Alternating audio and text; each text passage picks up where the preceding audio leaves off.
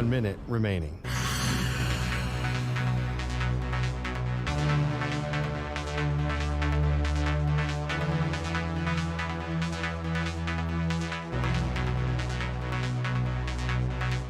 $45 seconds remaining.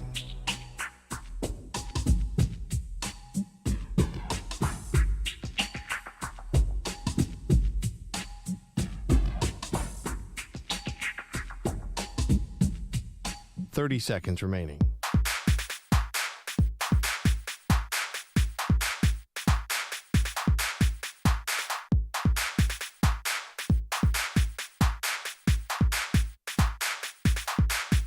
$15 seconds.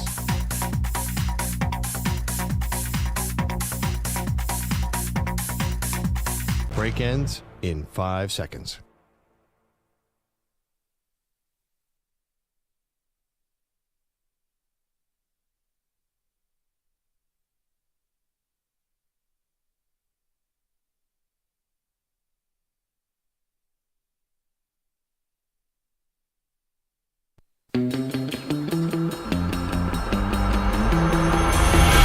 She's a violin prodigy. Her full name is Maggie the Stallion.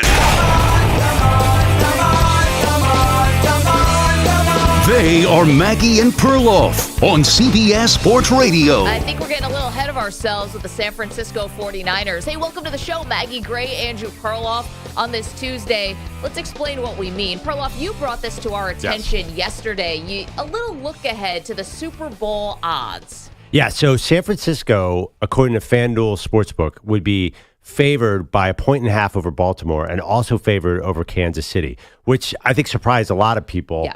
Because right now, Baltimore's playing the best football by far, and Kansas City just beat Buffalo, where San Francisco kind of felt like they got a little lucky against the Packers. They definitely did. I think they'd admit that. Yes, but here's the thing with San Francisco. When you pull back, there's a team that has 5 surefire Hall of Famers and maybe 5 another Hall of Famers. They just have so many great players and they've been so close before that I think I'm with everybody else. I think that they should win a Super Bowl. This feels like a Super Bowl team. Where you look at the Chiefs are struggling. They have not been the same offense this year. And Baltimore has everything clicking now. But if you ask the average fan on the street, name 3 defensive players on Baltimore, they might have no idea who they, even though it's the best defense in the league, they're kind of no name and they're coming up and we haven't seen them before. We've seen them before and they've been here before, feel with the Niners. And I think when you're looking at the Super Bowl, I know the Niners just got killed by them in December, but I do feel like maybe there's playoff experience and there's all these guys like Nick Bosa and Fred Warner, and you know these names that they're going to be ready for the moment. And I totally get it. I understand why people would pick the Niners to be the favorite over the Ravens. Man, the Kyle Hamilton slander this morning. I won't stand for it. Kyle Hamilton's in his second year. I get what you mean. And by the way, he's the one, isn't it funny? He's the one name that is standing out on that defense. No, there's a lot more. Really? Yeah. I mean, Matabike? Matabike is about to probably get a massive. Do you think? No, I mean, it is really a very anonymous defense, well, which is to the Ed Reed and Ray Lewis and the stars maybe of the past. But well, I think compared to the Niners and the tradition of the Ravens, though, you understand that the names may change, but the ferociousness, the edge that they play with is always the same. See, here's why to me, and even if it's just slight favorites, just call them the favorites because that's what's going on. I think that this doesn't hold up for both accounts, both things you're talking about. Number one, the 49ers, you can't say, are playing better than the Ravens, to your point. The Ravens look way more dominant. If you want to go back to the regular season, the Ravens destroyed all comers. Every time they played a division leader, they smoked them, including the 49ers. Now, we talk about rematches and how things could be different. That's a conversation for another day. What we know now is the Ravens have been the more dominant team. And if you're going to go to history and say, well, there's more of a familiarity with the 49ers being in big games than there is, well, the Chiefs are sitting there as the 6-time AFC championship game participant, and they're the ones who have all of the, if you want to talk about historical, wow, we've seen them before, the Chiefs would get the nod in that instance. Oh, yeah, but they have to go through Baltimore. That's going to be a mash unit to get through that game, and you know that. That's why we're projecting ahead. San Francisco is a big favorite. They're not going to get beat up by the Lions. I think Kansas City, if they get through Baltimore, are you really? You know that I think people are looking ahead. this Baltimore-Kansas City game is going to be a war where I think, right or wrong, San Francisco is going to be able to handle Detroit at home and come out. We're looking really strong. I'm going to tell you again where this argument falls short, as we're talking about the 49ers have already been deemed by Vegas to be the Super Bowl favorite, whether they face Baltimore, whether they face Kansas City. Obviously, they have to get past the Lions first. Another place where this conversation falls short is you want to talk about, the AFC winner is going to be much more beaten up because they may have, at least on paper, a harder game. The 49ers are already without maybe one of their best players. Deebo Samuel right now, 50-50 to play in this game. He injured his shoulder, which is the same shoulder that kept him out for several games mid-season when he had a hairline fracture. Now they're telling us that it's not broken. He doesn't have another fracture. Great. Still putting him at 50-50. And even Perloff, if he does suit up and play, what kind of contact could Deebo invite? How can you run him out of the backfield, which is something they love to do? They love to put Deebo in unique situations. They had him returning kicks. I mean, you can't put a guy with a bad shoulder. That would be a recipe for fumbles or whatever. You can't do that.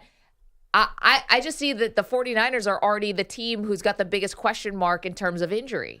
50-50 for a playoff game is 100% playing. That's math. Okay, that's strict math. And then you could give me 40% of Deebo Samuel. He's still the toughest guy on the field. You're telling me you know how these NFL teams, they're going to shoot him up. I've seen Any Given Sunday. They're going to put so many drugs into that shoulder. Any Given Sunday. He's not going to feel a thing. Are you kidding me? Oliver Stone is not producing this game.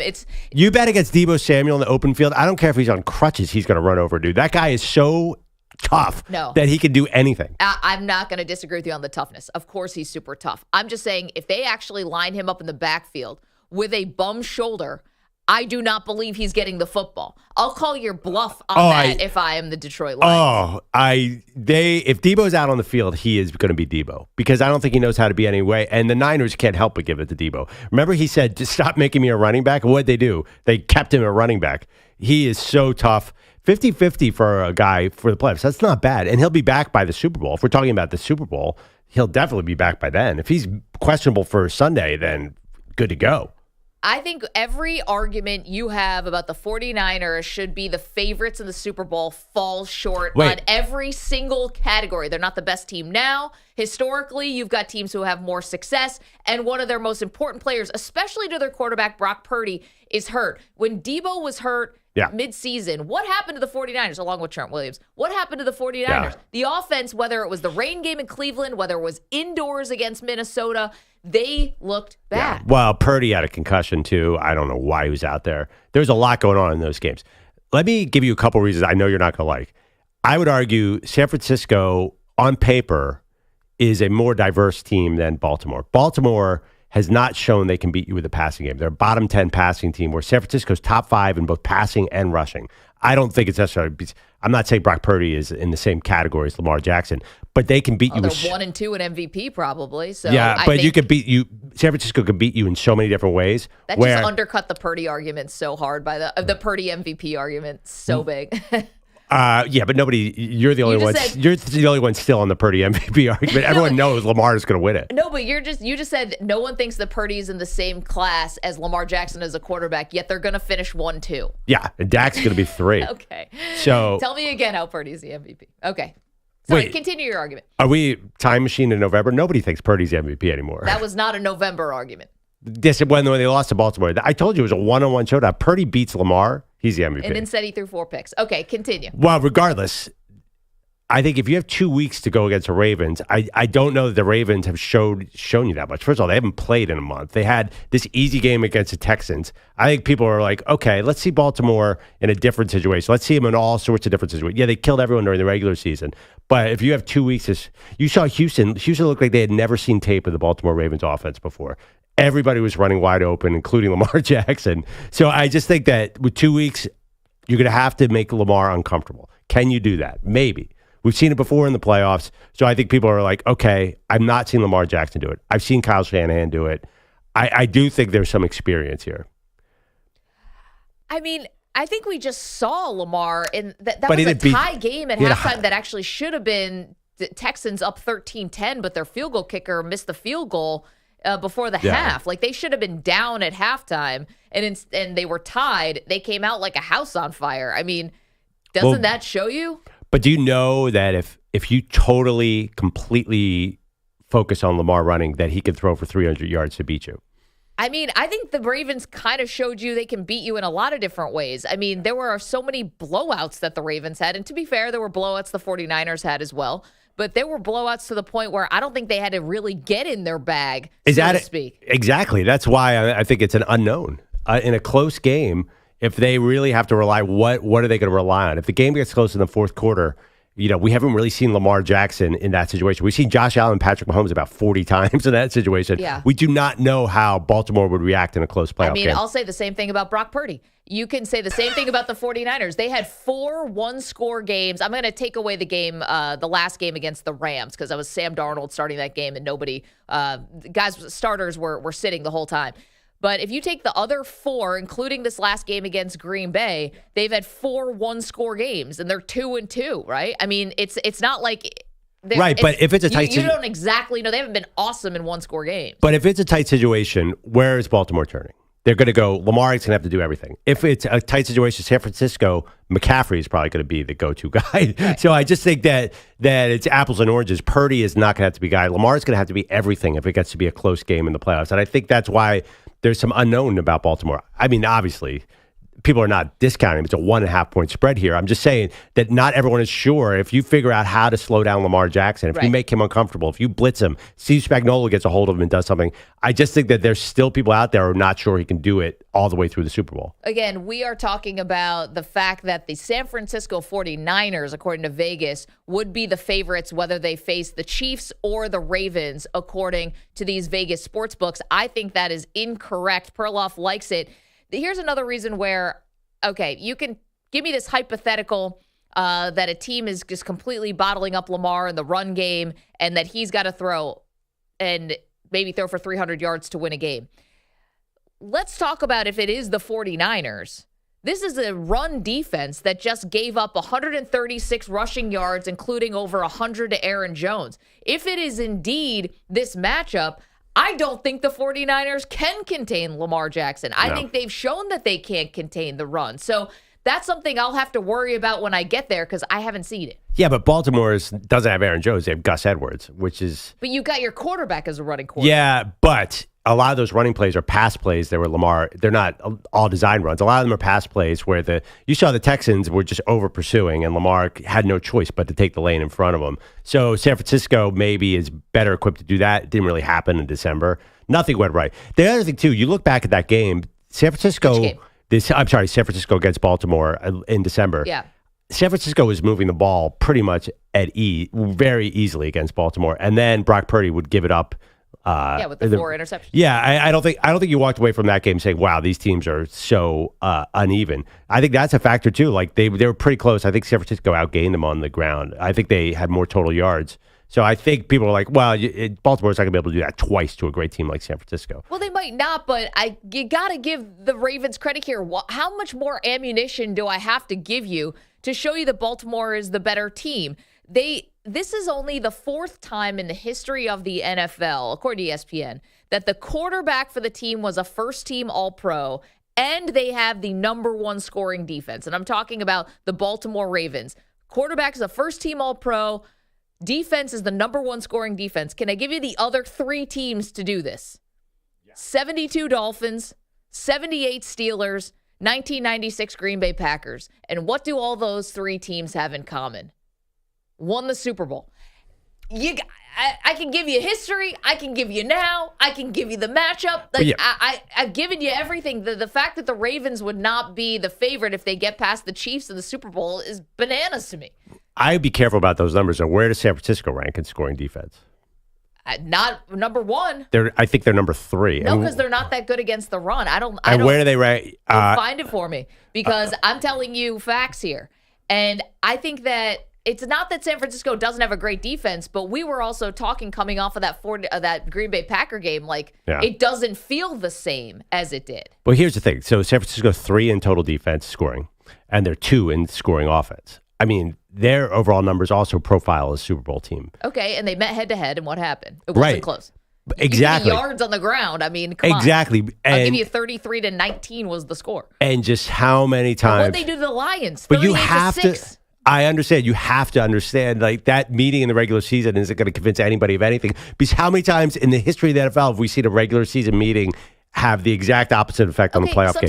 I'm thinking of your Bills. Your Bills have beaten the Chiefs countless times during the regular season. Come playoffs, it feels like that is almost a hindrance. Well, I think, okay, you might be right about that, but it's not like these people accuse me of only finding the negative when it comes to San Francisco. And I'm not trying to do that, and I'm not trying to be a negative Purdy person. I just thought that him with his MVP candidacy always seemed a little ludicrous, in my opinion. And you even said it before, that Lamar and Purdy are not in the same caliber as quarterbacks, yet they're going to finish 1-2 in MVP. That's my only point.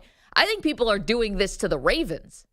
I think people are unnecessarily going out of their way to pick apart the Ravens when you have the MVP, you have this great defense, you have a coach that's done it before. Like I can give you this season where I watched them, and I know San Francisco also was dominant at times, and I think people are looking for reasons to doubt the Ravens. Who are these people? Because I feel a lot of people like the Ravens too. I don't know. I mean, they're super popular. How much money do you think is going to come in on the Chiefs this week? Probably that is a lot. really, really interesting. Yes, I do think you're right. We've seen the Chiefs do it before. We've seen the Niners there before. And, this is a huge flaw that I admit. Like, you tend to, your brain errs towards what you've seen before. So it's hard to predict the new team. I get that. It's hard to predict the new team. And I think that's what's happening with the Ravens is like, yes, we've seen Lamar in the playoffs before. It's never been super dangerous. So I think, and I don't think anyone cares about that Texans game. Believe it or not, I think that is oh my gosh, you got Houston who's 10-7 with a rookie quarterback on the road in freezing conditions. Like, that is not Kansas City, and that is not going to be San Francisco. Okay, but again, if we're talking about who should be favored in the Super Bowl, if you're just going to go by institutional knowledge and success we've seen, then the Chiefs should be a 3.5-point favorite. It's plain and simple.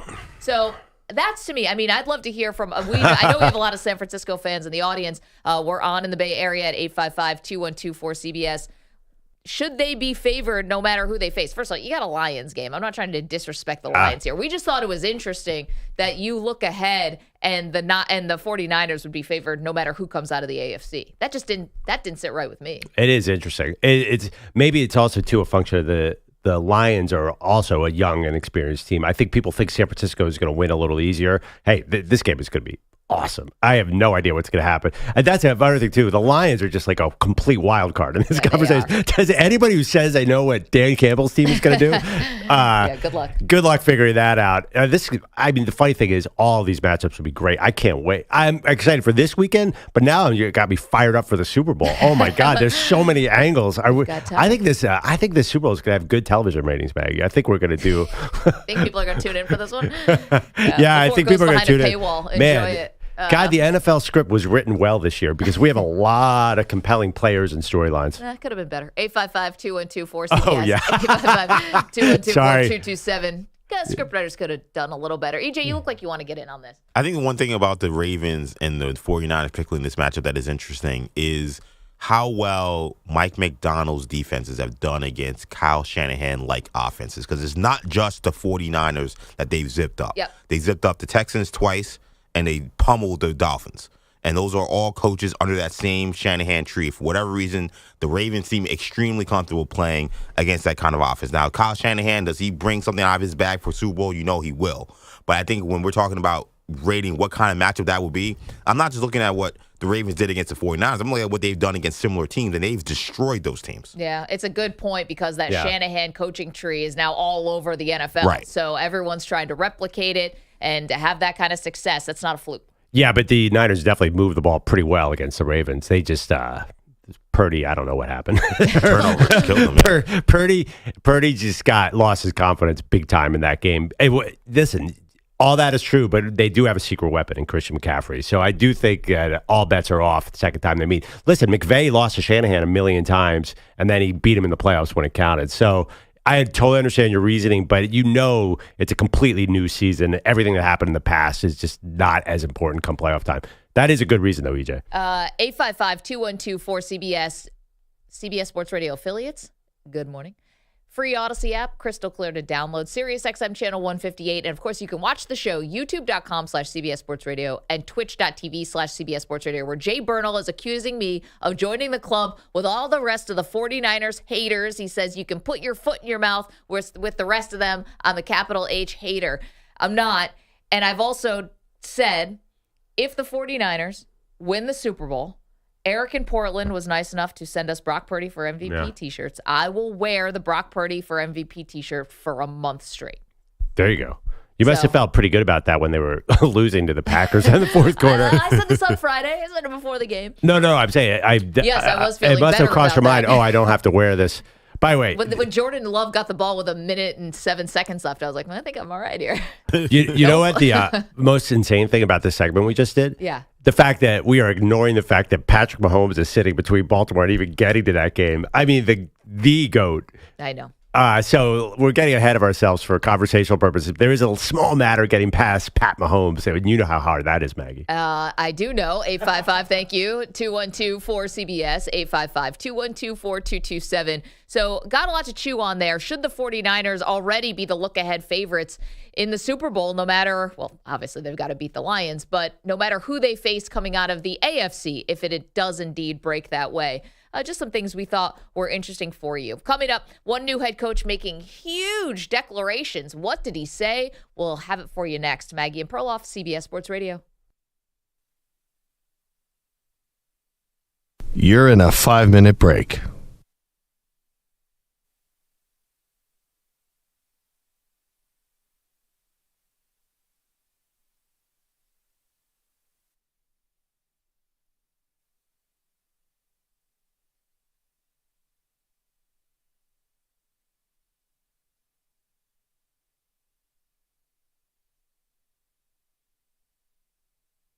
Four minutes, 30 seconds remaining.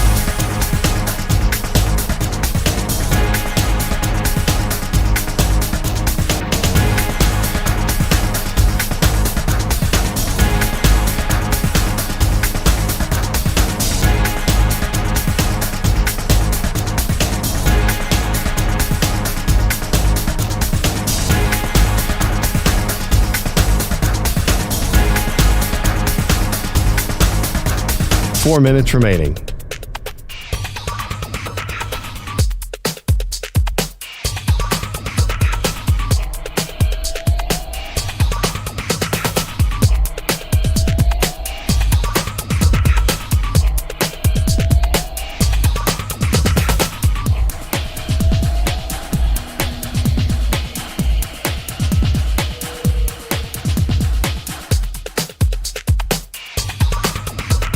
Three minutes, 30 seconds remaining.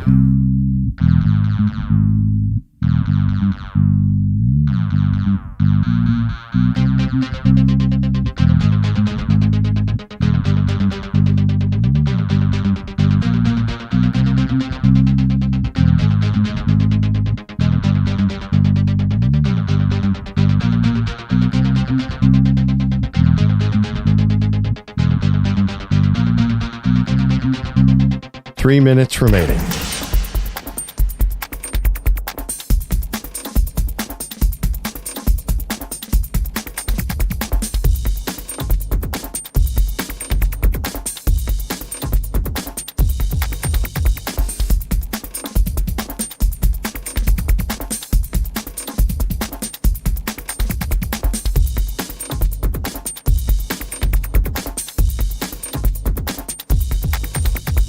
Two minutes, 30 seconds remaining.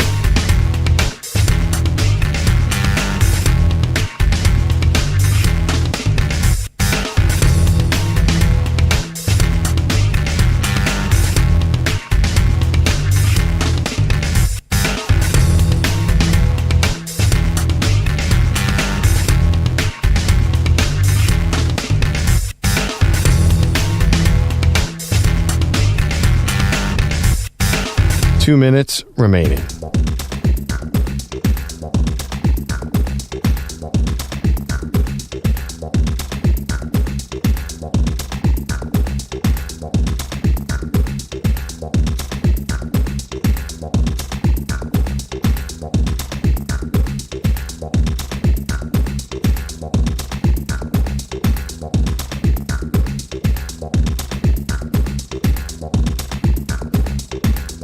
1 minute, 30 seconds remaining.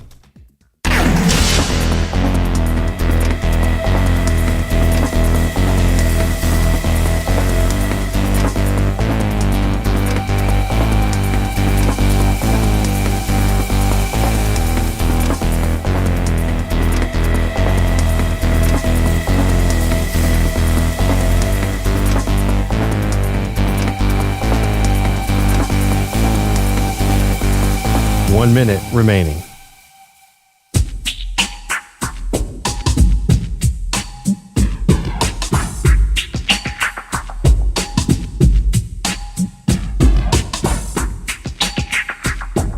"45 seconds remaining.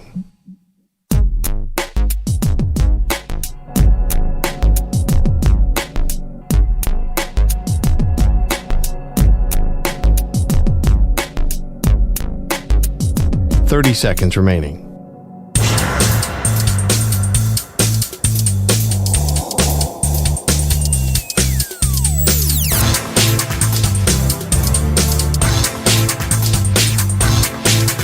"15 seconds.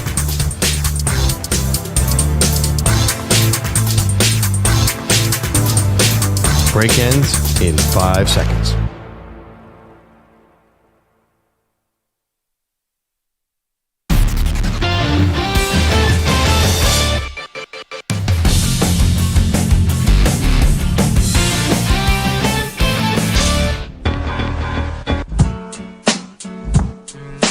Welcome back to Maggie and Perloff, where Maggie Gray is making the classic mistake of being fooled by her eyes, seeing the Baltimore Ravens steamroll people and saying that team is good. Come on, Maggie. Classic mistake. They've been doing it all year. Yeah, just because they're beating everybody by 3 touchdowns. No, I'd be sarcastic. But the 49ers are kind of doing that too. Yeah, I was looking at some facts about Shanahan in the playoffs. He has made the conference championship in his first 4 playoff appearances as head coach. That's amazing. Kyle Shanahan might be one of the all-time coaches here. So that's the other thing, too. Yes, EJ pointed out that he's had trouble against this kind of defense.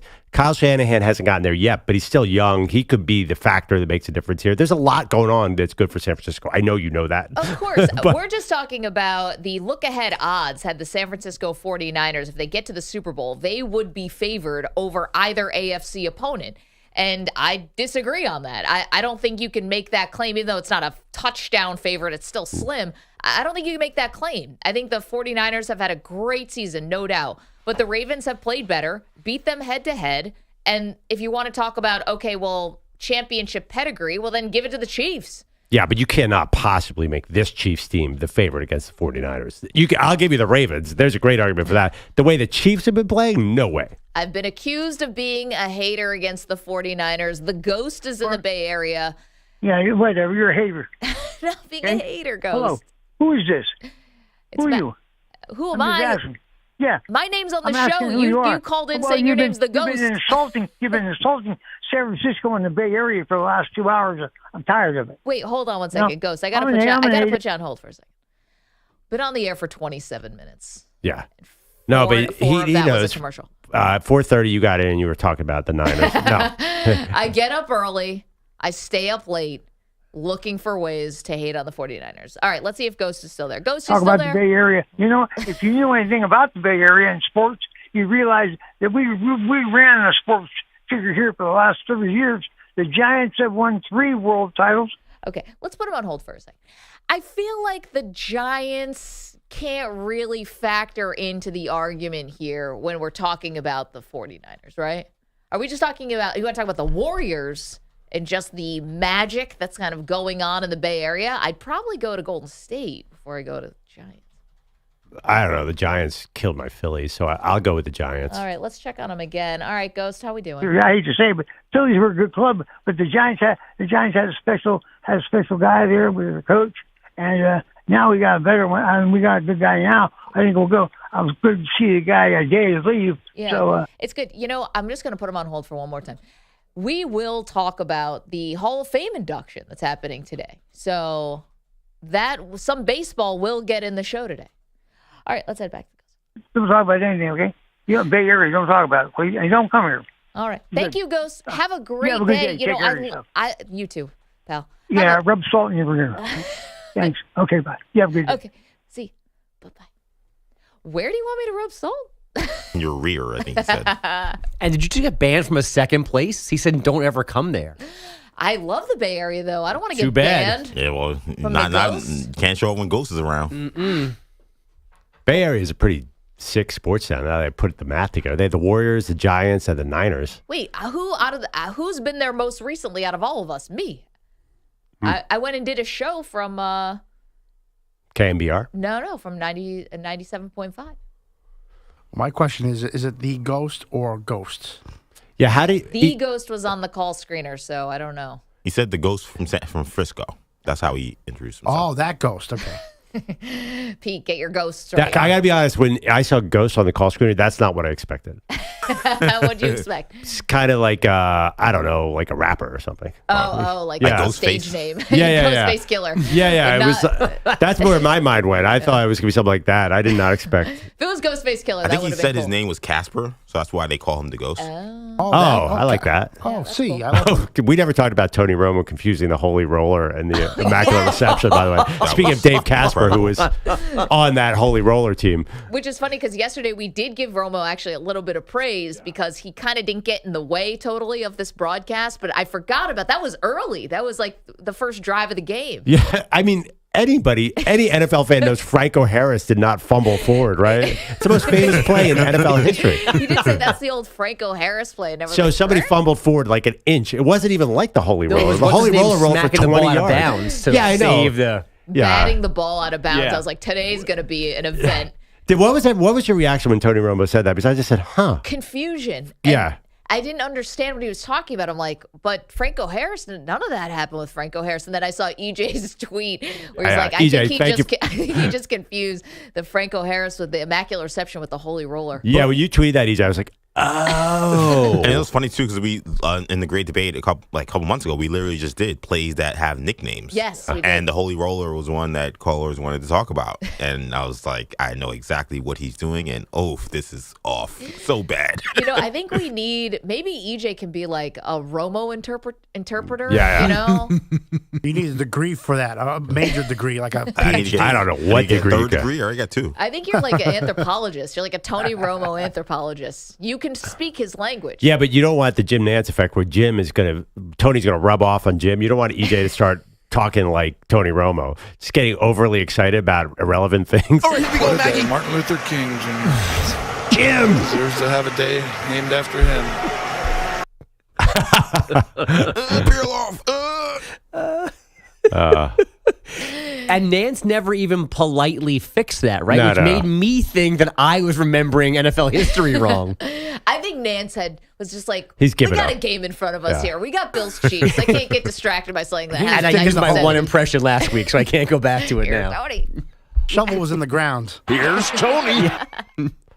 He used that bullet on Monday. He couldn't go back to it Sunday, so he just let it be. Oh, my God. He's got nothing else. And it's second down. It's second and short. It's so bad, I wonder if it's a gimmick. No. If they're purposely doing No this. way. Man, that'd be an all-time. Don't fall into that trap. You know it's not that. People are I'm just, just trying to dumb. I can't wait for sometimes. figure it out. I can't wait for the Super Bowl broadcast, though. I I'm can. all in. I'm all in. First of all, Jim Nantz is such a pro that he adds the gravity. It doesn't matter. Yeah. Tony. Yeah. I listened to John Gruden on Monday Night Football because to have actually. But Gruden never called a Super Bowl. Because ESPN didn't have him but just to then. have access to a lunatic in the booth is an incredible thing. It's more, you want to hear Greg Olson methodically and analytically break down a football game? That's great. But if you want to hear the random, what are you looking forward to with Greg Olson and Burkhardt? Just a great job of calling the game. Hello, friends. Not MLK takes. You Yeah. said an access to a lunatic. If you ever Lake Gruden and Monday Night Football was the most incredible thing you've ever heard in Late your life. Gruden, he was like You had- 48. You have no idea It's what like he he was was- going to come out of his mouth at any given moment. That is the best kind of telecaster, right? Late Gruden is not like he doesn't have all of his marbles. It's Well, like, towards oh, the maybe end, not. yeah, actually, that might be Maybe, true. But yeah. at the end of Monday Night Football, Gruden was just unhinged, and that's where Romo's going, and I like it. When Gruden and Sean McDonough got put together, it was like, there is no shot this is going to work. They are just so different.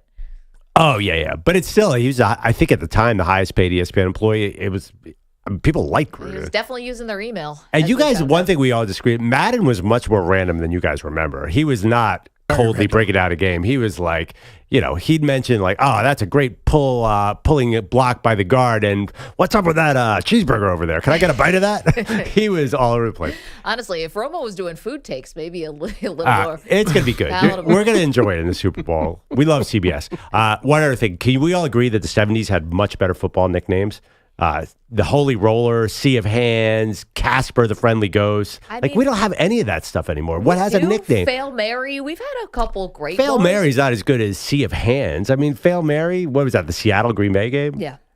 That is not iconic. These were playoff games where the Holy Roller, Immaculate Reception, I think we need to do a lot of work in that area. In case people didn't know or maybe weren't watching the game, Bills Chiefs, this was we think, as EJ pointed out, as our Tony Romo anthropologist, we think Romo mixed up the Immaculate Reception and the Holy Roller.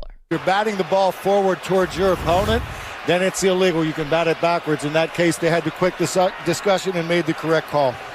That's the old Franco Harris play, Jim. We're going down. It's fourth down.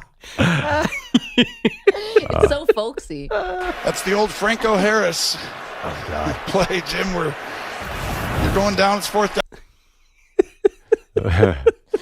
He should have a day named after him. Also, too, What a day. he has this thing that he does with Gene where he goes for confirmation from Gene. Now, that's pass interference, right, Gene? And now everyone on my Twitter feed is like extending that. The Industrial Revolution was overrated, right, Gene? Correct, Tony. He goes to Gene for every confirmation bias he's ever had.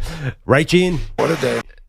He's amazing. That TD must hate Tony Romo because he goes to him, and there are clearly times where Gene's mic's not up. Yeah, the technical director who's Oh, pushing the buttons basically for everything that we see and hear. Or that's my TV producer pass coming with horror memories of just No one gets calling yelled the at stuff. more. Yeah, Gene is such a pro that nobody could handle Tony Romo better than Gene's territory. This is going to be the best Super Bowl ever. But You're I think right, though. Gene was there, right? On Yeah, Sunday. yeah, he so I think was. that's part of the problem, too. He's like right next to him. So it's Yeah. like having a toy. Tony's Hey, Gene, hey, Gene, hey, Gene, hey, Gene. You're right. That technical director who was in that truck must be like do their weekends at a like Contemplating retirement. I was gonna say Monday through Friday they must be in an insane asylum and then get ready just for the game. Oh, Go I mean, back in the asylum. But there must be a support group because you have Tony's spotter. Because whoever's spotting for Tony had the hardest job ever. Because he's like, that's a first down there, Jim, and it's like 5 yards short of it.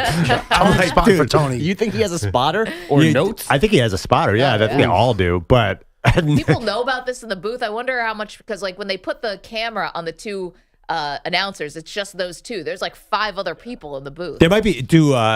Is there one spotter for both the guys, or do they each have their own spotter? Play definitely is a spotter, Yeah. obviously, and so Guy that's who's, someone who got- helps them Right, with he's the got- down and distance. Got binoculars Yeah. and watching the game in down and distance. And then you have your stats guy who is right next. I don't know if there's 2 statisticians. I doubt Tony is getting a spot. Maybe I he think doesn't. Nance is getting a spot. yeah, right. Because why would the color analyst need a No, they spotter? don't need that.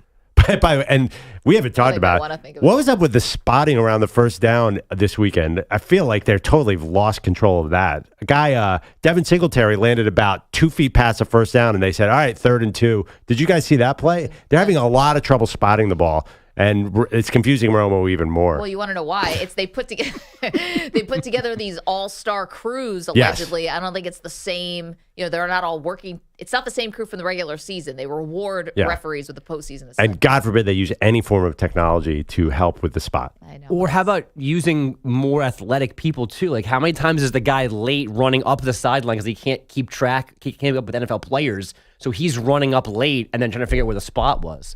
Do you think Football. we should try to put the referees through some kind of like a fitness Combine. test? Yes. Definitely. Yeah. That makes perfect sense. And vision tests, I would hope. It should absolutely be a thing that you age out of. I mean, at some point, you just can't keep up with the athlete on the court or on the field. But what if you're like one of those older people who are just in incredibly good shape? Then you What if it's Tom Brady? Then you keep winning the test, but the test at some point the test gets harder. It's like on a scale. You get older, the test gets harder to make sure you can do it. Wait, do the hockey refs and the NBA refs, do they have to pass a fitness test? Oh, definitely the hockey ref. I think hockey ref, yeah. Yeah, I think both. Because like the NBA refs. I remember once talking to one of the female NBA refs. We did a panel together, and she was like, that was my biggest concern going from college to the NBA was not that I wasn't going to get the calls right. I'm confident in my ability there, but just running up and down the court and kind of keeping up with the NBA players, and she does it perfectly. You look at the NBA refs. I mean, they're pretty fit, like almost all of them, and Dick Pavetta did it until he was like 100, and he almost beat Charles Barkley in a race. And the NHL refs have to skate around the whole game, so you have to have some physical fitness. My claim to fame is Eddie Malloy was on my summer league team a bunch of times. I think he's one of the all-time Division II scoring leaders. Eddie Malloy, he gets in a lot of trouble. Got bladder. Yeah. Any NBA fan who's ever been on a game, we definitely know Eddie Malloy. But he's not Scott Foster, but he's not Scott Foster. He was an unbelievable. I think a lot of them are former great players, like good high school players. Remember Leon Wood, the former NBA player who was an official forever? I think those guys are great. Hayward Workman also was an NBA player who did refereeing for a while too. I think you have to have athleticism. Can you imagine us out there? NFL. What former NFL player? I don't know. By the way, Sean Hockley didn't really kill you guys as much as everyone thought he was going to. No, the fumble out of the end zone, that was. Yeah. I think that came from New York. I don't think that was a Hockley. That had New York written all over it. There were a bunch of times. They're like, you want to get out of the stadium alive? I think New York called Hockley before the game and said, dude, let us do the work here. Right, Gene? Bogus, you got headlines.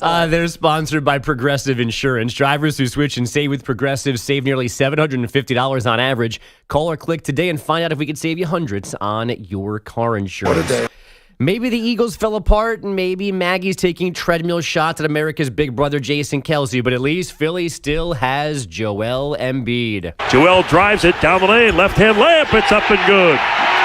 70 points for Embiid. Tom McGinnis on Sixers radio using all of his energy on the previous 23 Embiid buckets in a 133-123 decision over the Spurs.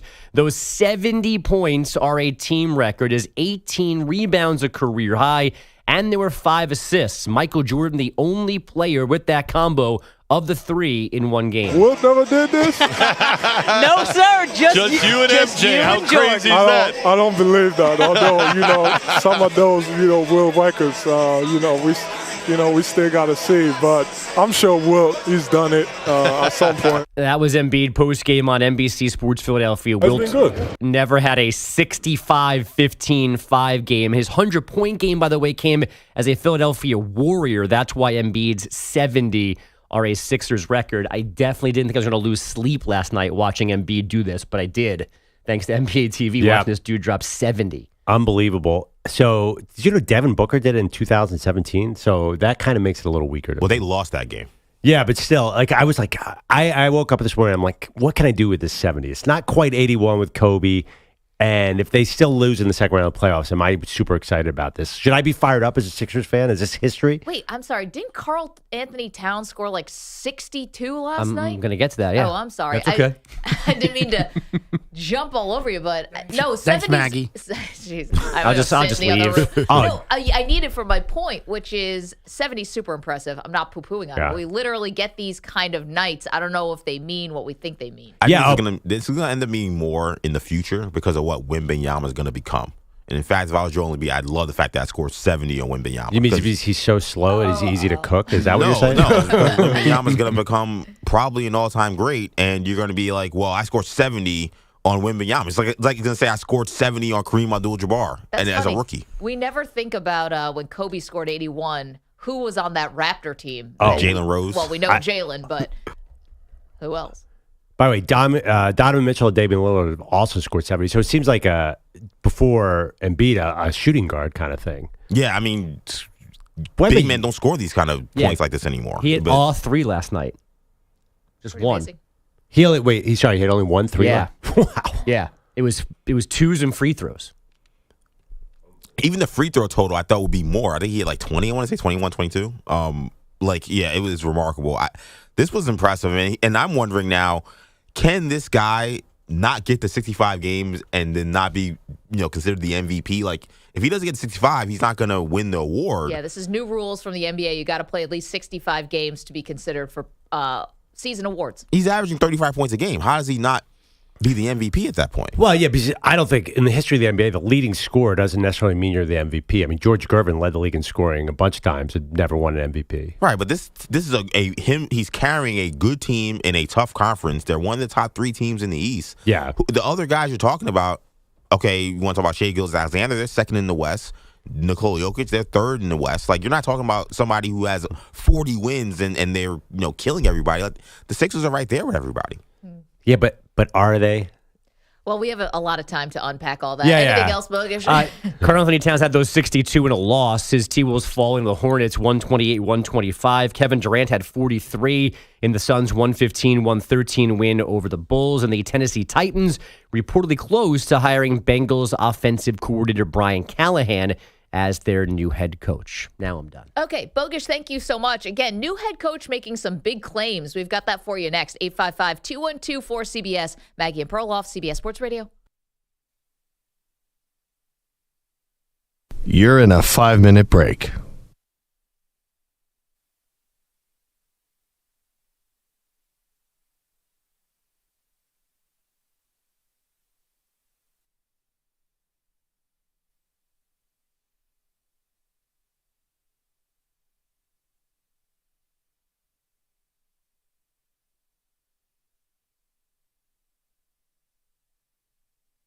Four minutes, 30 seconds remaining.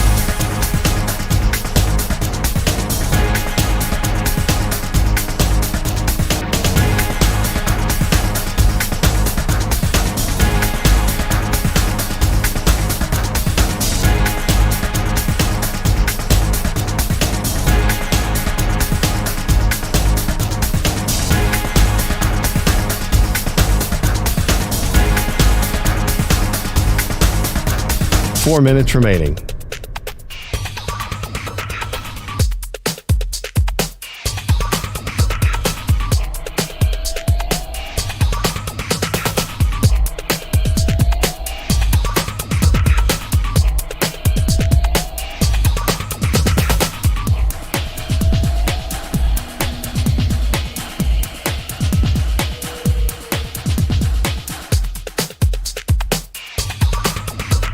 Three minutes, 30 seconds remaining.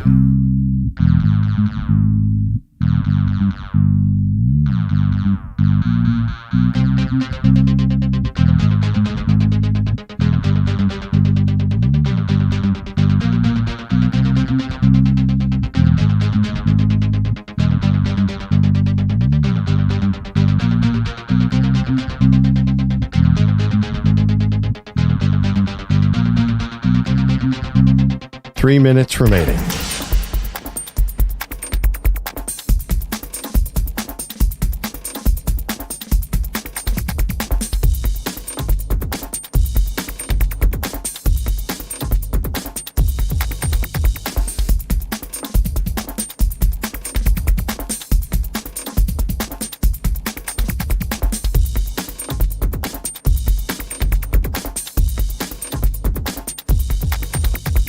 Two minutes, 30 seconds remaining.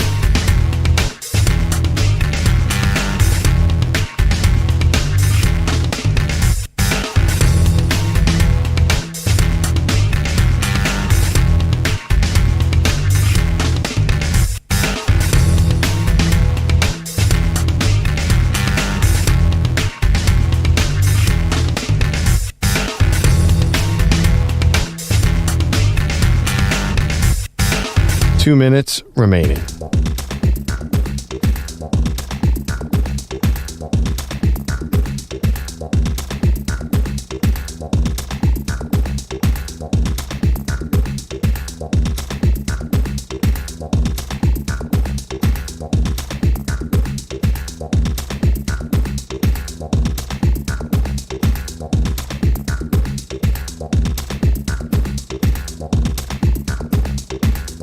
One minute, 30 seconds remaining.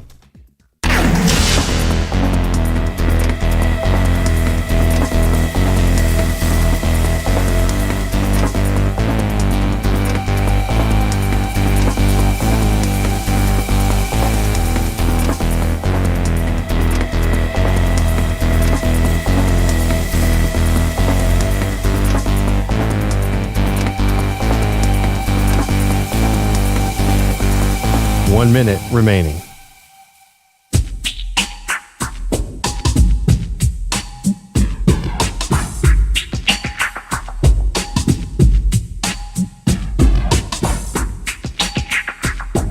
"45 seconds remaining.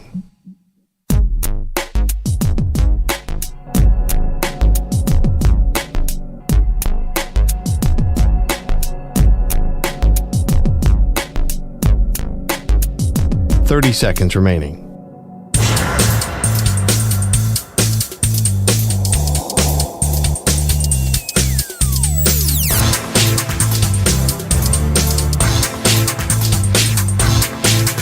"15 seconds.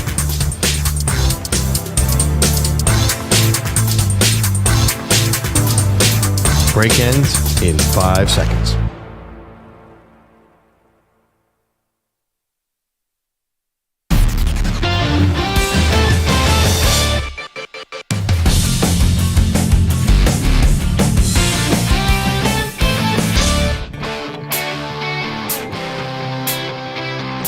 Welcome back. Maggie Gray, Andrew Perloff, morning show here on CBS Sports Radio. So while the coaching carousel continues to turn, we do have one head coach that has been hired, and that is Gerard Mayo, who was elevated, Perloff, from assistant linebacker coach of the Patriots, but really was sort of the head coach in waiting, and now he's the top guy. He made an appearance on WEEI yesterday, the Greg Hill show, and sort of mapped out a little of what the offseason should look like for the Pats. We're bringing in talent 1,000%. So have a lot of cap space. Love it. And cash. Yeah. Ready to burn some cash. Sounds like a fun shopping spree. $66 million in cap space. Now, that's all well and good. That is not exactly the Belichick way. Yeah, no. Cash. I think what's interesting about this is Gerard Mayo obviously must feel very, very comfortable here that he's got a lot of power in the building. Because, Perloff, the 2 times he's spoken to the media, he's told us a couple things. One, he said they're going to take a quarterback with the number 3 pick. I mean, it's kind of a big thing to put out there. Yeah. And now saying that they have a lot of cash to burn on free agents. This team has not hired a general manager yet. It seems a little cart before the horse that you're putting it out to the public and your fans, all this red meat, quarterback, spending, when the person who maybe is making those decisions hasn't been hired yet. Yeah, I mean, he's got an issue, though. Even if they do spend money, it's just one of the bottom 5 rosters in the NFL. And then you're going to bring in a quarterback with a number 3 pick. How do you support that guy when you have no talent in the building? So I do think, actually, they're going to have to be aggressive because they don't want to take Jaden Daniels and have what happened in Carolina happen. That's the exact nightmare. So they're going to support him and buy a bunch of receivers. Oh, I get it. And you can do what you did with Trevor Lawrence in Jacksonville, and they spent like $250 million on free agents, and they made the playoffs that one year and then obviously missed the playoffs this year. But what do we always say about free agency in the NFL? Well, if there's a reason guys get them. It's not. But the point is, I think you need to support this young quarterback 100%, and you can't be Belichickian and look 5 years from now. You just cannot have Bryce Young and be one. This team could easily be. Say they took Drake May they could easily be 3-14 next year under Gerard Mayo. I mean, if they don't really bolster that roster, who are their receivers? I mean, their defense is old. I mean, there's nothing there. I worry a little bit when you try to do the quick fix here. And I'm not saying you shouldn't try to win, and I'm not saying you shouldn't be aggressive. But the NFL is littered with these types of negative examples where you bring in high-priced free agents and you think it's going to be this great, core, and it ends up being either A, a disaster, or B, just sort of a Band-Aid over an open wound. It doesn't really hold it together. Like, what is the rush here for the Patriots to feel like they have to spend all this cap space in one offseason? Well, I think the Texans are a good model. They brought in a lot of older players to support C.J. Stroud. They were high-priced guys, though. Those are like the Jerry Hugheses and the dudes who were kind of cast-offs. Well, the Texans actually have really, really good line already. Yeah, they're paying a lot for their offensive line. That was the draft, wasn't it? No, they traded for Tunsil, I think. Right. Tunsil went to Miami, and then they traded. Yeah, that was back with Bill O'Brien. Yeah, that was a while ago. They definitely we're not going to leave this guy out to dry because they see what Carolina came into last season with the old Adam Thielen is their number 1 receiver. Like, you cannot do that in today's NFL because your rookie quarterback has no chance. I think they're going to support him Big time. Be very un-Belichick-like and look short-term. T. Higgins, maybe. Kevin is in Oregon. We were talking about great individual scoring performances in the NBA. You wanted to call our attention to one. Good morning, Kevin. Good morning. How are you guys? Fantastic. What's up? Good. See, I couldn't look this up because I'm driving, but I think Damian Lillard scored over 70 points a couple of years ago. Yeah. He did. We're talking about, yes. And so did Donovan Mitchell. I just looked that up. Yeah, I think the Blazers lost that game too. So a lot of good that does you, right? Kevin, thank you for checking in. We've just been talking about with Embiid scoring 70 last night. You've had these big performances. Oh, EJ saying the Blazers won that game. Oh, they did win that game. Well, it's a great individual performance on a regular season night. Yeah, I don't know. 70's not 80 though. To really be historic, you got to get 80, right? I mean, I think 70 is a great feather in your cap. I don't know what more to take from it than you had a hot night and you were the hot hand. Yeah, and you did against the second worst team in the NBA. So, okay, do it in the playoffs, Joe. I'll get 70 in the playoffs, then I'll be really impressed. Would the Super Bowl be better if the Lions are in it? We'll get to that next. 855-212-4CBS.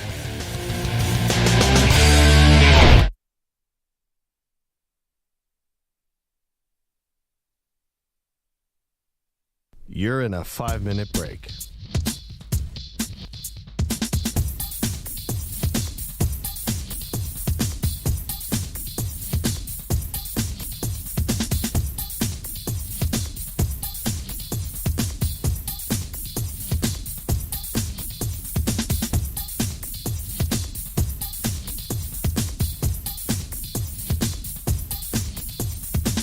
Four minutes, 30 seconds remaining.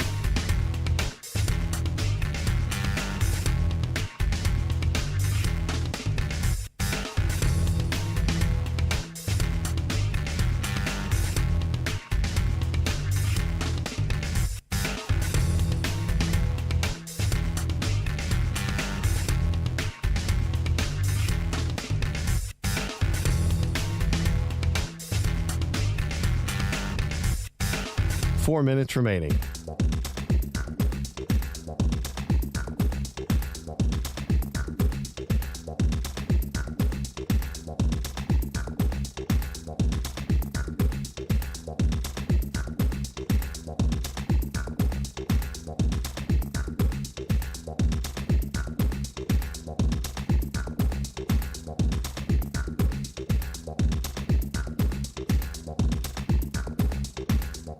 Three minutes, 30 seconds remaining.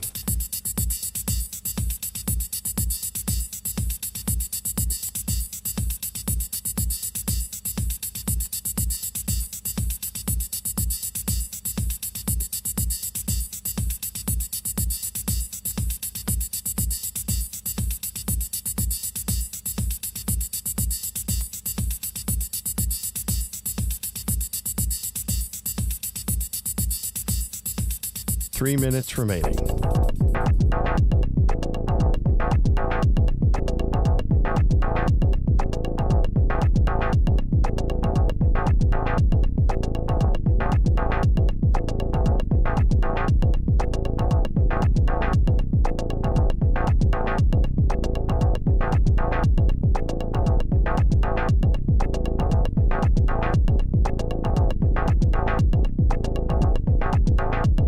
Two minutes, 30 seconds remaining.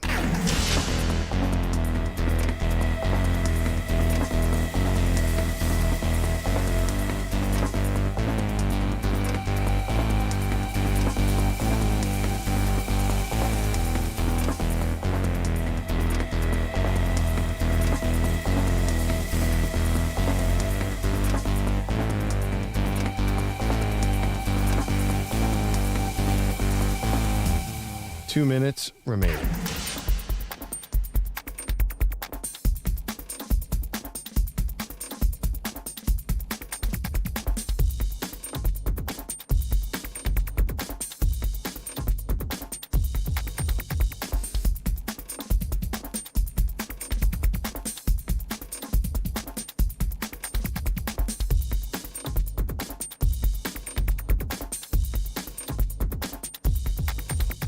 One minute, 30 seconds remaining.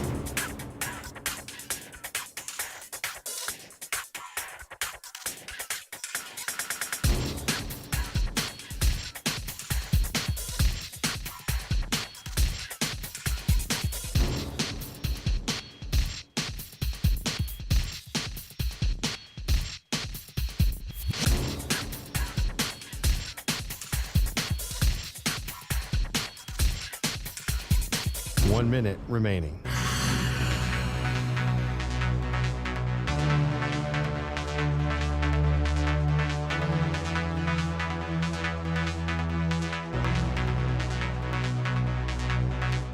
Forty-five seconds remaining.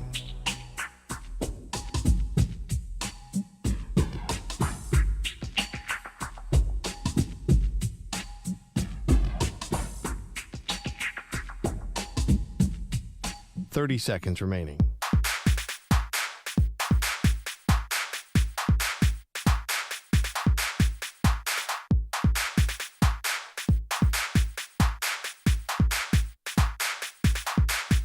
Fifteen seconds.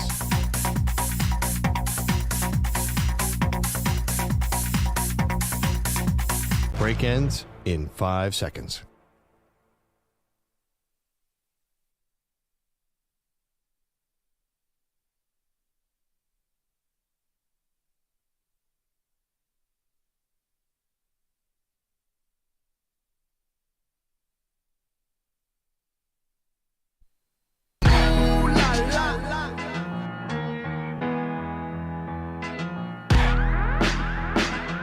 He's been on the TB12 method since he was 6.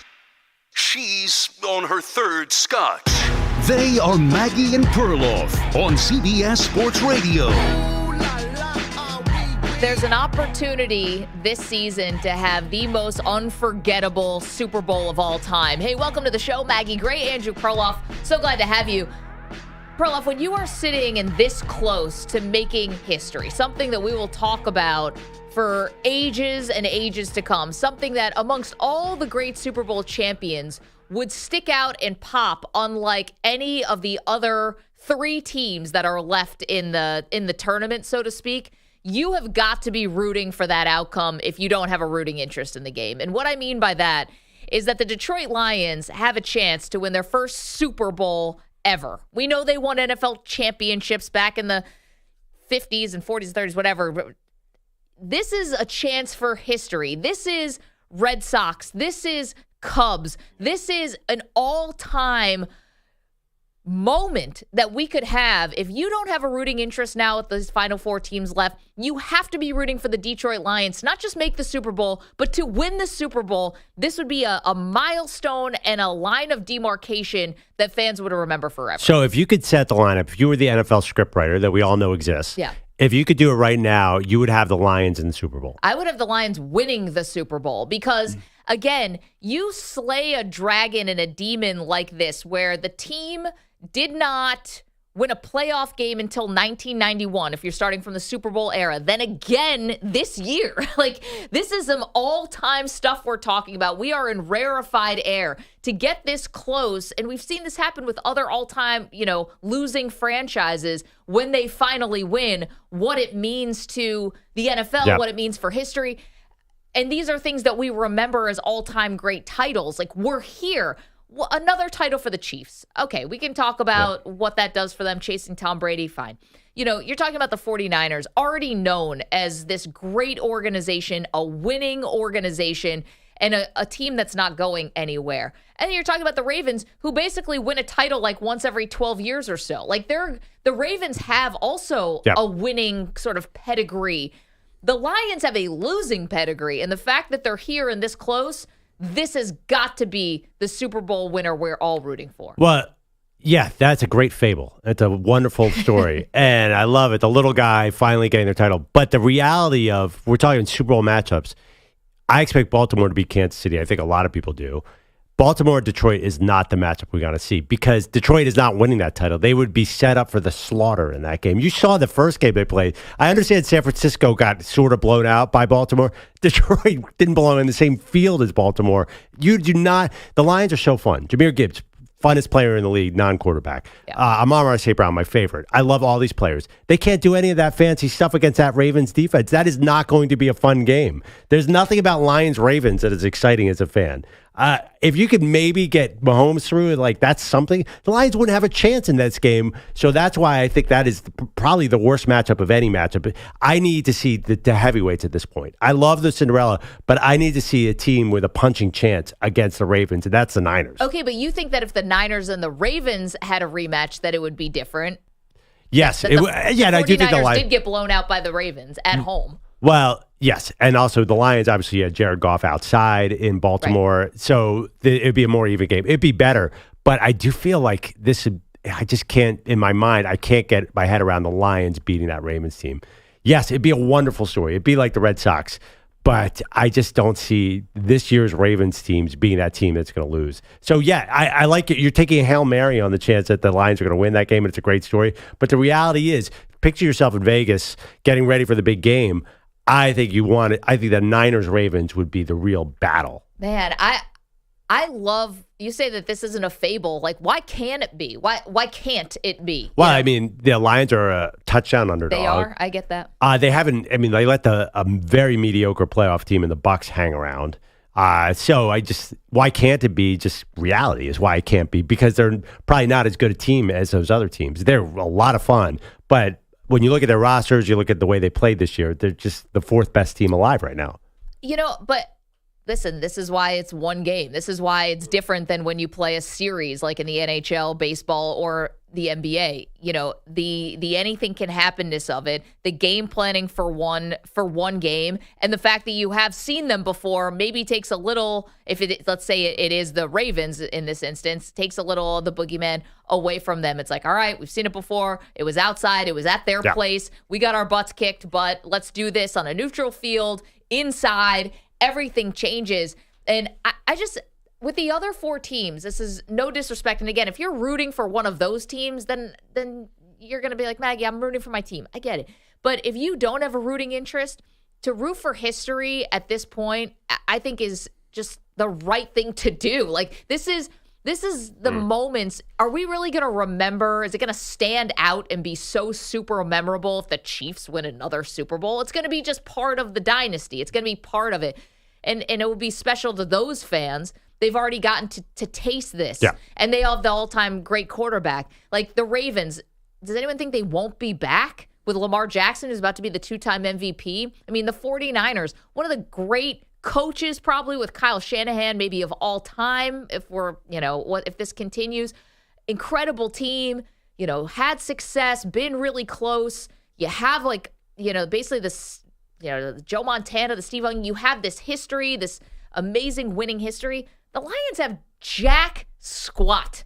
They've got a losing season where they didn't win at all. They've got Matthew Stafford asking for a trade and winning a Super Bowl the first year he goes somewhere else. They've got Megatron already in the Hall of Fame, one of the great wide receivers of all time. Couldn't do anything. Barry Sanders couldn't do anything in the postseason. Like, the Lions have to be the pick here.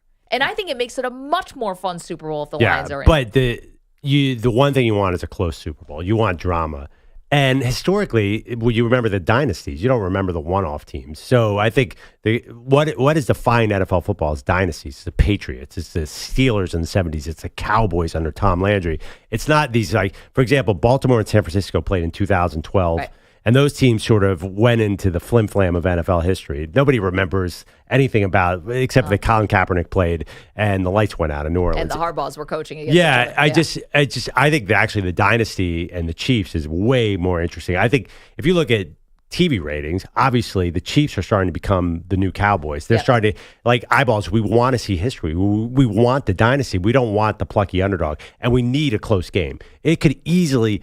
if you're going to say what's the most likely blowout, it could easily be 42-17 Ravens. And what are you going to do in the second half of that Super Bowl? Sit around and eat chips. Here, let's just say it happens to be Lions versus the Chiefs, okay? It's a different animal, but okay. I'm going to tell you what it's going to set up like. Chiefs as the villain, Lions as the darlings. That's what it's going to be. But and mild people are going villain. to be rooting. I know you say people love to root for the dynasties or you want the excellence and the sustained excellence. I think that the fans would be so on the Lions, like public sentiment, if you will. Because I think the Chiefs, while we love watching how great Mahomes is and everyone loves Mahomes and Kelsey and Andy Reid and Steve Spagnuolo, I think they've become unlikable. Yeah, I know you've said that, but I understand. Everyone roots against the best team, kind of like Steph Curry and the Warriors. They love you at first, and then you keep winning, and people start to turn on you. But I think it's really, in my opinion, it's really hard to muster a lot of energy to hate. You just said, first of all, you added Steve Spagnuolo as likable. I couldn't quite follow you. The defensive coordinator. How much hate? It's a recency thing from Sunday's game. How do you really muster hate against Andy Reid, Patrick Mahomes, and Travis Kelce? Maybe Kelce because of Taylor Swift. I get the Taylor Swift thing. She's so popular, and that's annoying. But how do you dislike Patrick Mahomes? I don't. It's impossible. And I think you're like everybody else. The Chiefs will be the big bad guy, but they're very hard to dislike. They're nothing like the evil empire New England Patriots or the Yankees of the 2000s. It's really hard to muster this hate. I think the Chiefs Lions is like the nice guy Super Bowl.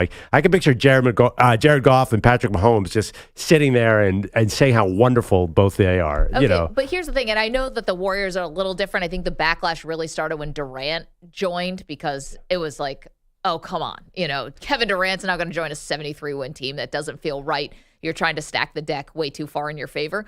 But there was even Curry, probably one of the most likable players maybe ever, who's got a Q rating that's probably as high as any athlete that we have.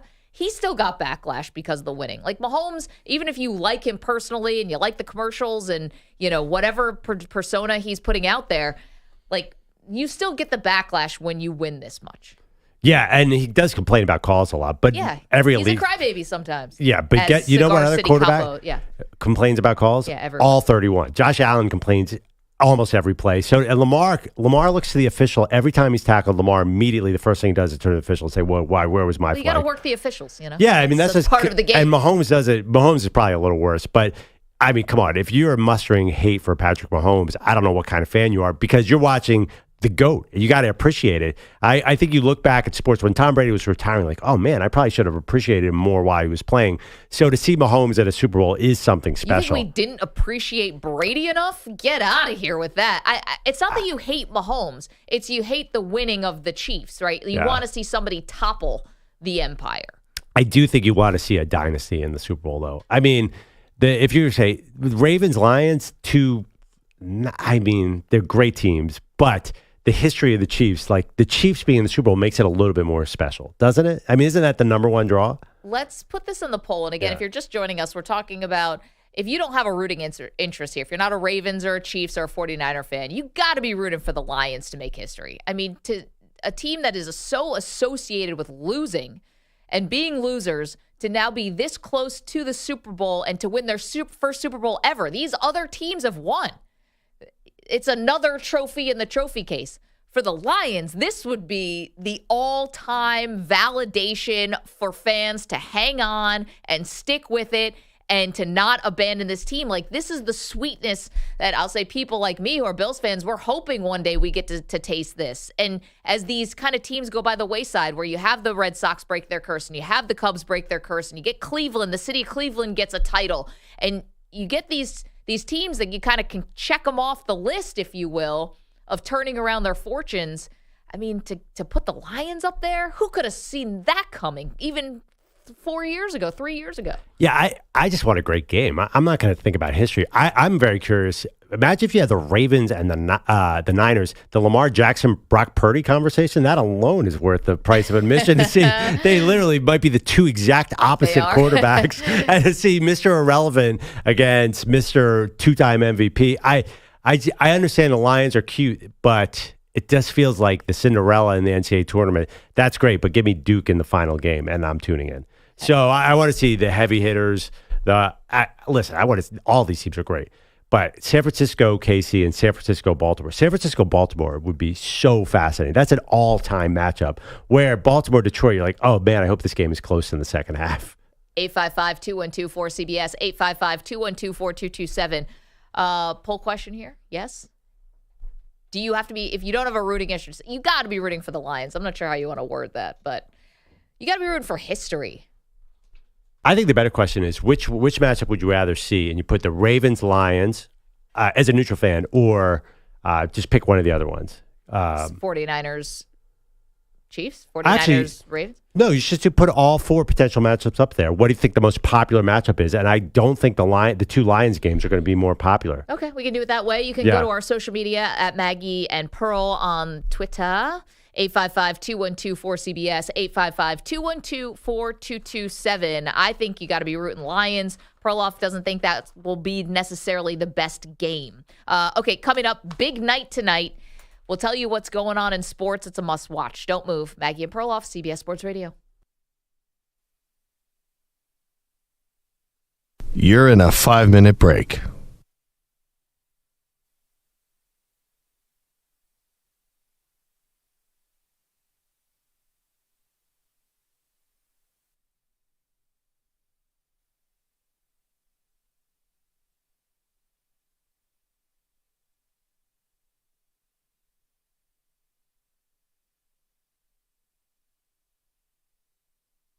Four minutes, 30 seconds remaining.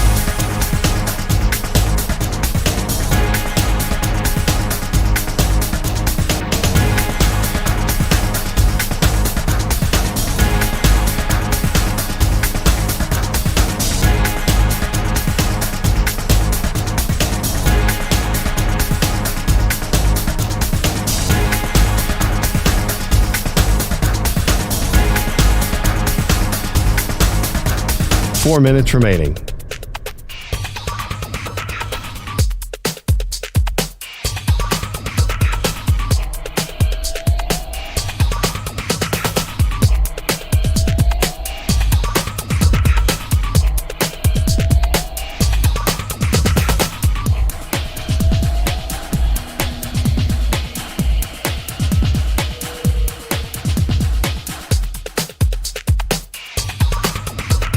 Three minutes, 30 seconds remaining.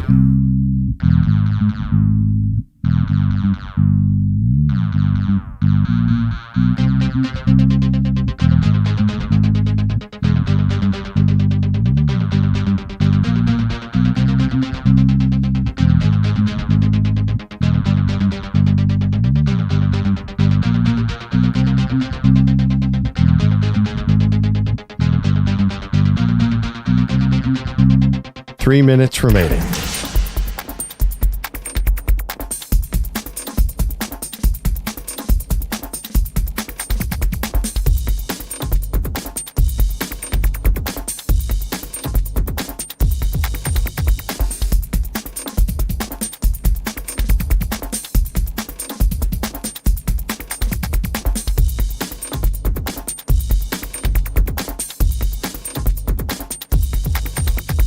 Two minutes, 30 seconds remaining.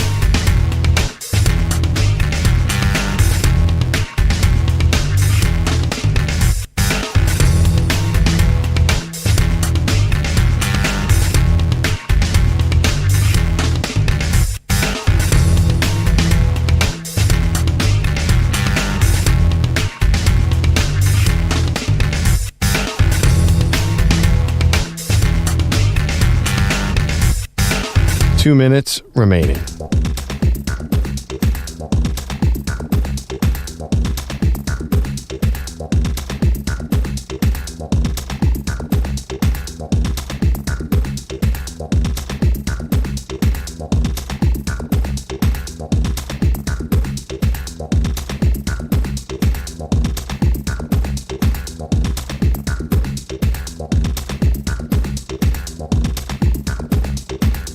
One minute, 30 seconds remaining.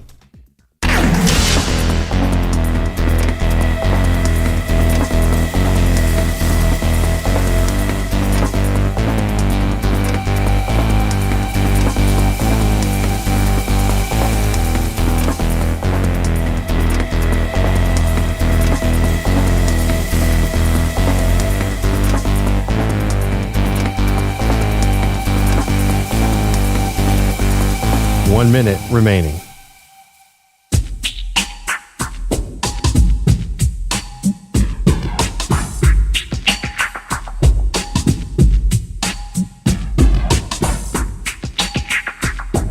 $45 seconds remaining.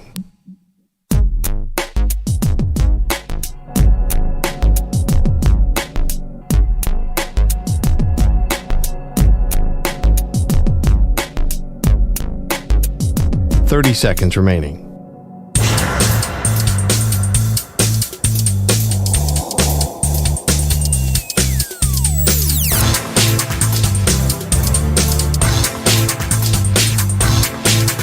$15 seconds.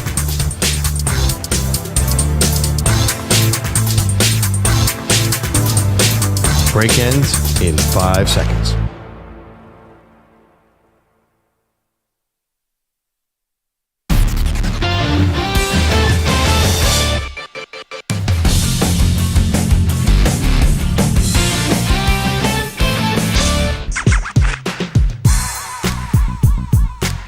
Welcome back to Maggie and Perloff. All right, you guys got to go vote on our poll at Maggie and Perl on Twitter. What's the Super Bowl matchup you want to see? Because I'm saying the worst one would be Ravens-Lions, and that is winning the poll dramatically so far of the 4 possible matchups. No. I'm saying Ravens-Lions is running away with it. I'm saying that's the worst matchup. Oh, I'm sorry. We don't want to see Ravens-Lions. We need an all-time super close Super Bowl.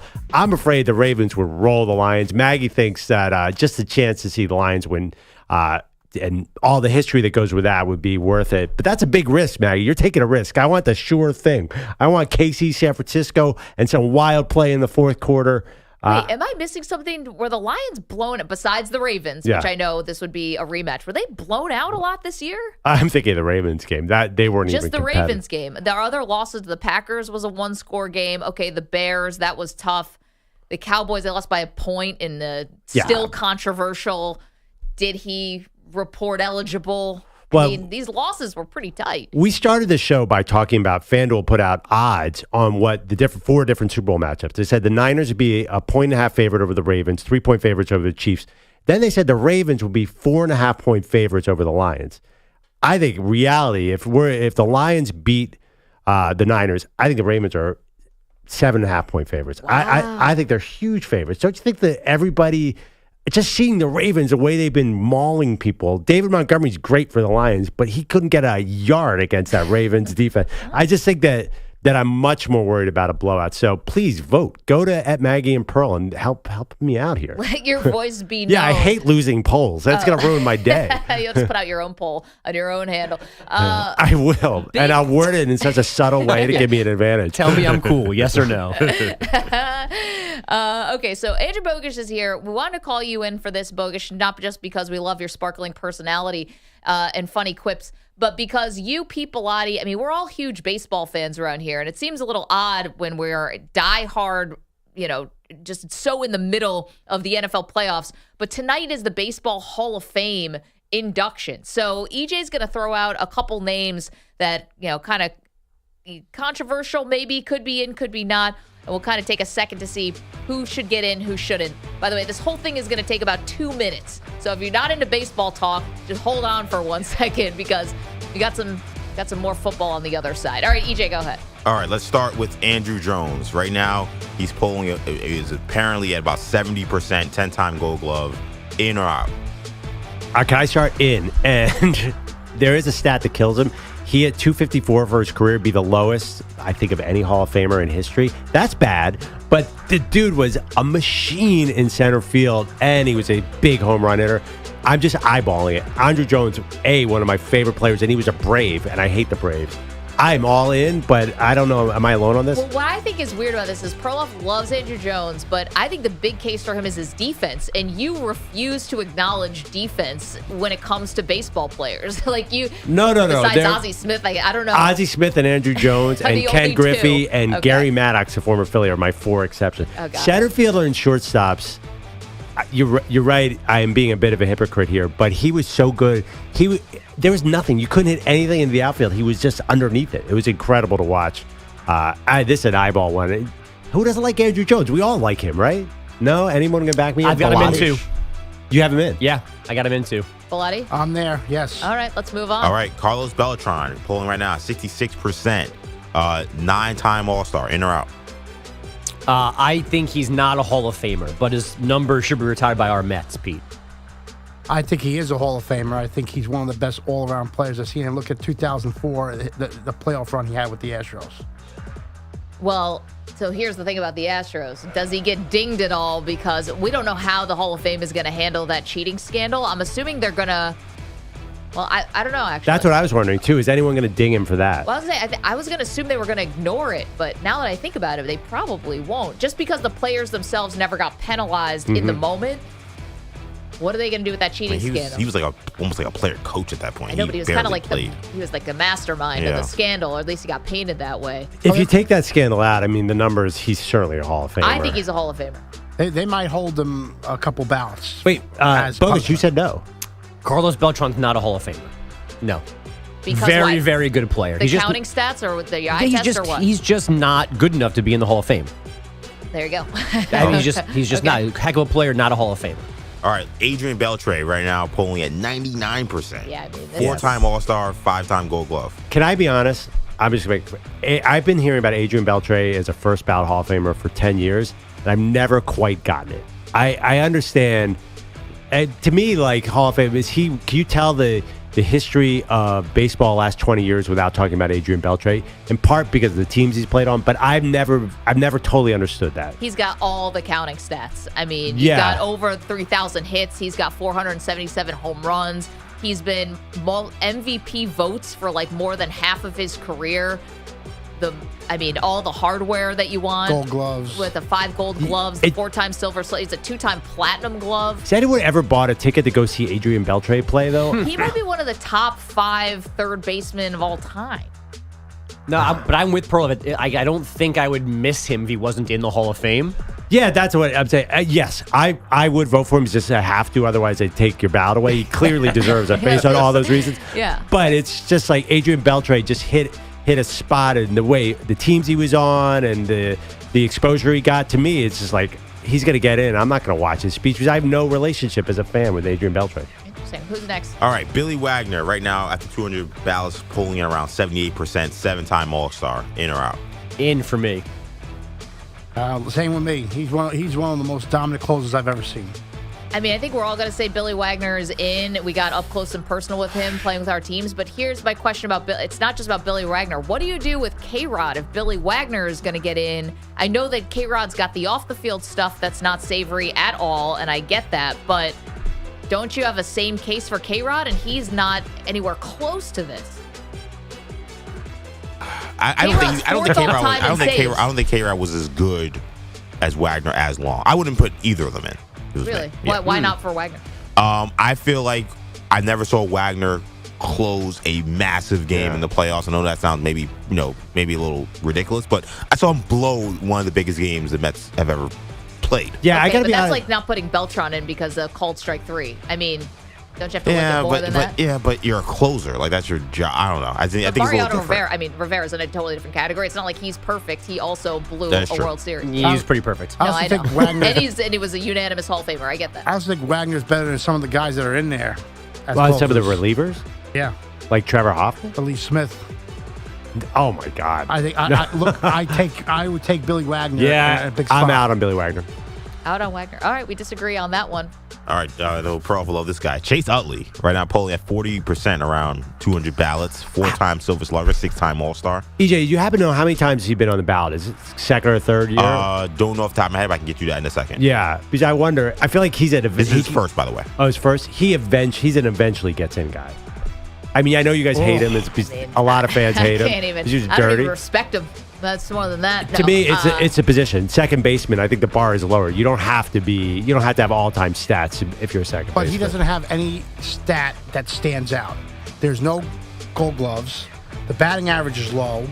Not a lot of home runs. He wasn't the best player on his team. But he's a second baseman. And didn't finish in the top 5 in MVP. So that's a clear no for me. Dude, he's going to get in, and he's going to troll the Mets, and I can't wait. Bogish? This one's tough for me because I am not supposed to like him, and I shouldn't like him as a New Yorker, but I wish I could have played second base the way that he did. This is a dirty dirt on the jersey guy. It's always Sunny storyline should factor into this as well. Amazing. TV show. I don't know. But I think I end up back on like the Beltre argument of I don't know that I need to discuss Chase Utley when I'm talking about the history of baseball. I'm a small room guy in general.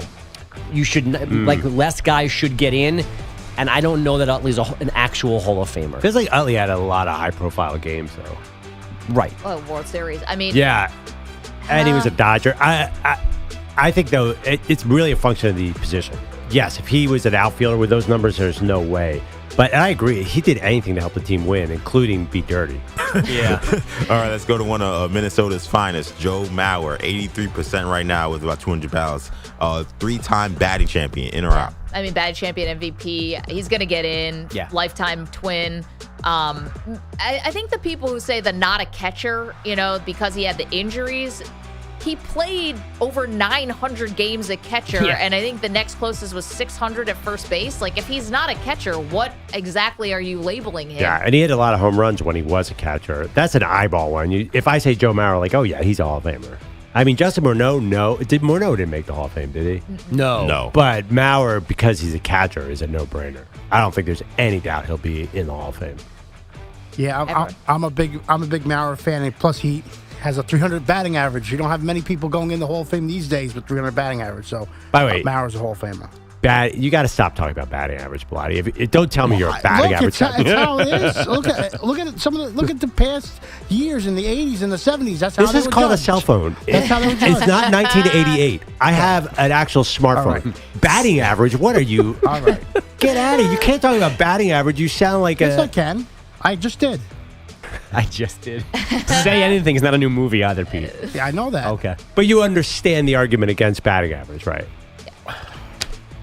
Don't get me started. I'm going to get very angry about this because the game was played in the 50s, 60s, 70s, 80s, and batting average was what mattered then. So, well, I'm glad also that wins still matter for pitchers, but they shouldn't in a way that kind of batting average gets watered down as well. And Jacob deGrom, one of our favorite players, I think I'll speak for most of the room, was able to win 2 Cy Youngs with not a lot of wins. So you're glad that wins don't count as much? I just don't think that they're relevant. Stupid. Yeah, RBIs is also an idiotic stat because don't want to score any runs. Yeah, how do you hate RBIs? RBIs is the single dumbest stat. So a guy hits a short pop up to right and gets an RBI because there's a man standing on third. Another guy hits a solo home run. You're supposed to score runs to win a game. That's not the same thing, though. That stat is so deceiving. All right. Oh, my gosh. Well, we're on the last guy here. Oh, you guys are old school stat guys? That's ridiculous. I agree with Pete. I don't like the emphasis of batting average and RBIs. Okay, last guy. This would be very controversial, so I'm very excited about this. Right now, with about 200 ballots, polling at 75%, right on that borderline. Gary Sheffield, 509 home runs, 9-time All-Star. Man. Yeah. I feel like I was watching a Hall of Famer when I was watching Sheffield because I felt like I was watching somebody who was one of the most feared hitters at the time. Also, MVP votes in multiple through most of his career, right? I mean, Sheffield was right there. The one thing is the defense was bad, but there's other guys who played bad, and basically, kind of forced him into a corner. But other guys who didn't play great defense who are in the Hall of Fame. So I don't think that's necessarily a reason to keep him out. The Mitchell report, that's a hardline stance for a lot of guys. Now, that's not judge, jury, and executioner. That's your name being on the Mitchell report. Doesn't mean he never failed a test, and he never admitted that he did steroids. In fact, the opposite. He protests he did not. Oh, no, he did. He did admit it? Yes, he admitted that he took something while he was injured, I believe. Oh, I'm sorry about that. I didn't know that. Okay, so is that a hardline stance? I don't think so. I thought I was watching a Hall of Fame. Yeah, he was pretty ferocious. The one thing about him, when I think of him, I got to be honest, the first thing I think about it, he was part of the bloated Yankees. Like, that's only one of the places he played. He won a World Series. I know, but it's the Yankees, their most visible team. I do think of he was kind of part of that really messy, trying to buy a title Yankees team. He won with the Marlins, right? Did we say that? Yeah, he was a great player. I'll give it to him, but he doesn't excite me. I'm not like, oh, Gary Sheffield is all time. I was lucky enough to see Gary Sheffield play. That's not how I think of him. Sheffield's got to get in for me. I'm putting in all steroid guys. This steroid thing is ridiculous. That's a different conversation. I'm not putting in A-Rod, but guys who tested positive after there was a thing. But when there was no rules, we don't know who was using, wasn't using. Like, Gary Sheffield was one of the most dominant offensive players I watched. To not put him in is ridiculous to me. He was a killer. One of the most feared hitters ever.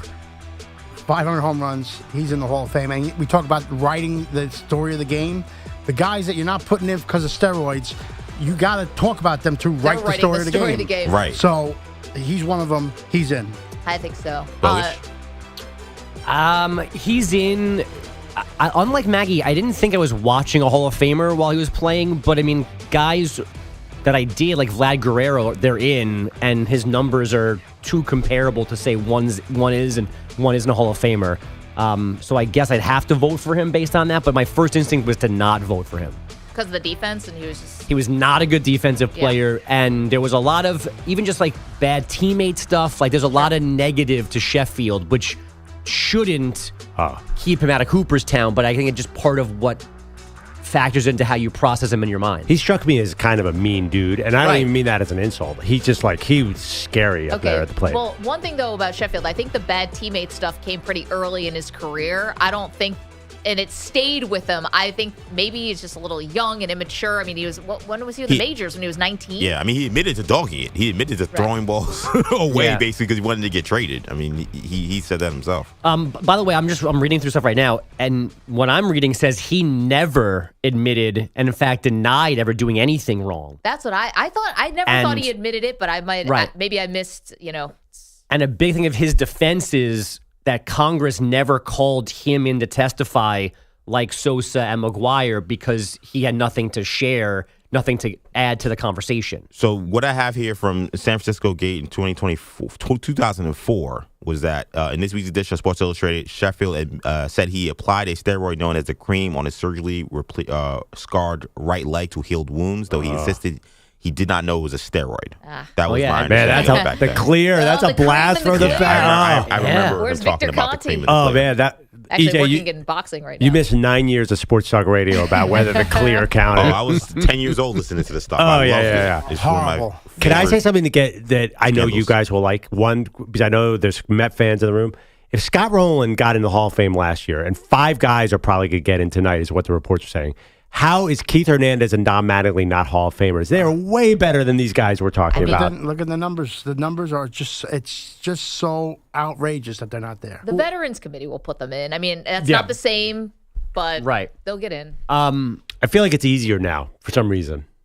They're definitely, the door is more open than it used to be, it feels like. 5's a big class, and that's what's happening. Billy Wagner was not making it 15 years ago. Especially because we've had multiple classes with zero in recent years. They didn't get anybody in except the alternate committee. I think that the commissioner would tell them, if you put 0 people in, I know it's a lot of votes, but if you put 0 people in, like, you're killing the sport. Killing it. Okay, we should get to some headlines. Yeah, why not? Joel Embiid, 70 points.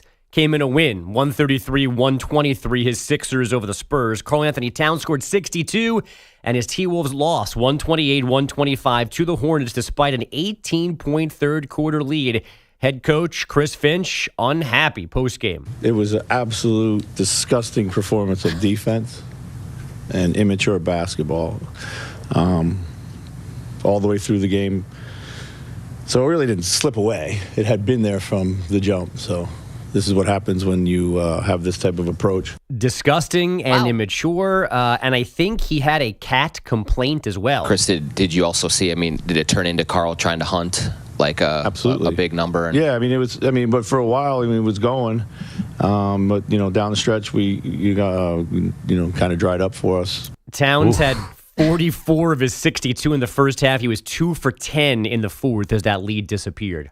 Wait, I'm sorry. They are one of the best teams still in the West, yes. no? Yeah. Okay. Yeah, I think because their coach hates them. EJ and I already set up a playoff bet. I said the T-Wolves are going to disappoint in the playoffs, even if they're the number 1 seed right now. Yeah. They're going out early. A team like the Lakers with veterans will beat them. I'm just telling you, this team is not built the right way. And that exactly sums it up. Cat has always been about scoring and not about defense and winning. I'm more enthused by the Thunder than the T-Wolves, but I do not think that these older teams are going to be much of a factor in the playoffs. I think Thunder are rolling the Lakers. I think the T-Wolves would probably beat the Lakers too. I just think that update that Bogus just had, that sums up the T-Wolves to me. Great numbers, but not doing things to help your selfish. Maybe this is the turning point here. Maybe this is the coach publicly calling out. I mean, what's more likely is he gets traded at the deadline. But well, not when you're the number 1 seed. I mean, things are working. No, I get it. But maybe this is the turning point, or you call one of the best players on the team selfish. And Going to get their attention. When your center scores 62 points and you lose to the Hornets, something is off. Yeah.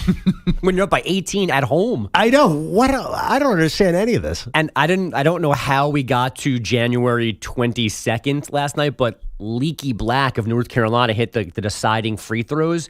He had not made an NBA free throw yet until last night to clinch this win for the Hornets. What? Yeah. I woke up to a clip of the announcers freaking out. Maybe I'll play it before the show is over because he hit his first NBA free throw to seal this win last night. And I saw a meme on Twitter literally this week or last week about just had Leaky Black's bio up there being like, please tell me this guy isn't an actual NBA player. Like, he looks like just his name is like a lot of people who didn't watch college basketball. Yeah, right. It's like, Leaky Black, really? If you told me Leaky Black was a real NBA player, you'd be like, no. He should be a guy on the opposition team in like semi-pro. Right, yeah. Well, am I reading this correct? How many attempts does he have? Hopefully a lot, but probably not. I don't think he dresses every game for the Hornets.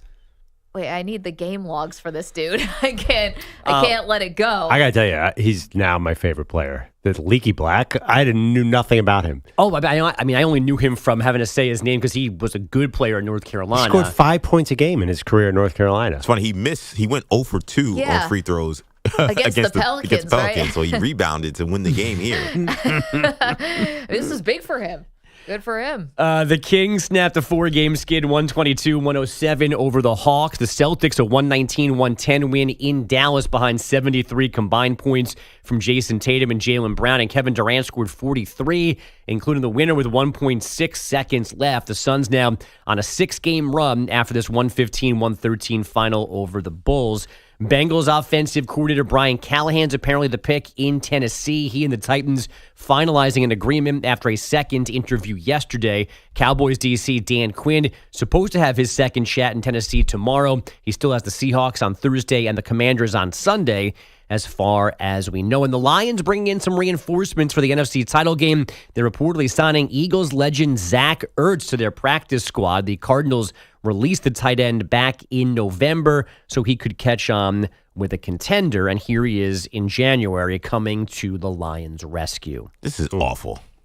What, about Zach Ertz? Yeah. Like, what is this? Like, and there's no other major sport where you could be adding guys who were playing for other teams in the playoffs. Ridiculous. It's completely ridiculous. I mean, baseball got kind of close when they added Verlander really late to that first Astros run. Rasheed Wallace got added pretty late to the Pistons, if I'm remembering that right. Right, but those are guys on buyouts, and you're talking about like March in the NBA or September you can't sign a guy in the playoffs is ridiculous. With 2 games left. Right, a guy who played. It wasn't but the thing is, Zach Ertz is not going to help them do anything. He's a body. Is it because the other guy got hurt too? Yeah. It's not because they're just like, let's make some roster moves. Also, Zach Ertz should be above this. This guy already has a Super Bowl. Why are you jumping on the bandwagon to get another Super Bowl here? So you would say another no? Super Bowl? Yeah. You would say no if you were Zach Ertz. He's been wanting to play. I don't know why the Eagles didn't sign him, by the way. Like what? Like Zach Ertz was a really good player. Like I don't think of him as a joke. Why is he jumping on the bandwagon for another championship? Now, I wouldn't say no if I was a player, but I mean, it's totally ridiculous though that he could he could get on this team, win 2 games, and win a ring. Right. I can't wait for him to get interviewed post game as the confetti is falling and the Lions break this like crazy record streak of futility. And they're like, and Zach Ertz. He'll be like, I knew it all along. But there's an expectation. The magic of this team, you just couldn't understand if you weren't in the room. I felt it from day one, 9 days ago. There's an expectation from the NFL that, like, with your teams that you have in the Super Bowl, these are guys that have been grinding for 18 weeks. Maybe you added a couple guys to the trade deadline, whatever. But this is a team that's been together for a long time. In fact, that's what Jared Goff talked a lot about in his post-game press conference. And now you're adding former Super Bowl guys in the NFC Championship game. I mean, this is like a rogue fantasy league. EJ, you just wouldn't understand it. It's a Lions thing. Only Zach Ertz gets what's really going on around here.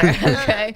If it was a cornerback or a defensive tackle, you would care less. If it was like if they had 3 quarterbacks get hurt, they pulled someone off the couch, that'd be fine. If Ndamukong Suh was playing for a team today and then he signed with the Lions in the championship game, I'd be like, this is ridiculous. It's the same thing.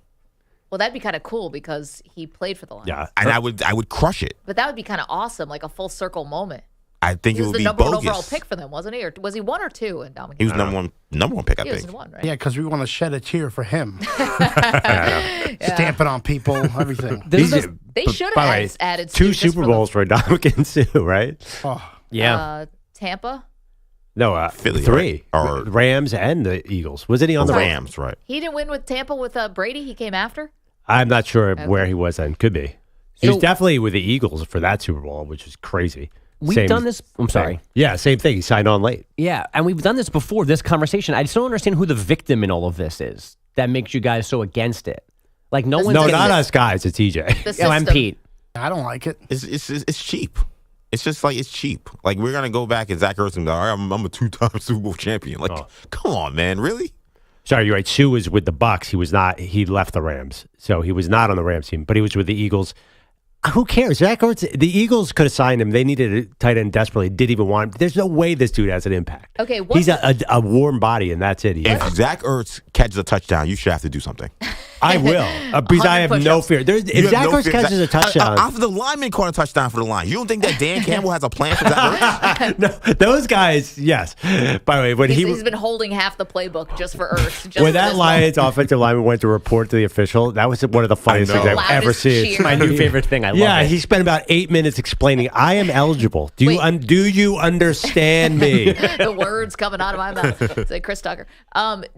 Okay, what about the flip side? What about the guys who are with a team up until the trade deadline, get traded away, and then the team goes on and wins? Should they get a ring? Of course. Yeah. No, I have no problem with that. But they weren't there for like the playoff run and like the real No, but they actually helped them time. win games to get to that point.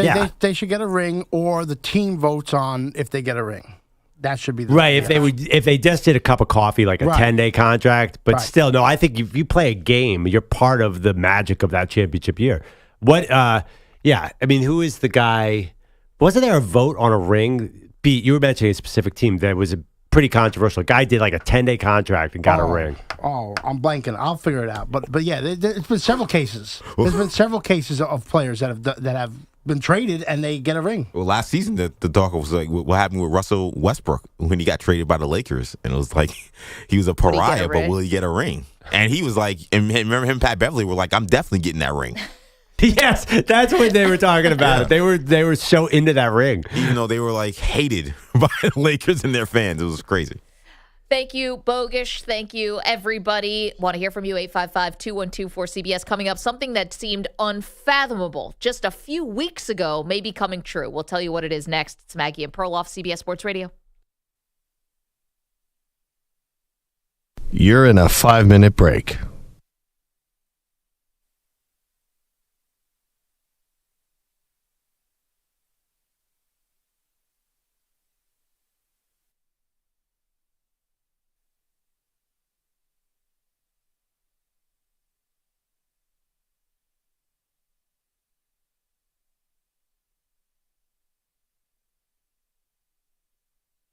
Four minutes, 30 seconds remaining.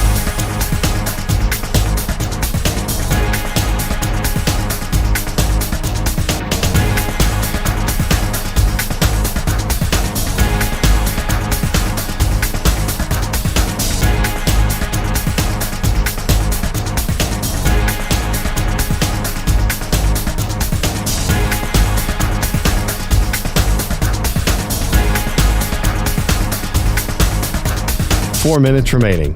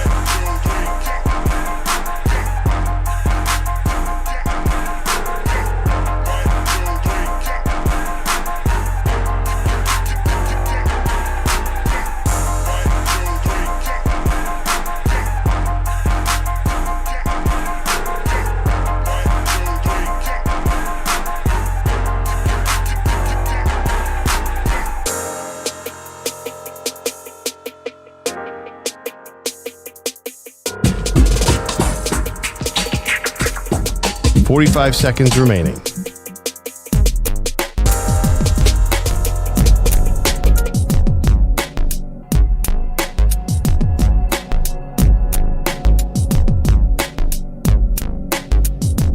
Seconds remaining.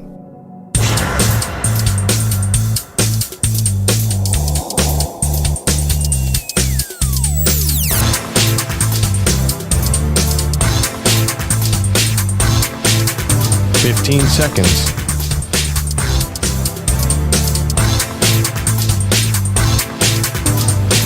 Break ends in 5 seconds.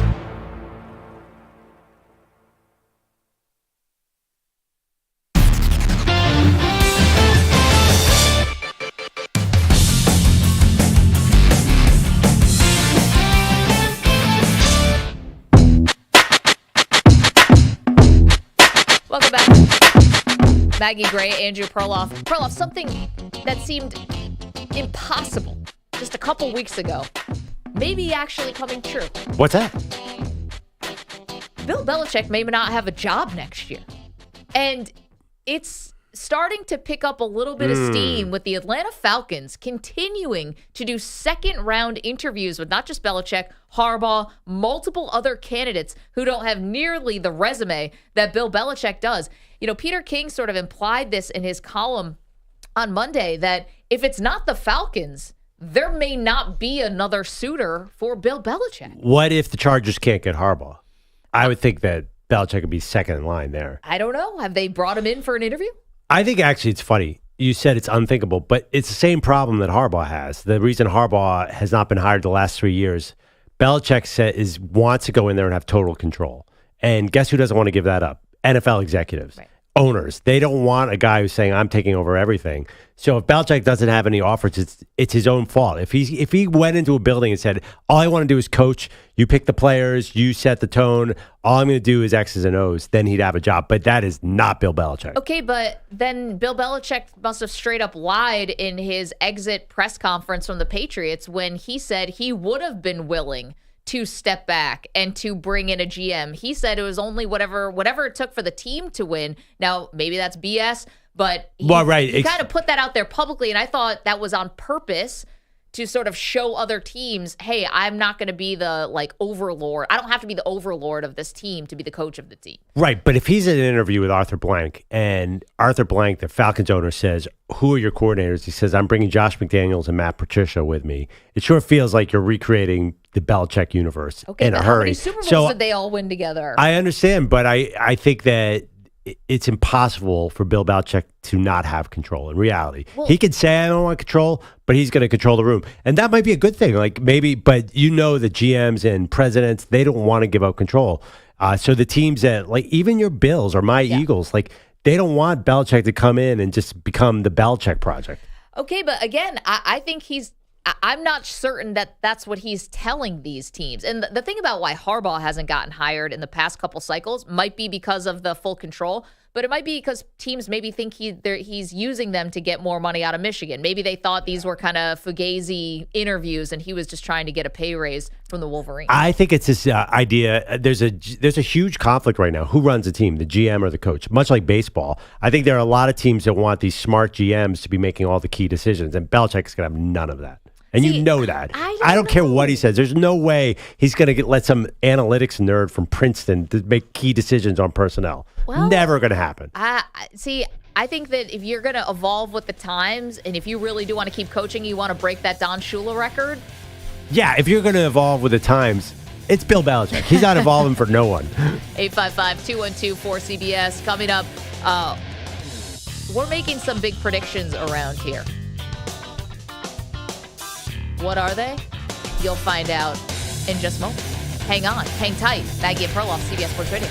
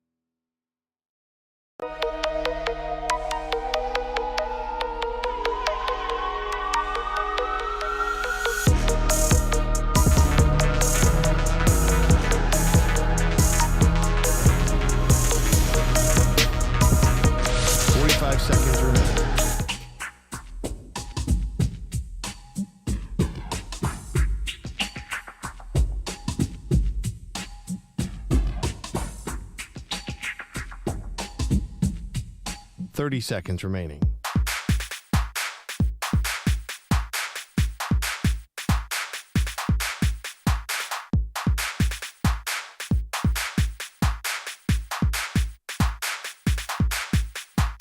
Seconds.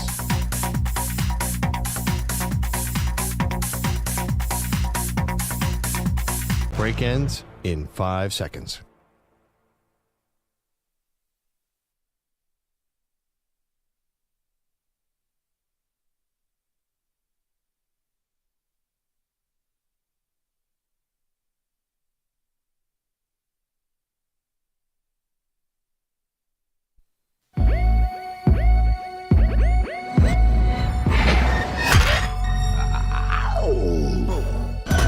She can run the 40 faster than Tom Brady.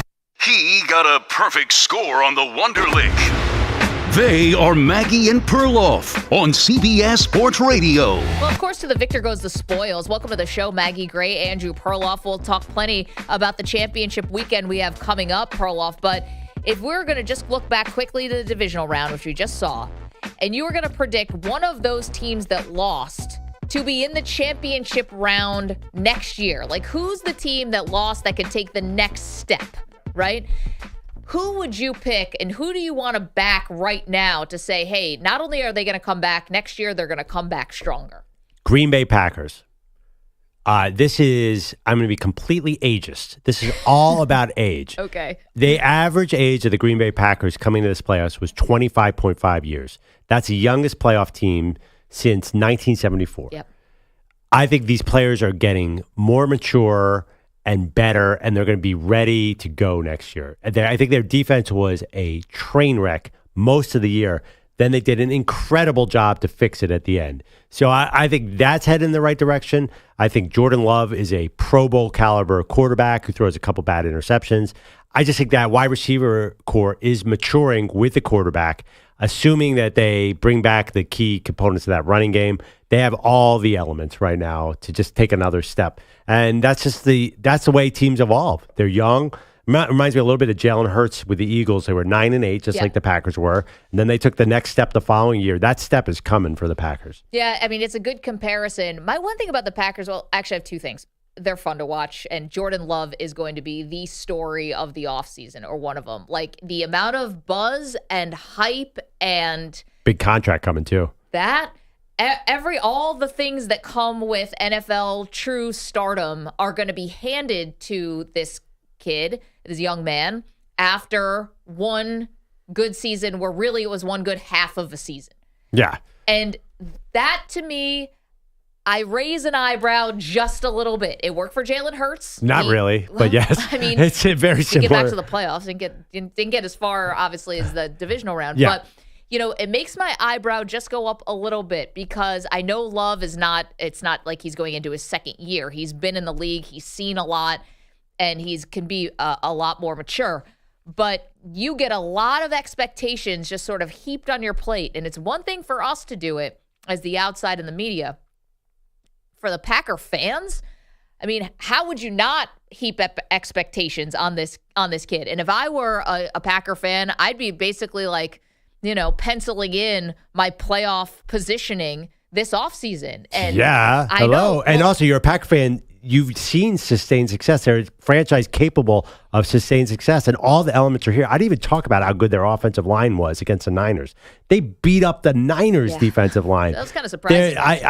The defense is the worry, but I even saw that improve. What's the hole? I understand your quarterback could be a flash in the pan. No, it's not a flash in the pan. It's just sometimes these things aren't a straight line all the time, and sometimes you have some sort of setbacks. I can call them sophomore slumps again because he's been in the league now for 4 years, but it's like sometimes you just it doesn't always go perfectly. And that defense, like, what did we see here? This is like a magic trick. I don't know if the elements really helped it out because of the 49ers struggled in the elements, or at least Oh, Brock now Purdy you did. admit the elements contributed to Brock Purdy's struggles. No, I think the elements definitely contributed to Brock's struggles. I don't know if it made the Packers look a little better. They blew out the Cowboys. I mean, that was just a start to finish thorough butt kicking. Yeah, you see flashes from all these first-round draft picks like Quay Walker and Rashawn Gary's awesome when he's on the field, and Devontae Wyatt, another first-round pick. We know that's the joke about the Packers. They have a first-round pick at every position of defense and still can't stop anybody. But I think you're seeing a lot of talent there. I mean, it's exciting.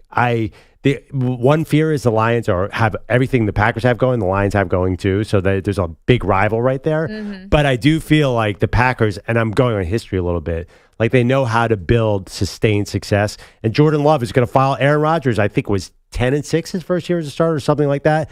And he immediately took the rocket ship. So they are very intriguing. So we're talking about which team who lost in the divisional round could not just be back, but get to the championship game, like back and improve the next year. And who have we not heard the last from, essentially? And of these losers... Sorry, my Packers were 6-10 with Rodgers. I knew there was a 6 and a 10. I just had the wrong one. Okay. I apologize. Forgiven. Packers, Texans, Bucks, and Bills. I'm going to go with my Buffalo Bills. This is the low point here for Buffalo. Now, unfortunately, as Bills fans, we've been in these low points before. But of all these teams that lost, Bills, Packers, Texans, Bucks, I know Stroud and Love they're gonna get a lot of attention here. But were you not entertained? Like, do you not see what's going on with Josh Allen? I know that did he miss Diggs on a crossing route? We can talk about this till the end of time. He is one of the elite quarterbacks in the NFL. I don't care what anybody says. You know that I'm right. And as long as you have him, your window's always open. Now, are there things that have to change with the Bills? No doubt. They have to get younger on defense. They need another receiver. Not sure what's going to happen with Stephon Diggs. There's changes that have to be made. But once you have the guy at quarterback and he's proven that he can put the team on his back, for better, for worse, he's proven that he can win playoff games. He's proven that, yes, he may not have won a Super Bowl yet, hasn't been to a Super Bowl, but you can't tell me that Josh Allen isn't a special player. And so for that reason, I will take the Bills would be back. Again, they've got a lot of work to do, but of all those quarterbacks, the proven guy is Allen. Absolutely. I mean, he's obviously an all-time player, Hall of Famer. But are they getting better or worse over the last 3 years? I think they got injured this year. So I can't say. In some ways, this might have been one of their better performances down the stretch, considering who was at the disposal on the defensive side. But is that... They fired a coordinator. I mean, this was a unique year. But those injuries are not completely accidental. They're built around a bunch of old dudes. Yep. I mean, you mentioned Von Miller. Matt Milano, Tre'Davious White, Jordan Hyde. Poyer. They're all old. I get it. That's the issue. That at a certain point, I think you're feeling that age at certain points and you've seen it, especially this year. It was desperation time by the time. It's amazing that they actually look back and hung in there with the Chiefs, considering how many backups were on defense. You know what's crazy about this? So you guys know I went on record before the playoffs started and said I wanted Jim Harbaugh, I wanted Sean McDermott fired no matter what happened in this playoff run. If they keep McDermott, this is actually an instance where having your head coach be the defensive coordinator might actually work in your favor, because the defense is the side that really needs the makeover here. Like, the offensive side needs tweaks, don't get me wrong, but you have Allen, you've got the good offensive line, you have receivers, you might need some more, but you have a run game with James Cook. Like, you've got elements here. You got the two tight ends, obviously, who you believe in a lot.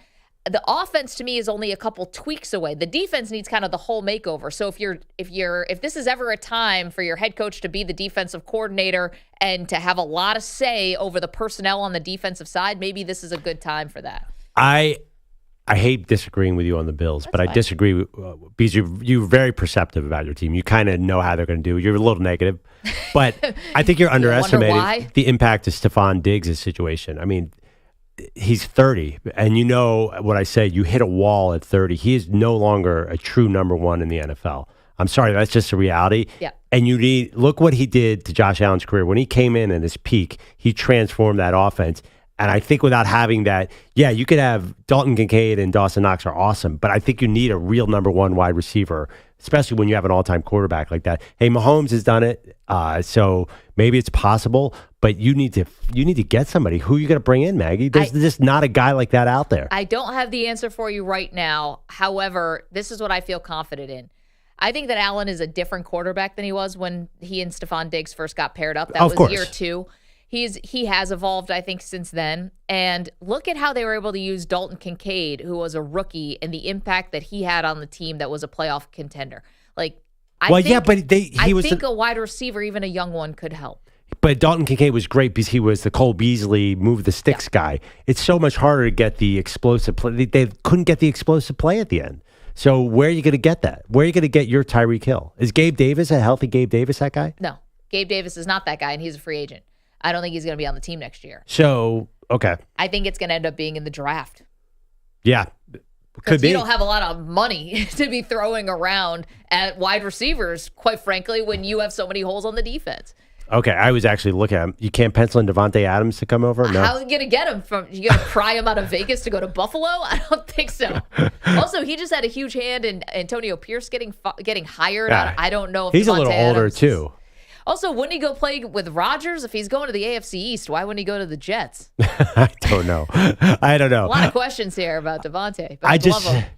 And I don't even think Diggs completely dropped that ball. I think that was a hard play. I got killed on social media. Yeah, I've seen drops before. Anyway, we're talking about which team that lost in the divisional round could be back and better next year. Perloff said the Packers. I said the Bills. Yeah, and honestly, that Diggs play is the reason I'm not saying the Bills, because I think 3 years ago he would have hauled that down. Now they miss that element so bad that I'm not picking them for the Super Bowl next year. 855. But I might pick the Packers for CBS. But was there a third team that you considered? Should we mention the Texans or Bucks here? I mean, the Texans would be the pick. And listen, maybe I'm being really disrespectful to the Bucs. They do have a good defense. I think sticking with Todd Bowles is kind of uninspired, but look, they made it to the second round of the playoffs. Although your Eagles really didn't exactly, give them that much of a game in that wild card round. But here's why I didn't pick the Texans, because the Texans are the Jaguars 2.0. Last year, the Jaguars won the AFC South, won their wild card game, and had a young superstar quarterback. And then guess what? They fell apart the next year. I just worry that the Texans are a little ahead of their skis where they are right now. They're very young. So I looked at them too. But CJ Stroud, if you just go on a quarterback, I think the Maggie and Perloff show would buy a future on that quarterback. Well, no doubt. But the same reason I said for Jordan Love, is it going to be totally straight line here with the development of the quarterback? Guys take a step back. They take a step sideways. Maybe Stroud defies all that. Maybe Jordan Love defies all that. I don't know. EJ, yes? Yeah, I mean, I think that the Texans would be the team that I think maybe you guys are underestimating a little bit, because one big thing about them is they had some big injuries. And, they missed Tank Dell, who was a star for them. And then, of course, they got Robert Woods back eventually, and they got to sign Dalton Schultz. But they had some big injuries. And I think when you look at divisions, if you're looking at all the teams, and I know Perloff makes a good point about the Jaguars, but the Packers have a bear, no pun intended, in the NFC North. Yeah. Wow, still it's dealing funny. with the Lions. The Vikings still have a lot of weapons. And the Bears are going to have number one pick and may have a lot more talent this year. Yeah, but look at the quarterbacks that CJ Stroud's got. He's going to come up with Trevor Lawrence, Anthony Richardson, and who knows, maybe I don't know. The AFC South could be. None of those names scare me. You're not scared by Trevor Lawrence at all? And you're not scared by Anthony Richardson and the Colts and Shane Steichen? I watch the Colts make the playoffs. Don't discount them. I think whatever. They had a chance to make it this year, and they lost to CJ Stroud at home. With Gardner Minshew. Right, but that's been the story of the Colts, though. How many times have the Colts gotten to the last game of the season, all the chips on the table, and whether it's Frank Reich, whether it's Shane Steichen, who I like a lot, haven't been able to get the job done. Yeah, we just blame Carson Wentz for all of that. I know, we blame him, but it keeps happening even since he's been gone. We even destroyed a poster over it. I know. You mean future Pittsburgh Steelers quarterback Gardner Minshew? Was that Pete's call? That was my call, yeah. Fantastic. Let's go to the phones. 855-2124-CBS. Nate is in Pomona, California. Hey, Nate, what's up? Hey, guys. Thanks for having me on. Love the show. Appreciate you. What's going on? I wanted to just take it back real quick to the Packers, and I wanted to get your thoughts on, do you think this team was just a tale of two seasons, kind of bad in the beginning and then got on a run in the end, or do you think they always had that ability and then just kind of turned it on late? I think I came in the season saying Jordan Love is going to be a Pro Bowler wire-to-wire, and they went 2-0, I believe, but Jordan Love did not look right. That offense, Thank you, Nate. They didn't learn how to play together. I think, honestly, a big part of it is the receivers are all 22 years old. I think this is still a young, learning team, and I think they learned, and I think they realized their talent in the second half. They were a much, much better team to me. They surprised me because I watched that game on Monday night when they went to the Giants and Tommy DeVito beat them, and I'm like, this has got to be what we thought. We're not seeing what we thought we were going to see. And then they lost the next week against the Buccaneers. I think they just turned it on late. It was the Panthers, and that was a close one. The Vikings, and then it was the Bears. And I know Love had been playing much better. I know they beat the Chiefs. They beat the Lions. There were some signature wins. But I was not a believer until very late in the season. I'll admit it. Do you remember they couldn't score a point in the first half of the season? They'd go into every game down 10-3 at half. Yeah, it was always big comebacks. They had always had to come back, but then at the end of the year, just something changed. They were, I think, a much better team. Their defense still vulnerable, and honestly, they were probably the better team against the Niners. They probably should have won that game. Adrian is in Maryland's got a thought on, we're talking about which team that lost in the divisional round could be back and even better next season. Hey, Adrian, how you been? Good. How you guys been? I miss you guys. I know. Don't be a stranger, my friend. I know, right? Hey, I'm gonna say the Bucks, just because they were in salary cap hell this year, so they're gonna get out of that. They'll get the money back and they'll get some draft picks. Texans, you look at the Texans. Everybody says the Texans. Don't forget they're gonna have a first place schedule next year, just like the Jaguars had. Yep. So that's gonna come back to haunt them. And Maggie, unfortunately, with your Bills, you got to look at them. They had to win 6 games in a row just to get in. That's not going to happen again next year. So you guys might be in a little trouble. You might have to be a little bit rebuilding around Josh Allen for the next year or two, I think. You know, Adrian, I get what you're saying. They're so close. They're right here. Josh Allen is, 27 years old? 26, 27? I got to double check. I don't think the Bills feel like it's an option for them to take a step back, like, voluntarily. 27, thank you. To rebuild, you mean? Yeah, I don't think they feel that's the possibility when you have a guy like that in your prime. I don't think you can do it. Well, they're just so old at so many key points, though. I understand the sentiment. No, there's a real problem. And they weren't really that close this year, right? I mean, because of the injuries. I don't feel like this was the year. No, midway through the season, I was basically wearing a paper bag over my head. Yeah. I doubted this year. I definitely did. And the coordinator change, all that stuff, it looked dead in the water. If they came out of that KC game, the injuries would have been a specific problem against the Ravens. That would have been a tall task with backup linebackers against that Ravens team. Yeah, they would have gotten killed by the Ravens. They would have gotten destroyed. Yeah. The Chiefs have a better chance because they're healthier. That is the key component here. Yeah, I didn't think the Bills were a Super Bowl team this year. I just think of all those quarterbacks we're talking about, teams that lost in the divisional round who could be back and better next year. I just think, how do you not look at that group? And yes, you have Jordan Love and you got C.J. Stroud, who are young guys, but how do you not look at that group and say, you've got Josh Allen? The most important position in the sport, you have it solved. Yeah. You know what you're getting year after year. I do have some bad news for you. The Bills also have a first place schedule. Yeah, I know. They have for the last 4 years. They're going to Baltimore and to Detroit next year. That's not very fun. And they host those Chiefs. Remember that team? Although they do beat the Chiefs in the regular season. Thank you. Consolation prize. Awesome. Hey, Rich. Rich is in Chicago. Good morning, sir. Maggie Perloff, I've got some info for you, Maggie, that isn't gonna spike your optimism about your Bills for next year. Lay it on me. All right, it's about McDermott. I'm gonna give you the positive first, and this is a piece of trivia that most people would surprise me. I had to look it up, but you'll love this. McDermott and Tomlin went to William & Mary together. Right. The cradle of coaches is now William & Mary. I didn't know that. I didn't really know that. Yeah, Tomlin and McDermott went there together, played on the same team. Yeah, well, that's the good news. Here's the bad news. Your guy, McDermott, was a long snapper. And you really want a head coach that's a long snapper? That's like the kicker. It's a little that's late. Like I got the kicker. a little late to be litigating that, don't you think, Rich? I mean, let's. Yeah. We don't have to get that. We don't have to get that. Correct with our history. He was on the team. All right. That was the good news. Here's the bad news. The bad news is, as long as McDermott's there, he's been there 7 years. Yeah. All right. And this is a fact that is bulletproof. Every coach has been 9 that's active, that's won a Super Bowl, that's still in the league. If you want to consider Belichick still being in the league, I guess. Yeah. There's been 9 coaches, and they've all won it between year 2 and year 7. No one has ever won a Super Bowl after coaching beyond 7 years. And then I looked at his record. Your guy's got a 62% win record, which gets you 9-8, maybe 10-7 every other year. And his playoff record is 5-6.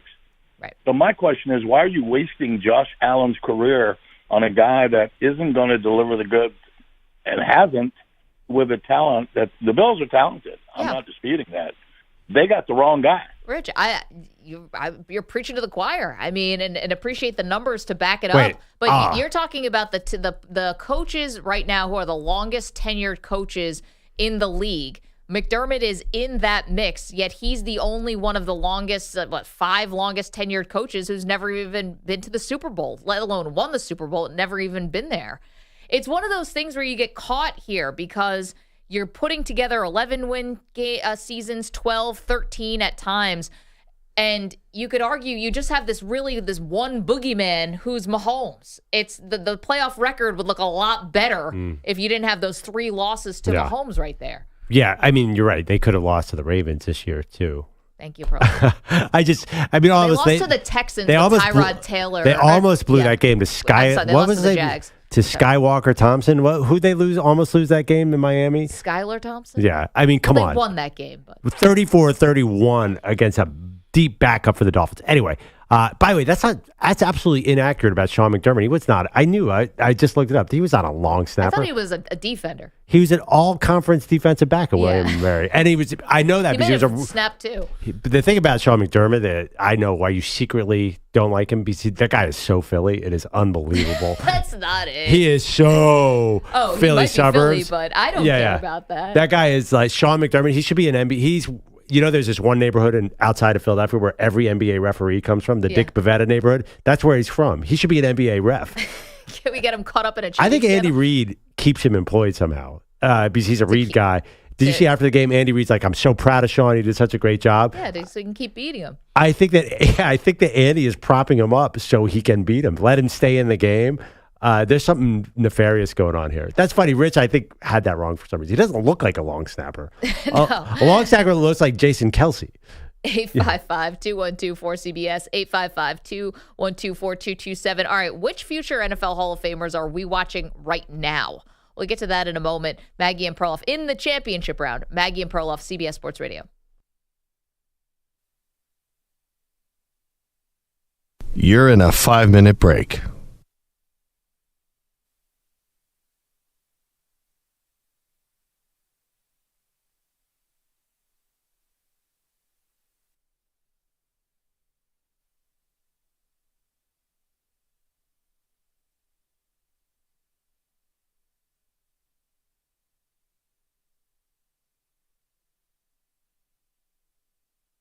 Four minutes, 30 seconds remaining.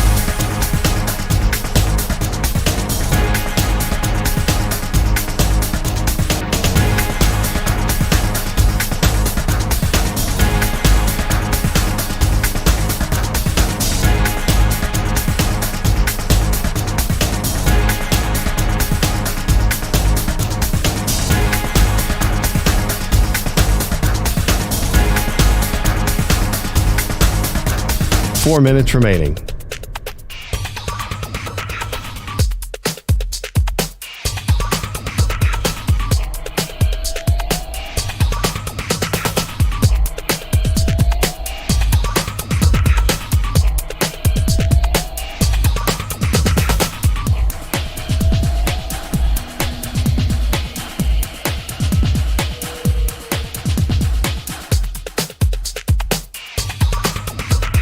Three minutes, 30 seconds remaining.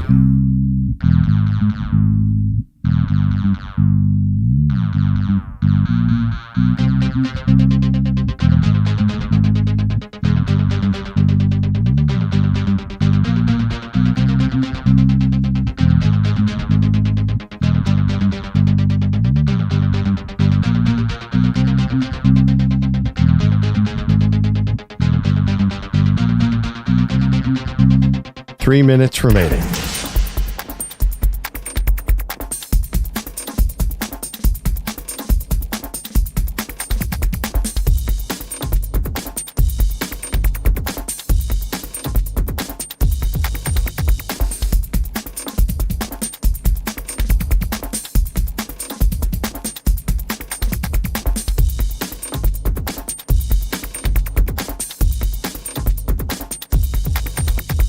Two minutes, 30 seconds remaining.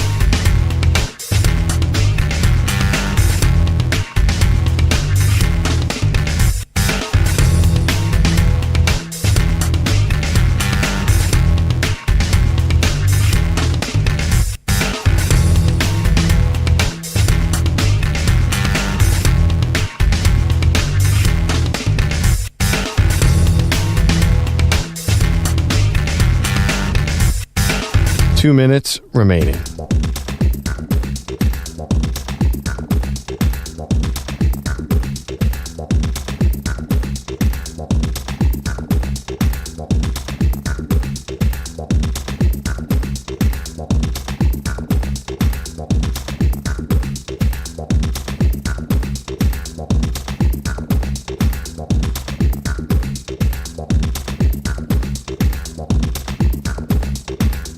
One minute, 30 seconds remaining.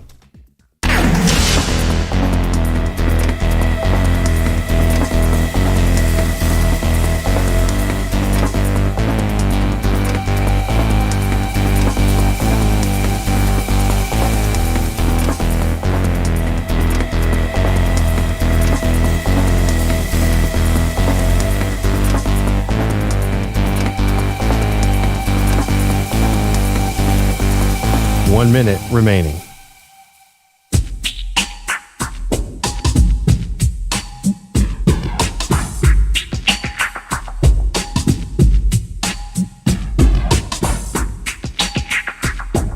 $45 seconds remaining.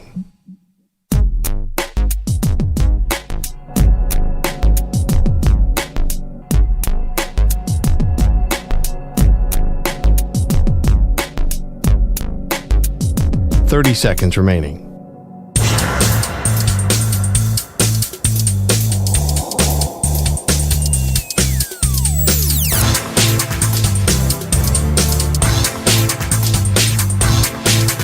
$15 seconds.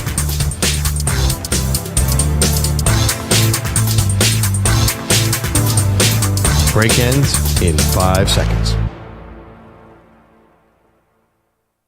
Okay.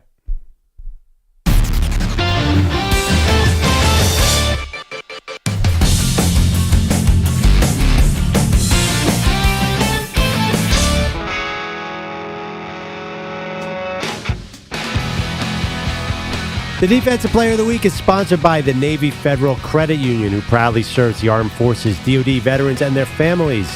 Their members are the mission. Learn more at NavyFederal.org. This one's so obvious that I don't even need to put it. I mean, come on. Defensive Player of the Week this week? Dre Greenlaw? No, I have no idea. That's why I'm pretending that it's so obvious. Like, I mean, 2 interceptions in the divisional round. I feel like you got to give it to him, right? Dre Greenlaw? I don't know. Did Dre Greenlaw dominate that game? Well, the only thing is They got run over like road work in that game, though. But 2 picks, including the game-sealing one. I know that was just a bad Jordan Love throw, but then he wouldn't get down. He was. I don't know. Honestly, I was actually worried about the Niners linebacking core in that game. I'm like, what is happening here? Why is Green Bay owning that part of the field? So that could be it. But how about? I got it. Somebody on the Ravens. They didn't let up it's got to be a Raven, but they didn't let up an offensive touchdown. True. Come on. And someone on the Ravens is very vague. Kyle Hamilton. The Defensive Player of the Week this week is Memphis Tigers forward Malcolm Dandridge, who had 8 blocks in the Tigers' 2-point loss to Tulane. They didn't even win the game. So they did lose the game, but he had 8 blocks, so it was a historic performance for Malcolm Dandridge, a 5th-year player at Memphis. This NFL week didn't impress me that much for defense. Honestly, I felt like more of an offensive week, to be honest. Dre Greenlaw, those picks were basically gifted to him. Yeah. And then he was dumb for not getting down. And you can't tell in the Ravens, no one stands out because it's a gang tackle every time someone touches the ball. There weren't a lot of numbers that really stood out. So it was hard to go NFL. It was really hard to go NBA. I mean, we had guys scoring 70 points, 60 points. There wasn't a lot of great picking. So I went to college basketball. I had to go for a team that lost. But he did have 8 blocks, which is extremely impressive. And shout out to my brother Kendall, huge Memphis fan, so he gets a little love there. So Bob Dandridge. There it is. 8 blocks, and he's a fifth year, and he's a baby. He's still got 4 more years of eligibility the way this is going with college sports. All right, I have a project for the show. I think that this summer, Maggie, you're out. I'm telling you right now, it has nothing to do with you. Wait, I'm out. You're out. I think this summer, me, EJ, Andrew Bogusch and Pete Bellotti have to go to the new hottest trend around the world, which is men's boot camps, where adult men go to these brutal boot camps to, quote unquote, reclaim their masculinity. I'll pass. What if I never had any to begin with?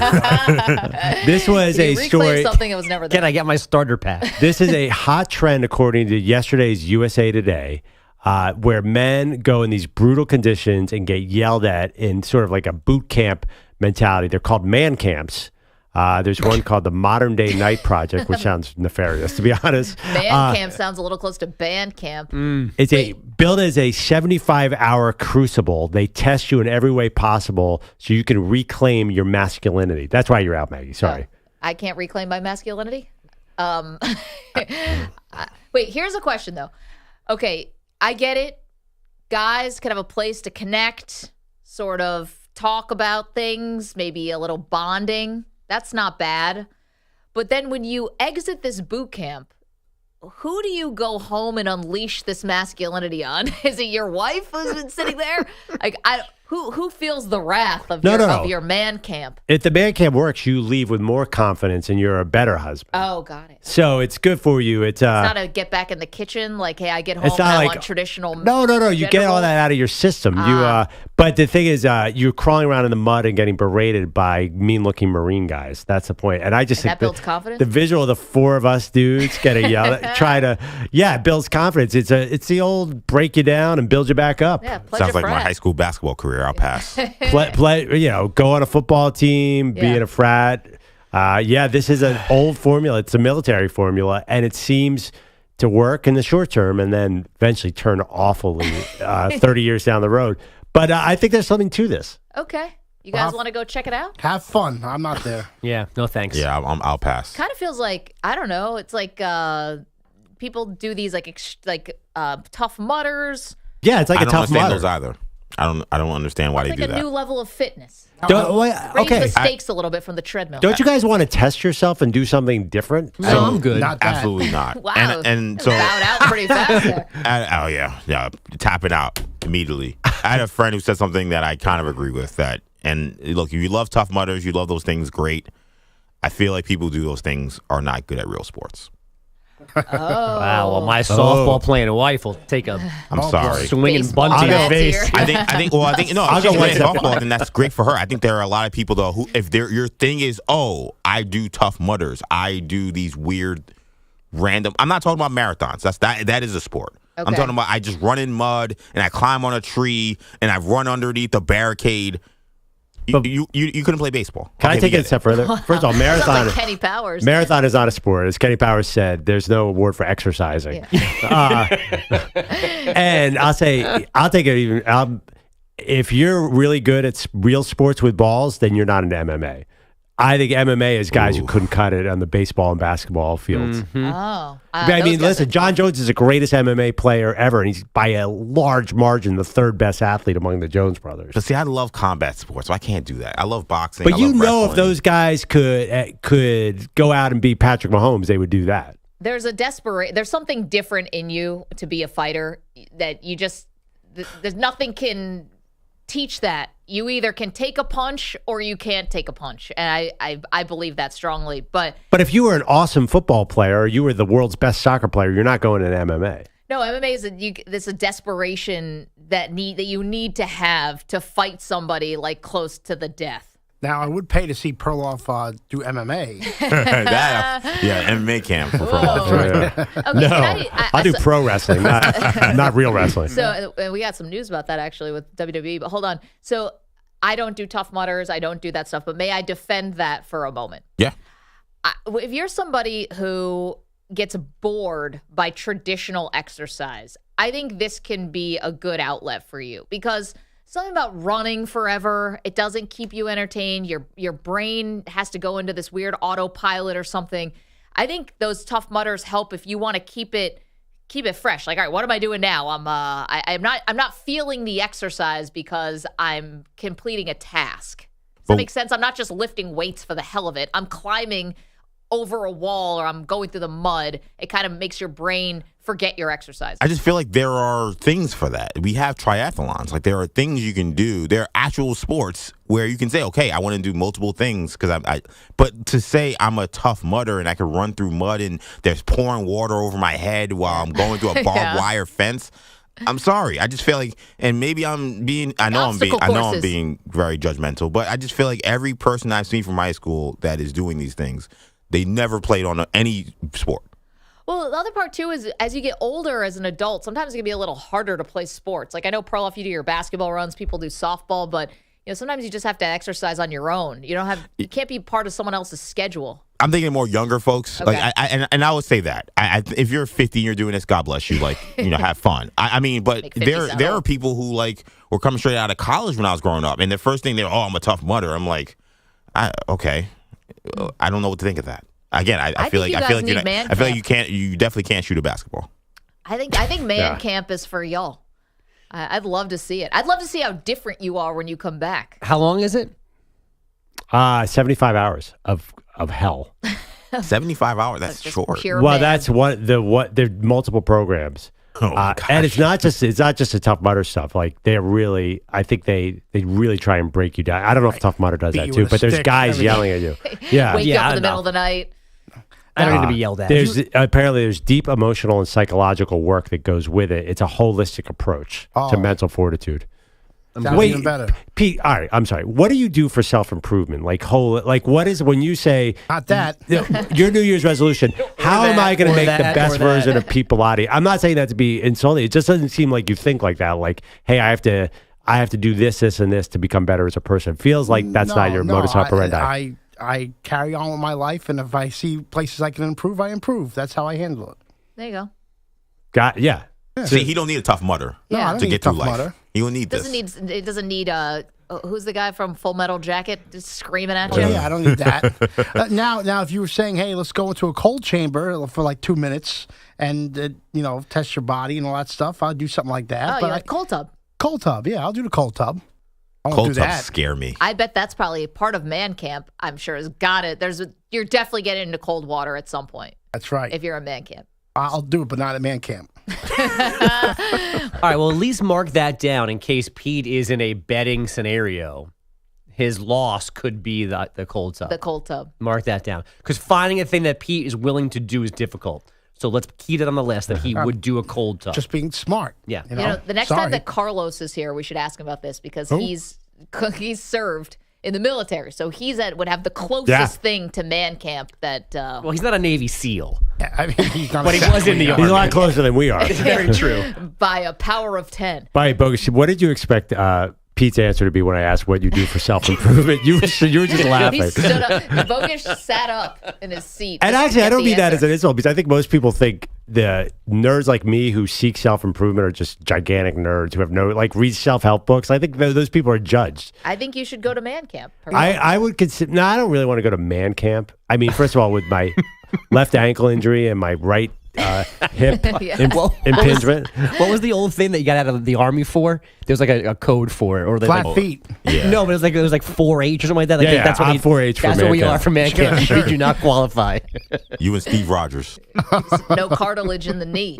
You guys do you remember that whole movement that you probably remember, Meg, Iron John and that male movement? That's part of this. They were 10 years ago, everyone was like, society is taking back our masculinity, so we have to reclaim it. I think that's part of it. No, my brother's one of these people, but not in wake up in the middle of the night and throw cold water in your face. But yeah, he's guys need a place To be guys. To be guys, not like in a toxic way, but in like a connection kind of way. Yeah, because I think the way society's evolved, guys don't get to be the cavemen anymore. You know, something like that. Bogus. You want to top that?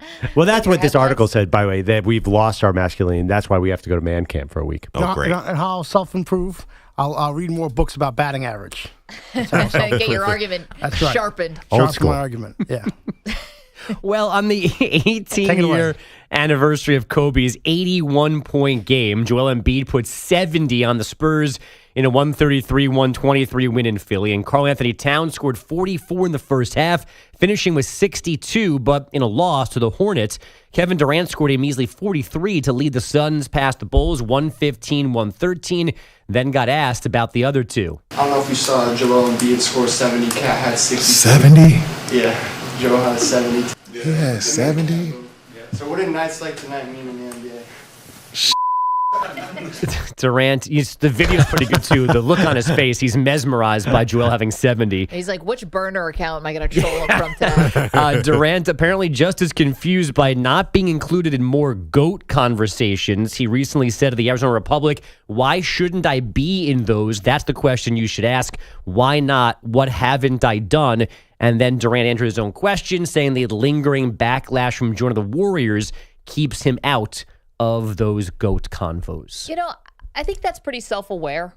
I think he did change a lot of people's mind when he joined the Warriors. Isn't there simply like also an injury thing with Durant? Yeah, I mean, he's also just like, what does he want to be? It's just like saying like, I want to be the 7th place MVP vote getter. Like, he's not the greatest of all time. He's a remarkable player, but he's not in the conversation. He's just not. And his career was very similar in years to LeBron. So that's a huge problem right there. How can you be the GOAT when you're not the GOAT of your own era? Yeah. I think his thing his thing would be, well, if LeBron's the GOAT, I outplayed him in 2 of the 3 finals we played. And I beat them in 2 of the 3 finals we played. And I think, to me, like when I think of LeBron's MVP case, I always say you got outplayed by another guy twice, at least twice. I don't think of that like that at all. Interesting. I don't think Jordan never got outplayed by anybody in the NBA Finals ever. Yeah, but KD had Curry and Klay Thompson on the wings. Never on the worst team. Yeah, I know, but I'm saying for Kevin Durant's case, I don't think he's a GOAT at all. But I'm saying, but his matchup was Kevin Durant, LeBron. No one says LeBron outplayed Kevin Durant in those series. Kevin Durant's team smoked them, and he won the MVP. So if I'm him, I'm saying, why am I not involved? The guy you're saying is the GOAT. I outplayed in the finals 2 to 3 times we faced off. The first time he got me, I was a baby. Right. But doesn't it have to be? Don't we have to caveat a little bit? I know the Cavs title without Kevin Durant when they beat the Warriors, that had Kyrie and Kevin Love, and you're talking about a little more star-studded. I mean, it wasn't exactly a fair fight for the Cavaliers. I was like, yes. I'm not trying to disrespect the other Cavs that it was 1 against 5, but there was one of those finals where LeBron actually probably could have won MVP, even a losing final. Yeah, absolutely. The first one they had Kyrie and Kevin Love. The second one they didn't. Right. At least with Kyrie and Kevin Love, it was more of a fair fight. Right. Once the second one, I guess. You can't focus. When you're playing Kevin Durant's Warriors, you couldn't focus on stopping Durant, and you had to focus on stopping LeBron. It's a team game. Well, I mean, it wasn't a one-on-one battle between the two. Two finals. Hit a game-winning shot and won before. Yeah, I mean, 2 back-to-back finals, Cavs, Warriors. The Cavs won 1 game combined in the finals. I mean, one was a sweep and one was 4-1, right? Outplayed him. I mean, LeBron shot in that first one, 57% from the field, had 33.6 points, 12 rebounds, and 10 assists a game. And a block a game. I mean, it's not like LeBron was chopped liver in that series. No, but he did get outplayed. I mean, you can run to the numbers, but his teams got smoked. Kevin Durant's numbers were fantastic. I mean, I could run those off for you. I know, but these might have been the best. That could have been. We're talking about maybe in the running for the best team ever with those Warriors. I get it. Ever. I get it, but I think if you're looking at Kevin Durant and what his case should be in his eyes, it says as the guy that you guys keep saying the GOAT, I outplayed in the finals. And then beyond even, I mean, his resume, 13 All-Star games. He's won the scoring championship 4 times. He's a 10-time All-NBA player. Like this, we kind of treat him as a joke in part because he brings that on himself, but his resume is not a joke. 1-time MVP. People want to call Shaq, call Kobe, when they want to bring these guys in the conversation. Those guys have 1 MVP too. I know, but if we're talking about him versus LeBron, that's the problem he has. Yeah, he's got a LeBron problem. I mean, I think I think if you want to debate, is Kevin Durant a top 10 all-time player? That's an interesting debate. GOAT? That is not. That's not even. Because LeBron and Jordan. I mean, say Kevin Durant's better than Michael Jordan? I will say this, though. I think you'd be surprised by how many young players would actually think Kevin Durant should be in the GOAT conversation. Yeah, but all those young players aren't even, they know Michael Jordan is the guy from Jordan Brand. They've never even seen him play. Yeah, but and they I do think that way about Kobe, too. But when we talk about guys, and one of the things LeBron has had a little bit of a problem with is that there hasn't been anybody that he's inspired, like in terms of like guys that play like him. Well, if that's the argument, Curry has inspired a lot of people, too. I know, but Durant, I mean, we got Wembanyamas. We got all these guys who are 7 foot tall who can handle, dribble, shoot threes. Paul George. I mean, I can rack off a bunch of guys. Whatever. Look at the NBA. There's a bunch of 6'2" guys who are shooting from their shoulder from 40 feet from the basket. Curry has influenced more human beings than any player ever. I know, but I'm saying, but again, we're talking about LeBron. I'm saying the GOAT. We're talking about influence guys. I can't find another LeBron. I can show you 5 or 6 guys who are directly influenced by Kevin Durant, who are stars. That in some ways you could have just made an argument for LeBron there. He's 101. Yeah. And so like if you're talking about the GOAT, who can he inspire? Nobody can touch it. We thought maybe Zion could, but clearly that's not going to happen. Zion, there's no other 6'10" guy who runs a 4.340 and has the core vision of LeBron James. But even that influence, we're talking GOAT. That's why I said when you brought this up, I'm like, GOAT, like the GOAT or a GOAT? This is what he said. Yeah, and we overuse this term in sports anyway. Yeah. I have no issue with him joining the Warriors. I don't hold that against him because in real life we usually don't make decisions that make it harder for us. But that's not the reason why he's not in this conversation. He's just not good enough. Any other headlines? I think so. Do we have time, Pete, more importantly? Oh, you have a minute. I have a minute. Okay, great. The Titans' next head coach expected to be Bengals offensive coordinator Brian Callahan. They had their second meeting yesterday, and Callahan never left town. He was scheduled to meet again with the Falcons and Panthers this week, while Tennessee was to have a second interview with Dan Quinn today. Jim Harbaugh expected to get a second chat with the Chargers this week, and the Panthers have promoted former linebacker Dan Morgan to president of football operations / GM. He was the assistant GM under the fired Scott Fitterer, and Novak Djokovic with a 4-set win over American Taylor Fritz in the Aussie Open quarterfinals. Guys, back to you. Because the Panthers front office was really doing such a bang-up job. Let's move the top guy out of the way. Let's just hire the second guy. I hope he didn't have any influence on any of the moves that they've made over the last 5 years. He's a Miami Hurricane legend, so I love Dan Morgan, but man, good luck to this man. Yeah, but he's got legit. He was under Schneider and all the he's been on great teams before the Panthers. Bills, Seahawks. Bills, yeah. Like he's fine. And at least they hired him before coach. At least they're doing GM coach correct order. 855-212-4CBS Bogish. Thank you so much. Coming up, the future Hall of Famers we're watching this upcoming weekend. We'll tell you next. Maggie and Perloff, CBS Sports Radio. You're in a 5-minute break.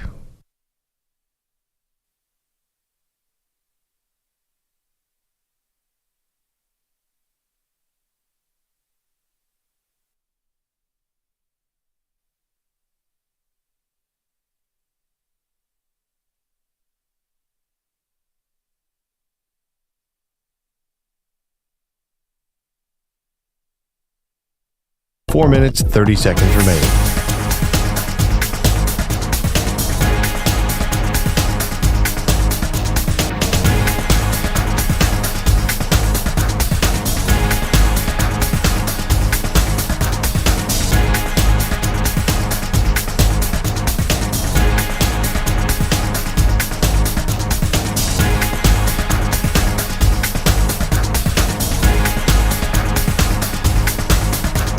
Four minutes remaining.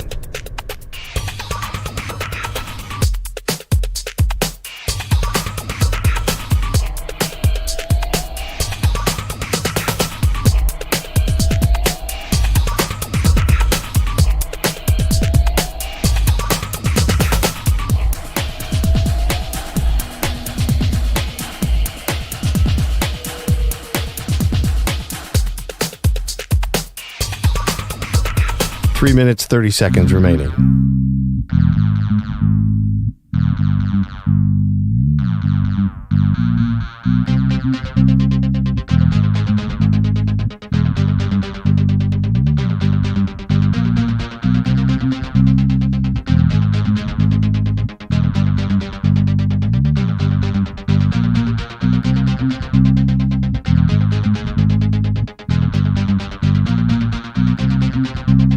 3 minutes remaining.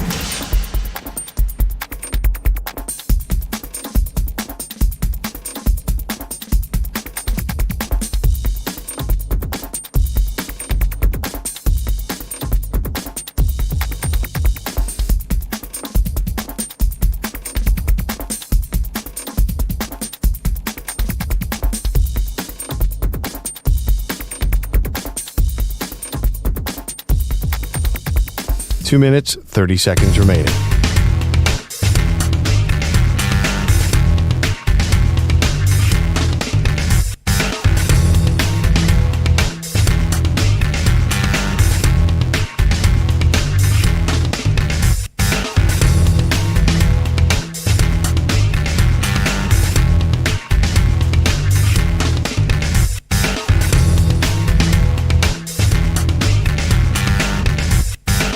Two minutes remaining.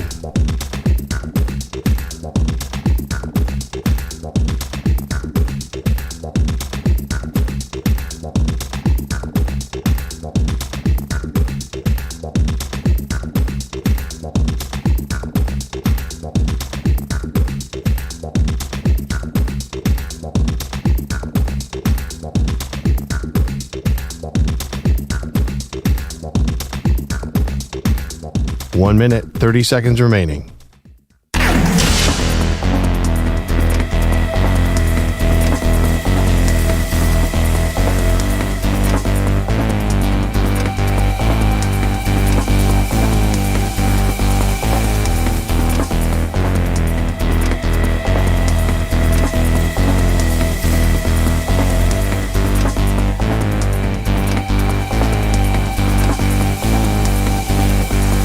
One minute remaining.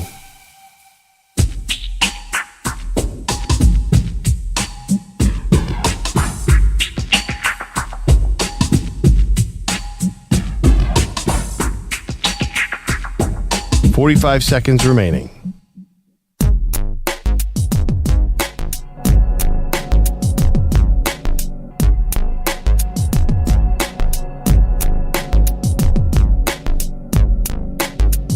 Thirty seconds remaining.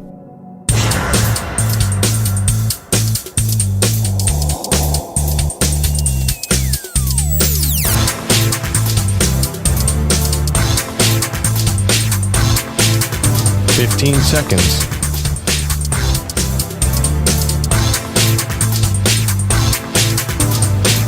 Break ends in 5 seconds.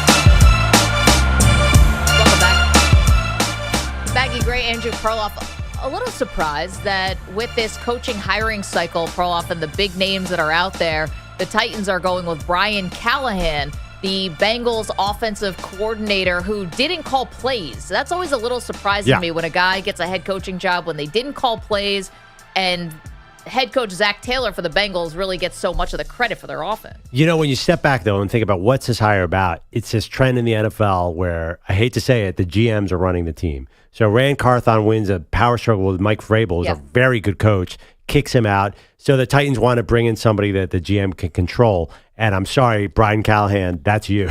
You've never been a play caller. There was not a lot of buzz around this guy in a hiring cycle with Jim Harbaugh and Bill Belichick. If you get a Callahan, to me, that says that this is a GM's team and he has total control. Listen, I also don't want to discredit his career. Like, his father was Bill Callahan, obviously, with the Raiders, and longtime assistant in the NFL and head coach. College head coach too, right? Didn't Bill Callahan coach Nebraska? Yeah. So he's had his career, and he should be proud of that. I also think maybe did Peyton Manning make a phone call here? Yeah. This is like someone who maybe didn't have to, but somebody who I think was close with Peyton Manning when Peyton was in Denver. We know that Peyton Manning has done this as has called around for people, and maybe Callahan ends up being the apple of this hiring cycle, and I'll be totally wrong, but I didn't quite see it. Yeah. Apparently Peyton loves Will Levis too, and there's a connection that Peyton put the three of them together. The one thing about Callahan, you got to be the Bengals look pretty good. With Jake With Browning. Joe Burrow, with Jake You're Browning. right about that. That's what sealed the deal for Callahan. And I think that's why he got all these interviews, because the offense looked so efficient. You know, the thing about the play calling, I'm actually curious. He's going to be a first-time head coach. Is he going to play call for the first time in his career? Probably, but that's a little bit disconcerting. So you have so much on your plate, and you have to learn to play call in real time. This feels like a tough project for Mr. Callahan. Yeah, but I also don't think the expectations are going to be crazy going in. Now, you have Levis, so you have him there, and a lot of the roster needs, probably a lot of work. Like, you're moving on from Derrick Henry. There's a lot of changes happening. Levis this year showed some talent, but that dude got crushed. Every game, he took 5 massive hits because he doesn't know where to throw the ball. I'm not putting the Titans in the playoffs next year. Sorry, Maggie. I know you love the Callahans. Well, maybe change up the play calls, the next time you face. Anyway, 855-212-4CBS, 855-212-4227. Lots more to do, including can Patrick Mahomes catch the GOAT? Next.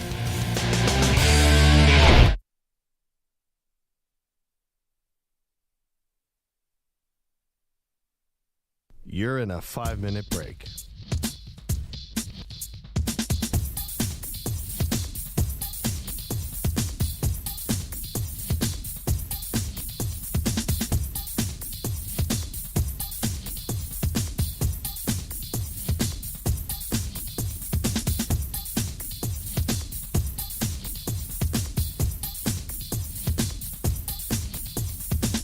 Four minutes, 30 seconds remaining.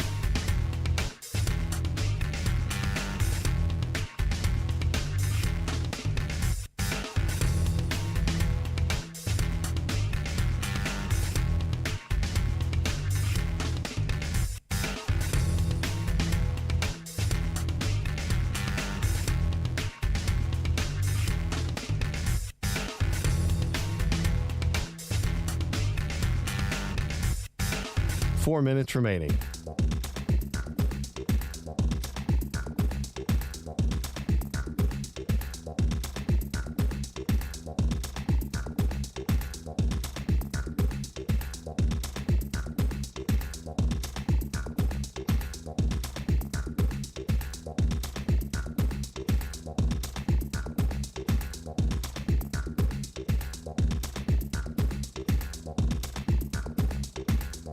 Three minutes, 30 seconds remaining.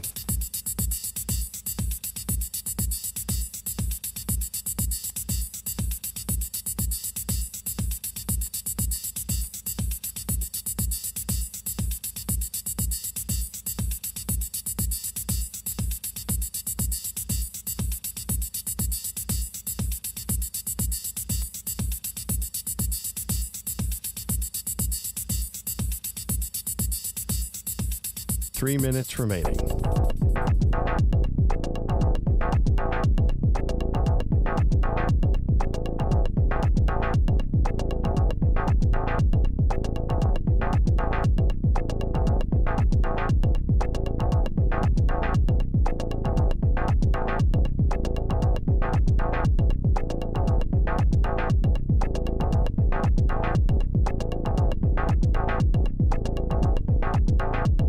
Two minutes, 30 seconds remaining.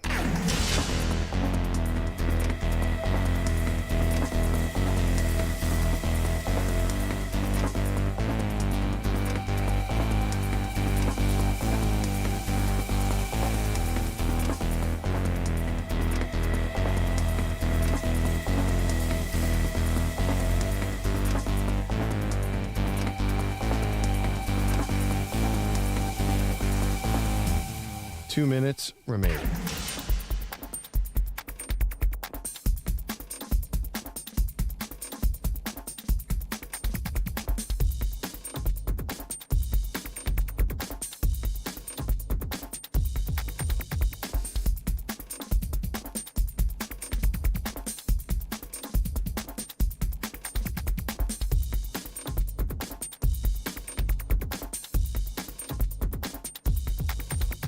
One minute, 30 seconds remaining.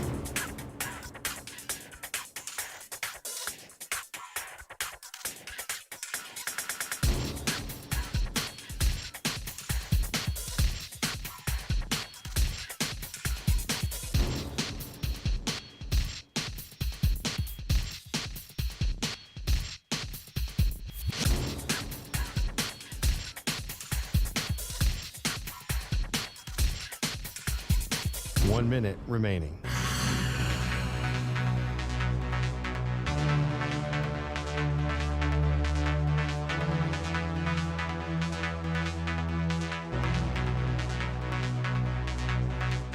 $45 seconds remaining.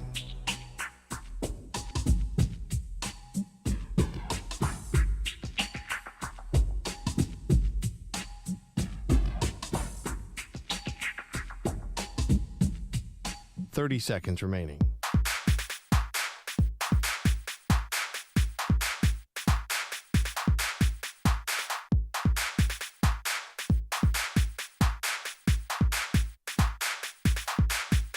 $15 seconds.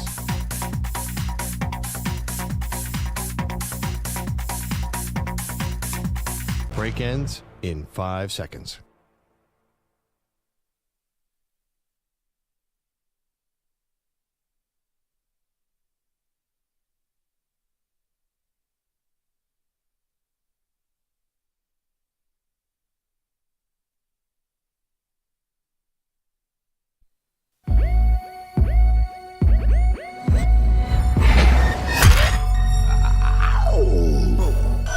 He's the reigning Fortnite champion. She's a Call of Duty legend. They are Maggie and Perloff on CBS Sports Radio. What kind of history is Patrick Mahomes playing for this upcoming weekend? Hey, welcome to the show, Maggie Gray, Andrew Perloff. So glad to have you. Chiefs get past my Buffalo Bills. They go on to play the Ravens, Perloff. But they are unique in the final 4 teams remaining, right? Because they have Patrick Mahomes, who is the quarterback of this generation and is now playing for something much bigger than just himself.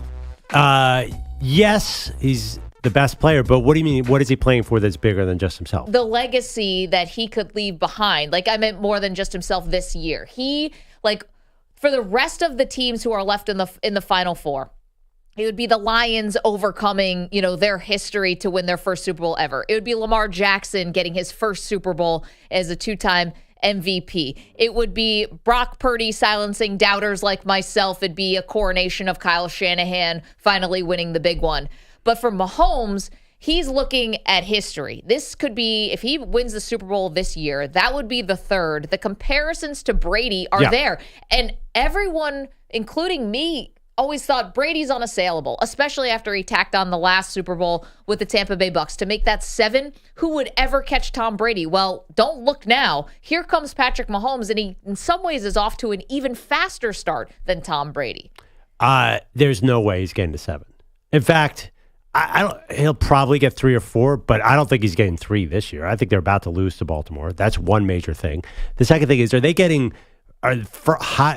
they close to the peak of where they were in that first Super Bowl, or are they going the opposite direction? Feels like every year he has to pull more of a magician's act just to get the Chiefs where they are. This year, that team was not good. I feel like he is definitely feels more Marino-ish for the rest of his career. I think he's going to have great stats, but I just don't think that team around him is going to be good. Travis Kelce's going to retire soon.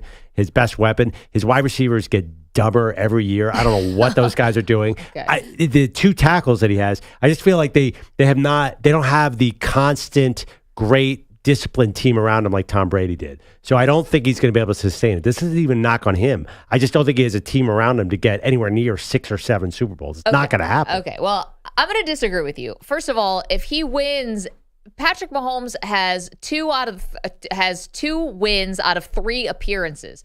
I mean, if he goes 3 out of 4, he's right there on pace with Brady in terms of their age being 28 years old and where they were at this time. Not to mention Mahomes has got 2 MVPs. He's got, more All-Pros than Brady did at this point. So he's kind of further along just as all the quarterback stuff. But I don't think this is a team that's getting worse. This is a Chiefs team that just looks different. The defense is really the hallmark of this team along with Mahomes. And that doesn't mean it's a bad thing. Tom Brady's first 3 Super Bowls, the defense was the thing. But their defense isn't that good. Well, we're going to see. If they beat the Ravens, that's going to go a long way into saying, no, they actually are really good. That's a pretty big if. Okay, but it's not like they're a touchdown underdog in this game. Now, here's another thing. You say that, Patrick Mahomes could be losing Travis Kelce. There's some rumors out there now that Kelce might even retire after this season. Yeah. They already got rid of Tyreek Hill, and look at where they are. Yes. They won a Super Bowl without Tyreek Hill, who a lot of people thought was irreplaceable. You will find maybe not another Hall of Famer like Travis Kelce, but you will find a way to reinvent the offense. That's why you have Andy Reid there. You could just see the wheels coming off this offense. I mean, did you watch them this year? Think of the Raiders game. They're just getting a little bit worse every year, and the trend is downward. It's not upward. Okay, if you are going to actually go after Brady, who went 3 and 4 years, then in the 10 years in between went 0 and 2 in Super Bowls, and then won 3 and 5 years with the Patriots, and then tacked on another one, right? Yeah. Does that get me there? Yeah, to 7.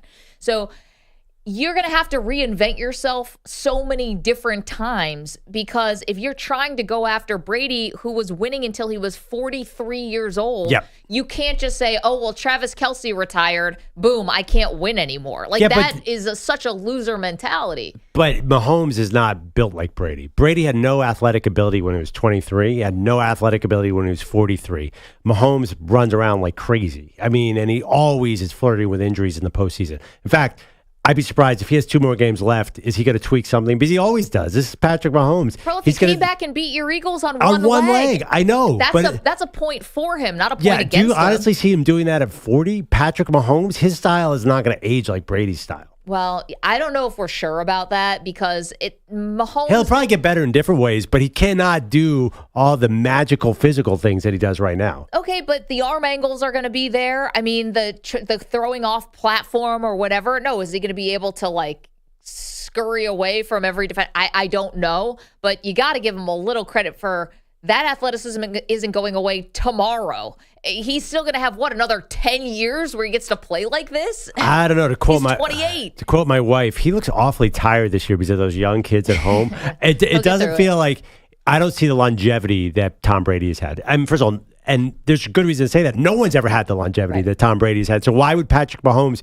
be any different? I know that quarterbacks are playing a lot longer. Even Aaron Rodgers is going to come back from his torn Achilles. So quarterbacks are playing longer, but Mahomes seems like much more of a physical quarterback than Tom Brady was. Tom Brady was really smart in getting rid of the ball. Mahomes can do that, but I just feel like he loves contact. He loves to mix it up. He extends he slides plays. A lot. He's not Josh Allen. Yeah, jumping but over people and trying to be a linebacker. But he talks about it all the time. He's like, I would love keeping plays alive and see what magic I can do. And you do that when you're his age, right? Yeah. And maybe he'll have to play a different way further down the line, but that's not now, and that's not in the near future. Is his team going to be as good as Brady's team? Is he really going to be able to just lean on other people like Brady did at times? Well, listen, I don't think so. Brady also was a kingmaker for a lot of guys. I mean, the Wes Welkers and the Julian Edelmans and guys like that. We're not. I mean, you want to talk about the Randy Moss year? That was only a year. How many years was Randy there? 3. That wasn't the bulk of what Brady was doing. He was turning guys who could be rotated in and out and guys who you could replace. I mean, that was the brilliance of this from the Belichick side of things. Like, Belichick and Brady together were so great because Belichick could bring them in and Brady could elevate them. Honestly, as far as weapons, offensively. The ironic thing is, I don't even think there's much of a debate about who's a more talented quarterback. Yeah. It's obviously Mahomes. Right. But if you're talking about greatest ever, the rings is going to be the thing. It's going to be an argument about championships, just like with Michael Jordan and LeBron and the way we do it in sports. And unfortunately, the team around Mahomes is just not going to be as good for as many years as the team around Brady. I don't know how you can say that definitively. Because I just don't. It was a fluke that Belichick was able to keep that team going like this. The Chiefs have Andy Reid, who's 64. And Andy Reid, you saw even Andy Reid doing Andy Reid things. He's just not the same thing. The dynasties are not set up the same way. I think Mahomes carries that Chiefs team in a way that Brady did not have to carry the Patriots team.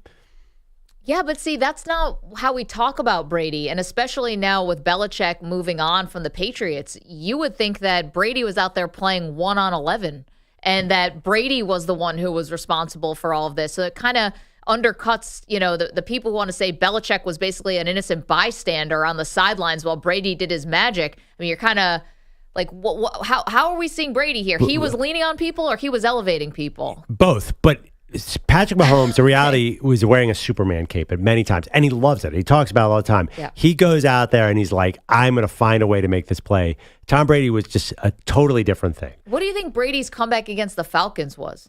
It wasn't yeah, that was good, but that's one game. It's not the same. It's not all me. There was a lot of, it was still within a very team concept. It wasn't like Tom Brady was breaking 3 tackles and throwing the ball left-handed 20 yards downfield to somebody. That's Patrick Mahomes. Is this year Brady as a system quarterback? No, Argument rearing its ugly head? No, Tom Brady played much more controlled football. Yeah, he had that big game, but it wasn't like Tom Brady was doing the things that Patrick Mahomes did, or even the things Josh Allen does. It was a totally different style of football. Okay, but I think it's selling Mahomes short that as his game and he ages, that he's not going to be able to evolve with where his body's at the time. Yeah. And like, he's not going to forget football. In fact, he's only going to get smarter about it. He's going to be great, but he's going to have to be perfect to win all these Super Bowls. And there's no way that he could sustain that. Brady did not have to be perfect. He won a Super Bowl 13-3 over the Rams. The Chiefs are not winning a Super Bowl 13-3. That's never going to happen with Patrick Mahomes. I'm not so sure about that. I mean, they have one good defensive player, one dominant defensive player, and he's 30, Chris Jones, and they can't figure out his contract. They're not winning 13-3 Super Bowls. They are not the Patriots dynasty. Well, this has been a team where the offense has looked at times way different. They have not been a high-scoring team. And to win close Super Bowls, no matter what the score is, I mean, that's where Brady made a living. None of his Super Bowls were blowouts. They were all close. It all took some kind of magic from him, and I think Mahomes is basically doing the same thing. So, honestly, do you expect 6 or 7 Super Bowl rings? Even 6 would be, then you can definitely have even debate. But there's no way he's getting up in that echelon. I can't discount it. The dude's been to 6 straight championship games. Brady didn't do that in his first 6 seasons. Brady did get hurt and missed a season. Like, it seems unattainable now, but if you're asking, is he on the same track as Brady? He's right there. He's right there. Yes, but the thing about Brady was the longevity. I mean, Eli won 2 Super Bowl rings by 27. So I don't even know what it matters. Yeah, but Eli never won another playoff game outside of those 2 runs. What we're seeing from Mahomes is way more consistent. I think you're discounting how abnormal it is what Tom Brady did. To have those second and actually a third act in his career, there's just no reason to expect anyone else to ever do that. Because, yes, Mahomes has probably been better than Brady to this point of his career. But it doesn't matter because Brady kept with it for 25 years. You're right. We're talking about, could Patrick Mahomes ever really catch Tom Brady in terms of 6 or 7 Super Bowl rings? But here's the thing, right? You said we're discounting how fluky, would you say, or fluky that it was for Brady that he was able to do this.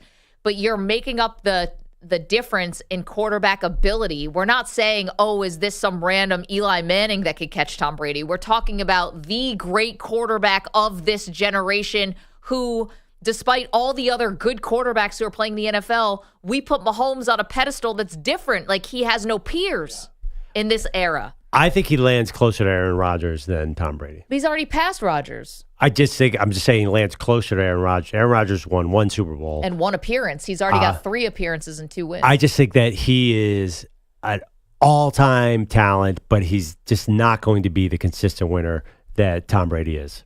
855-212-4CBS, 855-212-4227. EJ, who are you with, me or Perloff? I think Mahomes got a great shot, honestly. I mean, he's young. He's way more talented. Maybe a lot, but I mean, the arm talent, the escapability. I mean, I think the one thing that worries me more than anything else, honestly, is not even anything involving him. It's more of coaching. Yeah, what is the Andy Reid future like? Again, we talked about it yesterday. Florio thrown out there. He might retire. I'm not as worried as much about Kelsey. I'm not as worried so much about Mahomes in terms of his ability to keep his great play up. I'm worried about what kind of coach is he going to get. Is he going to get saddled with some bozos once Andy Reid leaves? And that could change everything. I mean, I think do we have an idea it's going to be Matt Nagy? I mean, do you think that's why the enemy may have left? That would scare the hell out of me. Just saying. I'd be surprised if it was Matt Nagy. You think they're going to hire Nagy? I don't know. I mean, why not bring in Peterson or somebody? I guess Doug Peter. I don't know. There's a lot of other options. But regardless, that's a legit concern. I mean, Andy Reid is not Bill Belichick. They're different coaches altogether. I love Andy Reid, but he's not as good as Belichick. And they're not winning this year. I mean, they are not beating Baltimore. If it's a close game, how are you those receivers on Kansas City, you trust them not to hand away the game? When have they shown you that they have any interest in not doing one of the dumbest plays in NFL history? There's not been a game. You have to put somebody out there who can put Hardman or Tony is going to be playing. They're going to cost you the game. Then Jawan Taylor is going to have 9 penalties, and Donovan Smith is going to have to hold every single Raven. He's going to hold 3 Ravens on one play. There's just no way this team is built to win the Super Bowl. 855-212-4CBS, 855-212-4227. Very confident in the Ravens, Perloff. Well, you're just caught up in how good Patrick Mahomes is and not looking at the big picture, in my opinion. And EJ said it too. It's a team thing that helped Brady. The team is just so much better around Brady, and that, fair or not, that's why he's going to win this GOAT argument. I think Mahomes has the ability to elevate like Brady did. I mean, you're talking about all the boneheads who are, the boneheaded plays. They're not boneheads, boneheaded plays that some of these wide receivers have done. Most recently, the Nicole Hardman reaching out at the goal line and touchback, fumbling through the end zone. But like Mahomes elevates guys. Yeah, no, he does. I mean, listen, everybody on that team is better because of Patrick Mahomes. And he puts guys in great position. You can't blitz him. There's so many amazing things about Patrick Mahomes. But this is a GOAT conversation. It's stupid that we have to denigrate either of them. They're probably going to be one. Yeah, I mean, listen. Aaron Rodgers was 25 and won his first Super Bowl. You probably thought he was going to win 5 at that point. There's young quarterbacks. Dan Marino, in his second year, made the Super Bowl. You probably would have thought he was going to be in 15 Super Bowls. It's just hard. It's just hard to sustain it. He's shown he can do it. The other part, too, is there's so many good quarterbacks in the AFC, and we'll see what happens this weekend against Lamar. And I know that Mahomes lost once to Burrow, but in some ways, I don't know if it even matters. I was going to say, we're in the age of quarterback in many ways, but it feels like outside of Burrow, his peers have not shown that when the chips are all on the table, that they can deliver the way he can. Like I tweeted it on Sunday, and it's how I still feel. He has a Jordan effect where regardless of who's on the other side, he's always going to outplay your best player, especially when it matters most. And we've seen like Lamar. Jordan, I think he's going to keep a lot of guys from winning. Right. And we've seen Lamar struggle in big moments. We've seen Justin Herbert struggle in big moments. We've seen Josh Allen struggle in big moments. Or at the very least, even when he plays well, he still can't beat Patrick Mahomes. Yeah, but Burrow's the only guy. So if I'm looking at these other quarterbacks saying, okay, who's going to keep him out? It's hard for me to find a guy right now. That's not fair, because Lamar Jackson has not been healthy for a playoff in a long time. Yeah, we'll see. This is a big game. This is a much different thing. And it doesn't... I don't even think Lamar Jackson cares about Patrick Mahomes. He's on his whole different thing right now. I do think that there's Burrow, Lamar Jackson, and you're going to have Stroud come up. There's a lot of quarterbacks.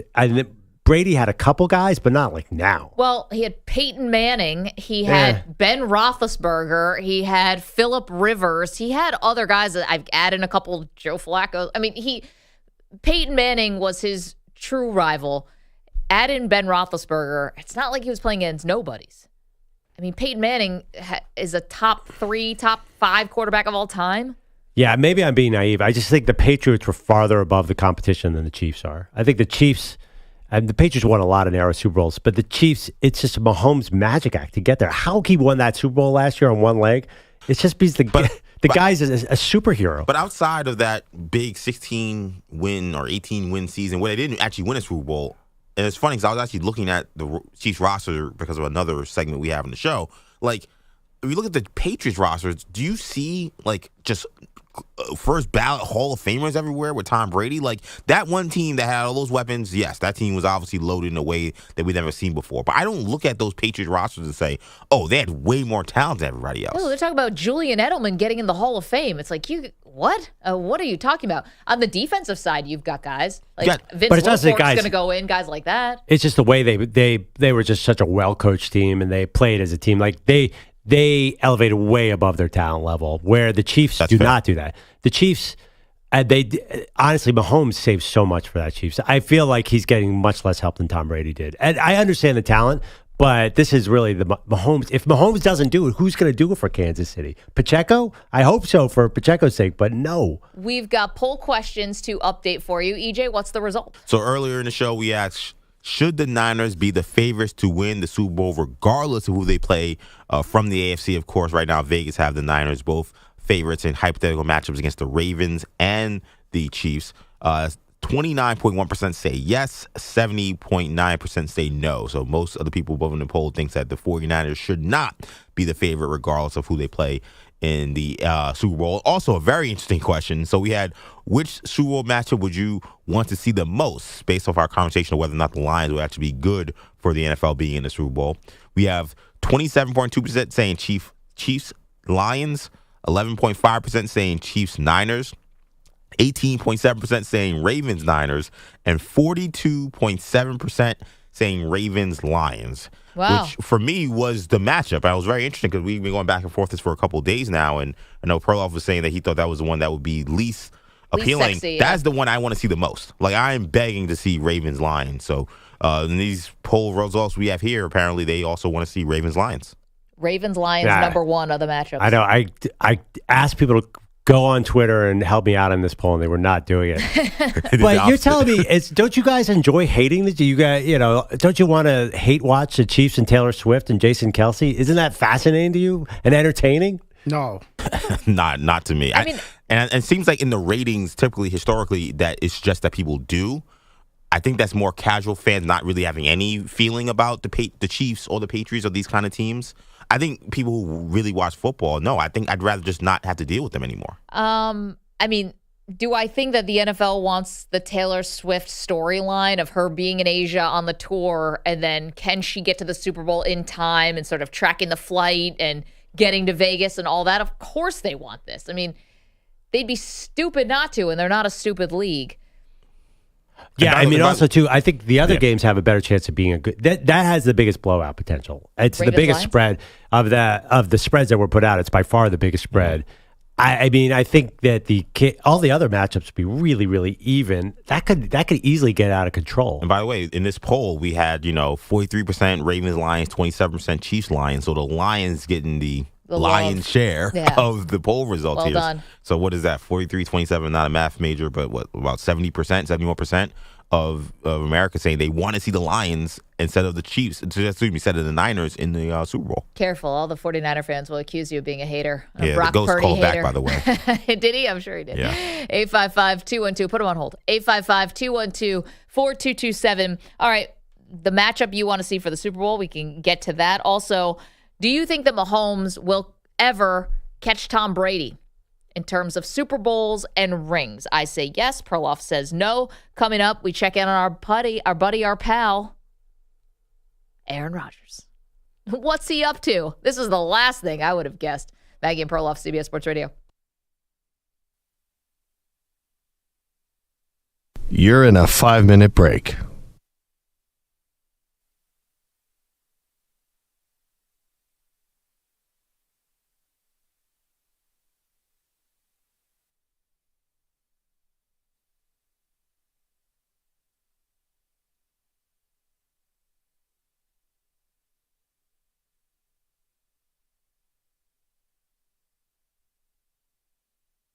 Four minutes, 30 seconds remaining.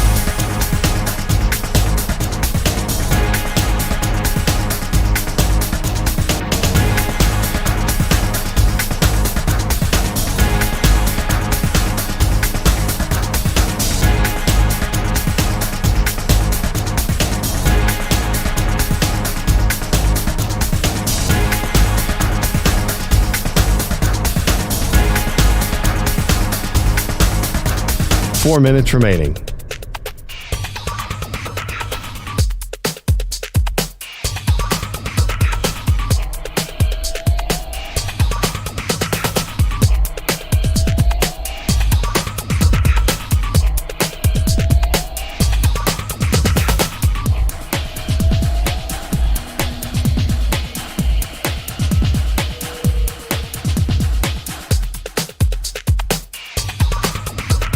Three minutes, 30 seconds remaining.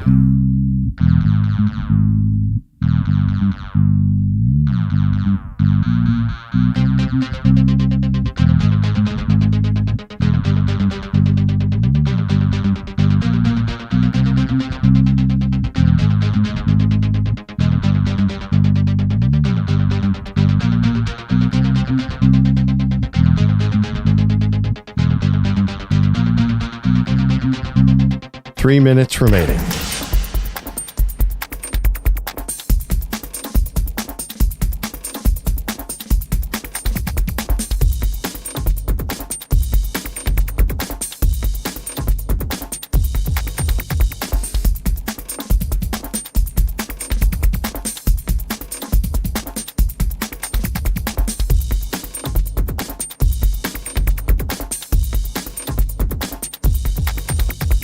2 minutes, 30 seconds remaining.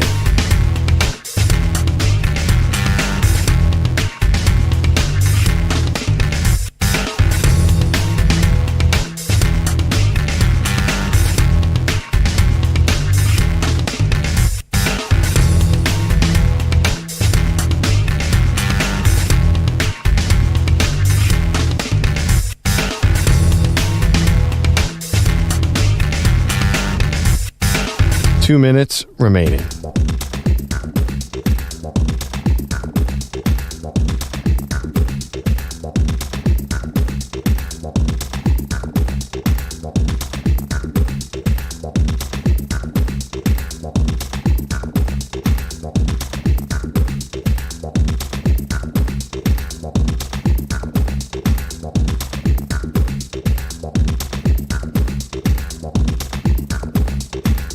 One minute, 30 seconds remaining.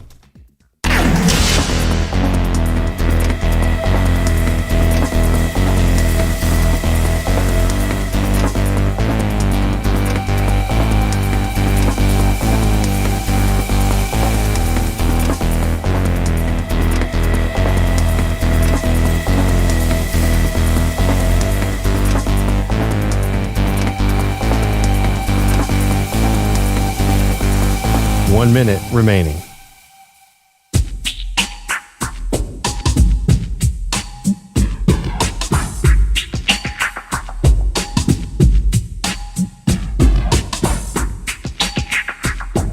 $45 seconds remaining.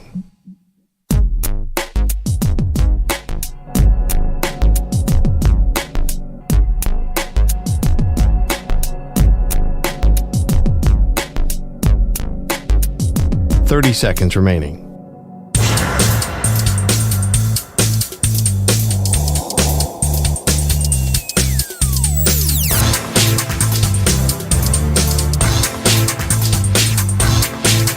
$15 seconds.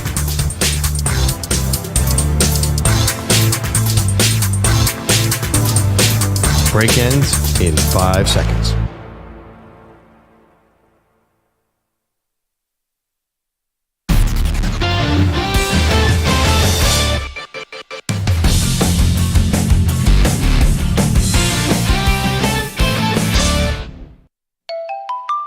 What the f*** is Aaron Rodgers up to today? Didn't see this one coming. Aaron Rodgers treating his Jets offensive lineman, or I don't know if he was treating him actually. They were just playing golf. I kind of assumed that Rodgers picks up the bill there. Playing golf, and this happened. Spun it in. Hole in one. Oh my God. Yeah, you're good.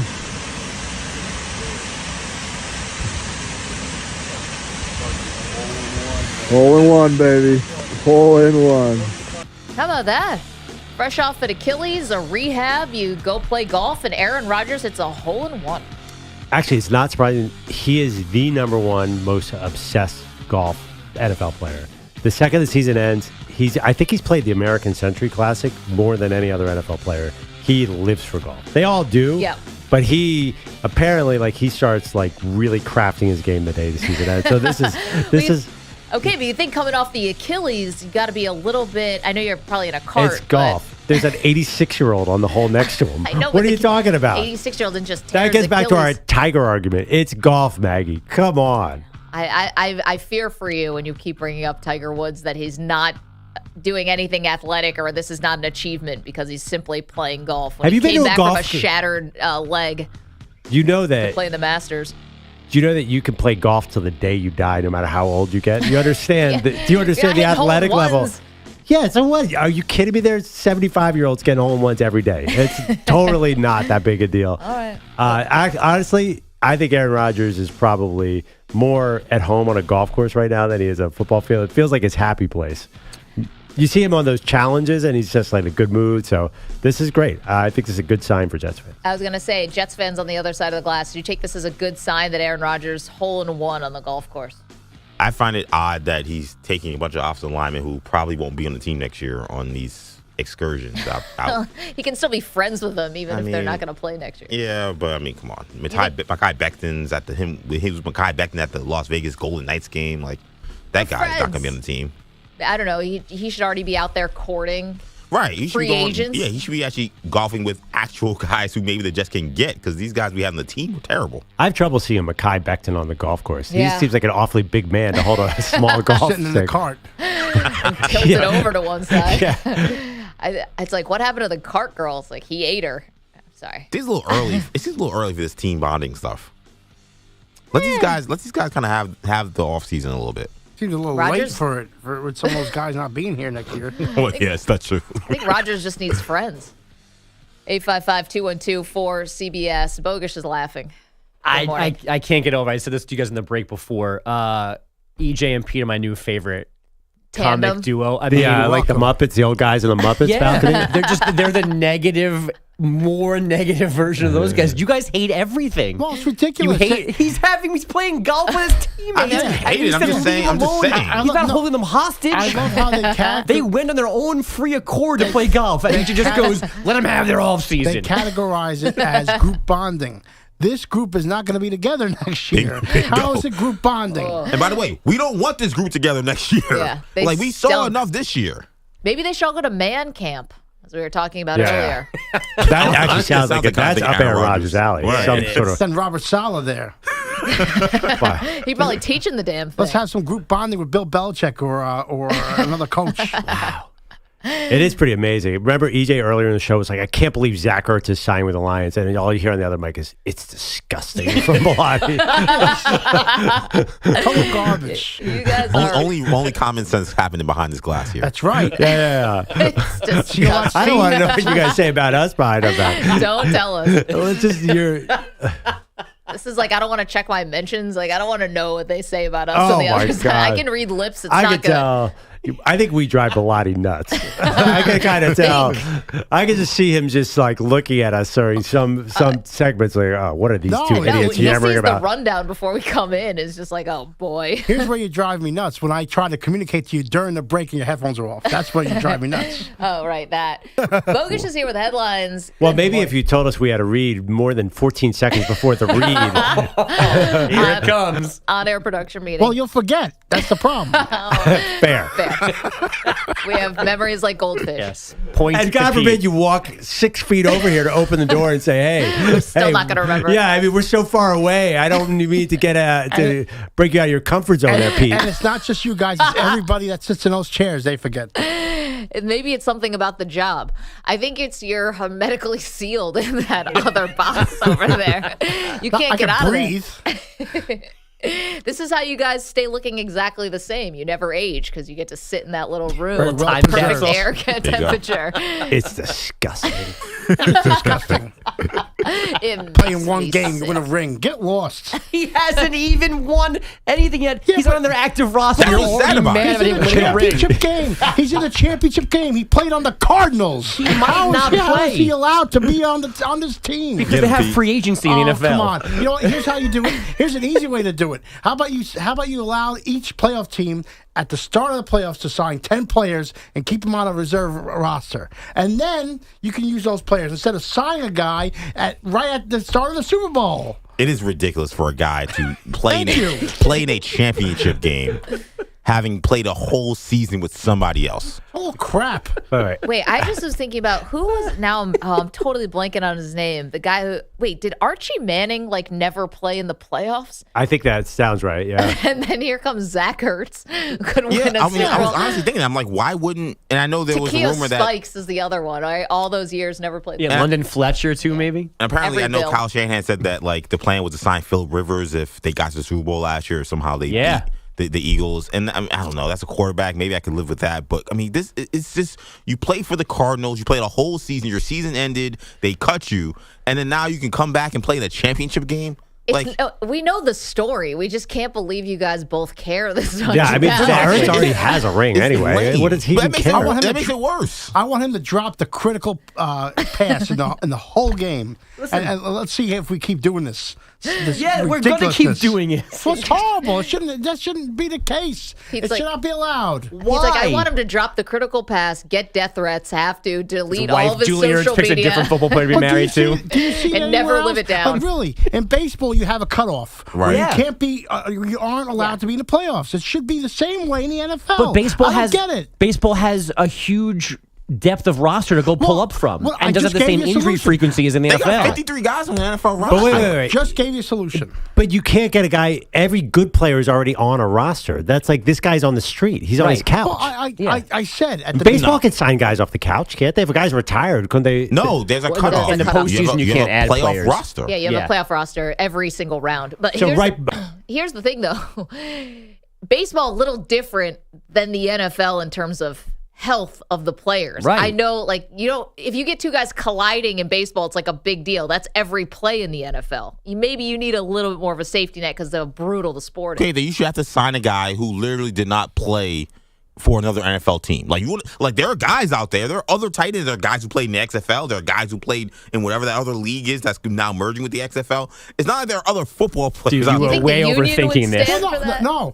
I just brought the union in. All right, it's time for this to go. Let's do some headlines. I mean, we can revisit this if you guys would like. It's disgusting. It is.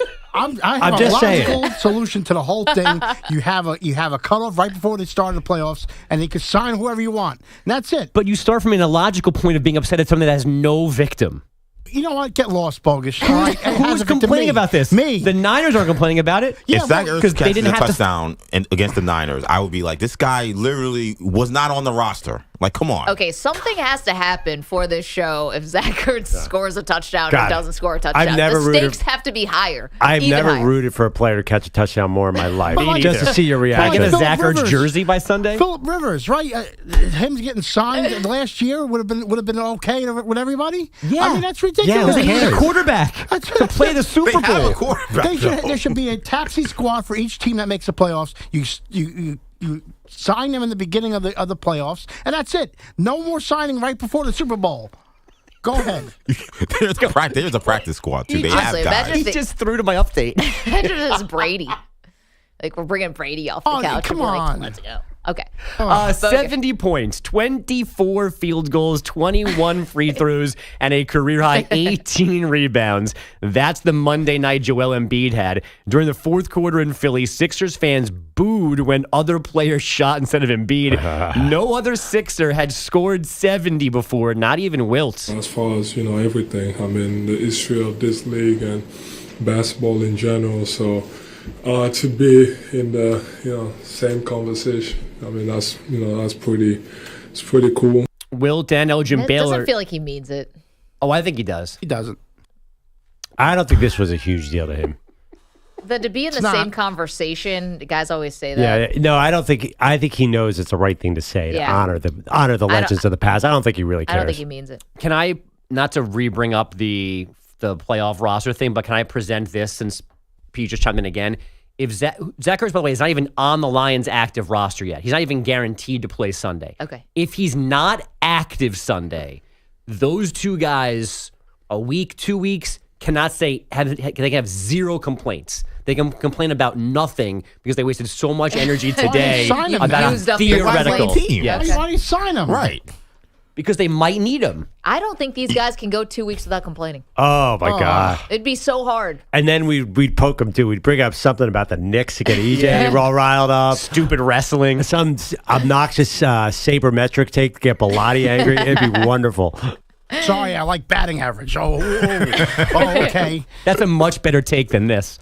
I'll ride with you on batting average, but not with this bad boy. No. You guys could not be serious about batting average. Oh, my God. Can I tell you the one time when I interviewed a fellow broadcaster, I don't think they would mind I said this, and they showed the most disdain for me possible was it from MLB Network? Brian Kenny. And I was like, sabermetrics. I was like, what do you have against batting average? And I was like, I heard the scoff. It's like, It's disgusting. I think Brian Kenny hates. Brian Kenny. Nobody judges hates non-analytics more than Brian Kenny. I can't believe you said that. You said that to him? I did say Who it. cares if Ted Williams hit 353? I mean, who cares about that now? Now all of a sudden, because he has a 7,000 WAR, that's the only thing he can do in baseball. 7,000 WAR would be incredible. Shohei's on his way. We had to make up a rule in baseball about the shift, right? No one could bunt into the shift or away from the shift and maybe get a double out of it. Yeah. We had to make up another rule where you can't move the infielders around. That's what's going on in baseball these days. Go ahead. Thanks, Pete.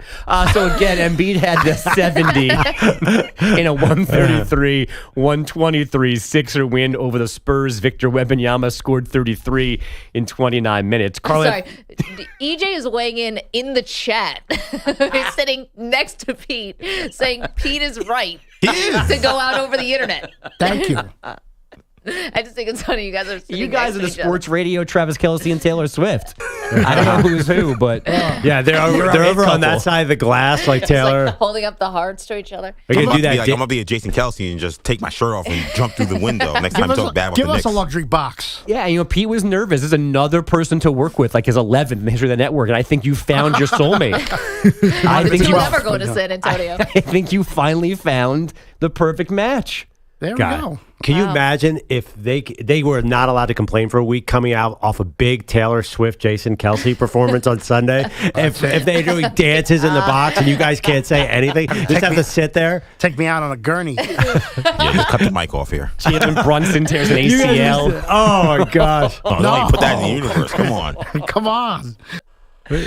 It's apparently a clean sweep at coordinator in Philadelphia. Demoted defensive coordinator Sean Desai was let go over the weekend, and now the Philly Inquirer says Brian Johnson will not get a second season running the offense. Former Commanders head coach Ron Rivera said to be among the candidates on D. Bengals OC Brian Callahan expected to be the Titans' next head coach. They are ironing out the final details after a second interview yesterday. Cowboys DC Dan Quinn was supposed to meet with the Titans tomorrow. He still has the Commanders and Seahawks on his schedule. And the Niners don't know if Deebo Samuel can face Zach Ertz and the Lions on Sunday, but the receiver does not have a fracture in his left shoulder. Now, in the pre-Zach Ertz times in Michigan on Sunday, Lions fans in Grand Rapids lost the NBC broadcast for roughly 25 minutes. Wait for it. WOOD TV. Yes, that's Wood TV, which sounds like something other than an NBC affiliate. Lost the signal.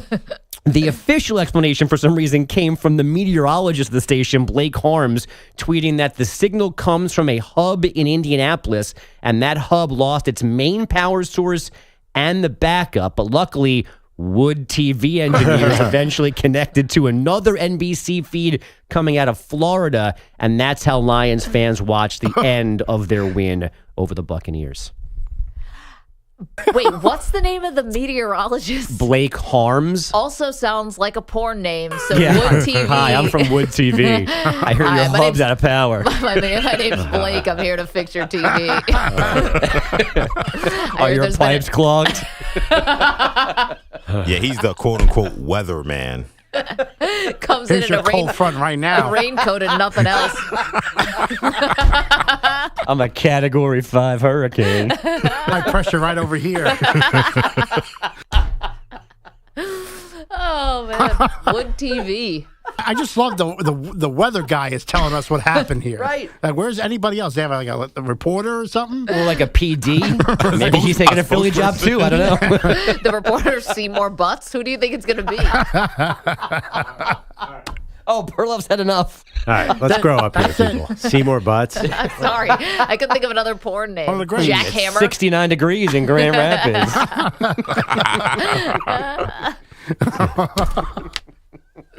It's disgusting. It's like, wait, I thought we were watching the game. Now it's Debbie Does Dallas. Movies from 1978. It's not the Heidi Bowl. It's different. Everybody loves Raymond. The Holy Roller. What a day. Men's number 3, North Carolina. This doesn't matter. Still went rolling. Their win streak is 9 after an 85-64 rout of Wake Forest. And this was not supposed to happen on ice in Arizona. Here's Letang. Now it goes into the Pittsburgh net. It's their own goal against the Penguins.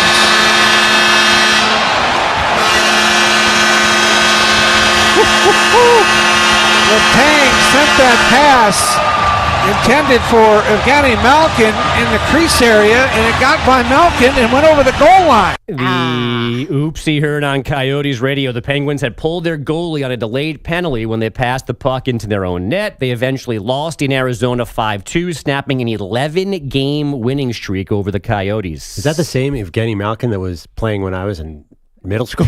Yeah, that guy's been around forever. Still Sidney Crosby too, but he's good. I think Malkin's just really clinging to life right now. Are they so senile they don't know which goal to score? Just kidding. Yeah, that was an insensitive in the era of head injuries. Jeez. Sorry. Jeez, Maggie. Thanks, Whoa. Perloff. I mean, listen, just go relax with a little wood TV and let something show. Do you think they had wood TV in the darkness retreat? Aaron Rodgers would Definitely a man camp. He left out that detail. Yeah, at man camp. That's all they show is wood TV. Yeah. Do you know that there's like thirst trap things that I'm sure are just for women in our algorithms for Instagram and stuff where it's just guys chopping wood? Do you guys know about this for women? I do not. Unfortunately. Not knowing about this, no. Well, it's out there. Ask your girlfriends and your wives. Sure They've definitely seen it. I'm sure they know. I'm sure she has. It's guys who can... This could be a Maggie thing. You think totally positive around it? I don't know. husband. I'm on my wife's phone all the time. I don't see any men chopping wood. I see other things. Is she from Rochester? Yeah. Big up there. A lot of ads for flannel. What's going on here? I mean, every woman has a man chopping wood on their phone. What are you talking about? All right. Ha, ha, ha, guys. Check that with your wife's algorithm. I bet that dude's in there. Chopping wood for wood TV. Yeah, you don't like Jason Kelsey. He seems like a wood chopper. No, this guy's different. All right. These dudes. Zach Ertz? Zach Ertz could definitely chop wood. Yeah. A little more like Zach Ertz. You're getting warmer. All right. With Zach Ertz. 855-212-4CBS. 855-212-4227. Okay. We have football news for you. Don't move. Maggie and Perloff, CBS Sports Radio. You're in a 5-minute break.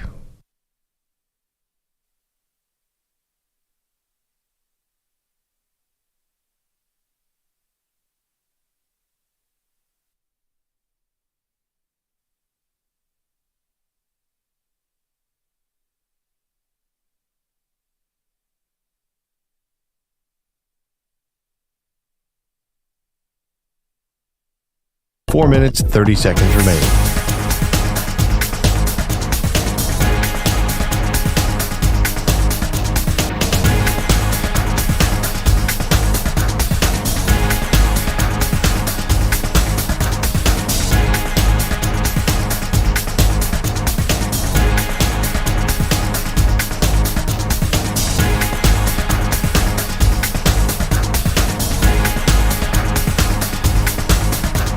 Four minutes remaining.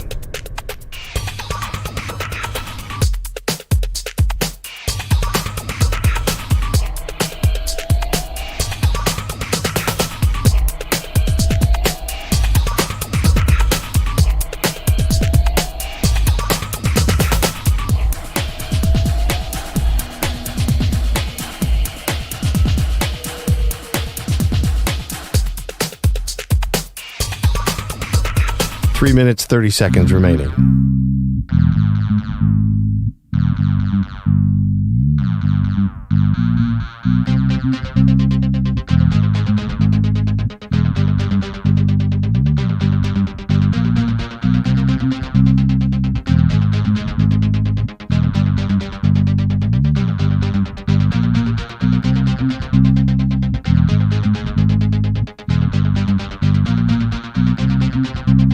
Three minutes remaining.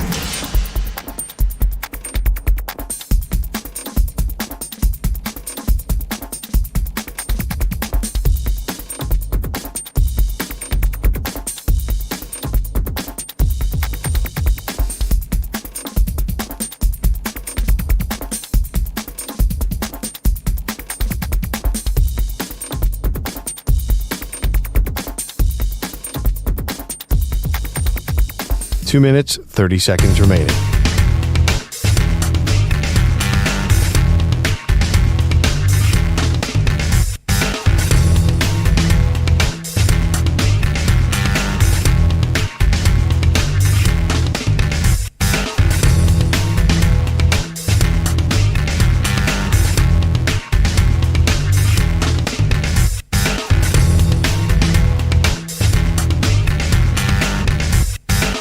2 minutes remaining.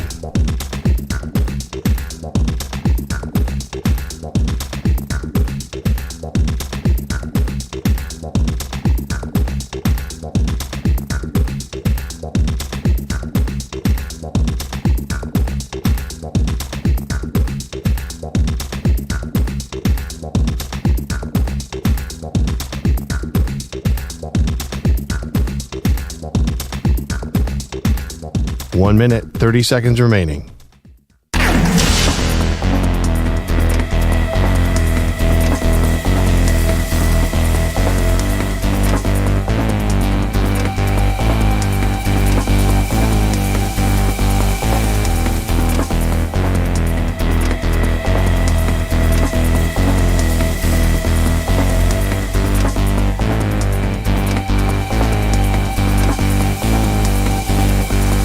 One minute remaining.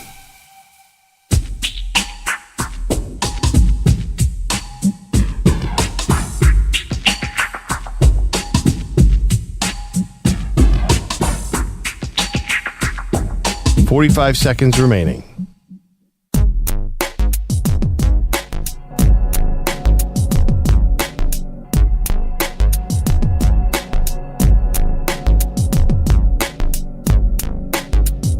.30 seconds remaining.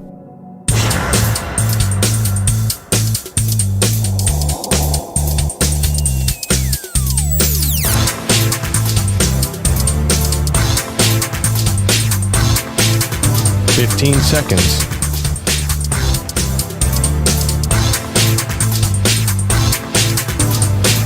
Break ends in 5 seconds.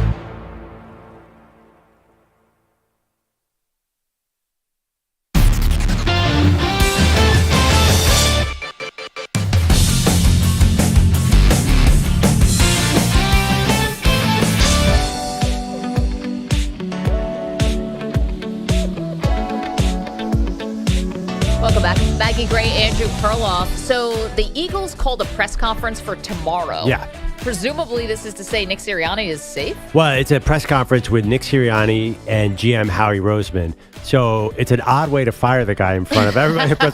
First question, let's go to Howard Eskin. Yes, are you bringing Sirianni back?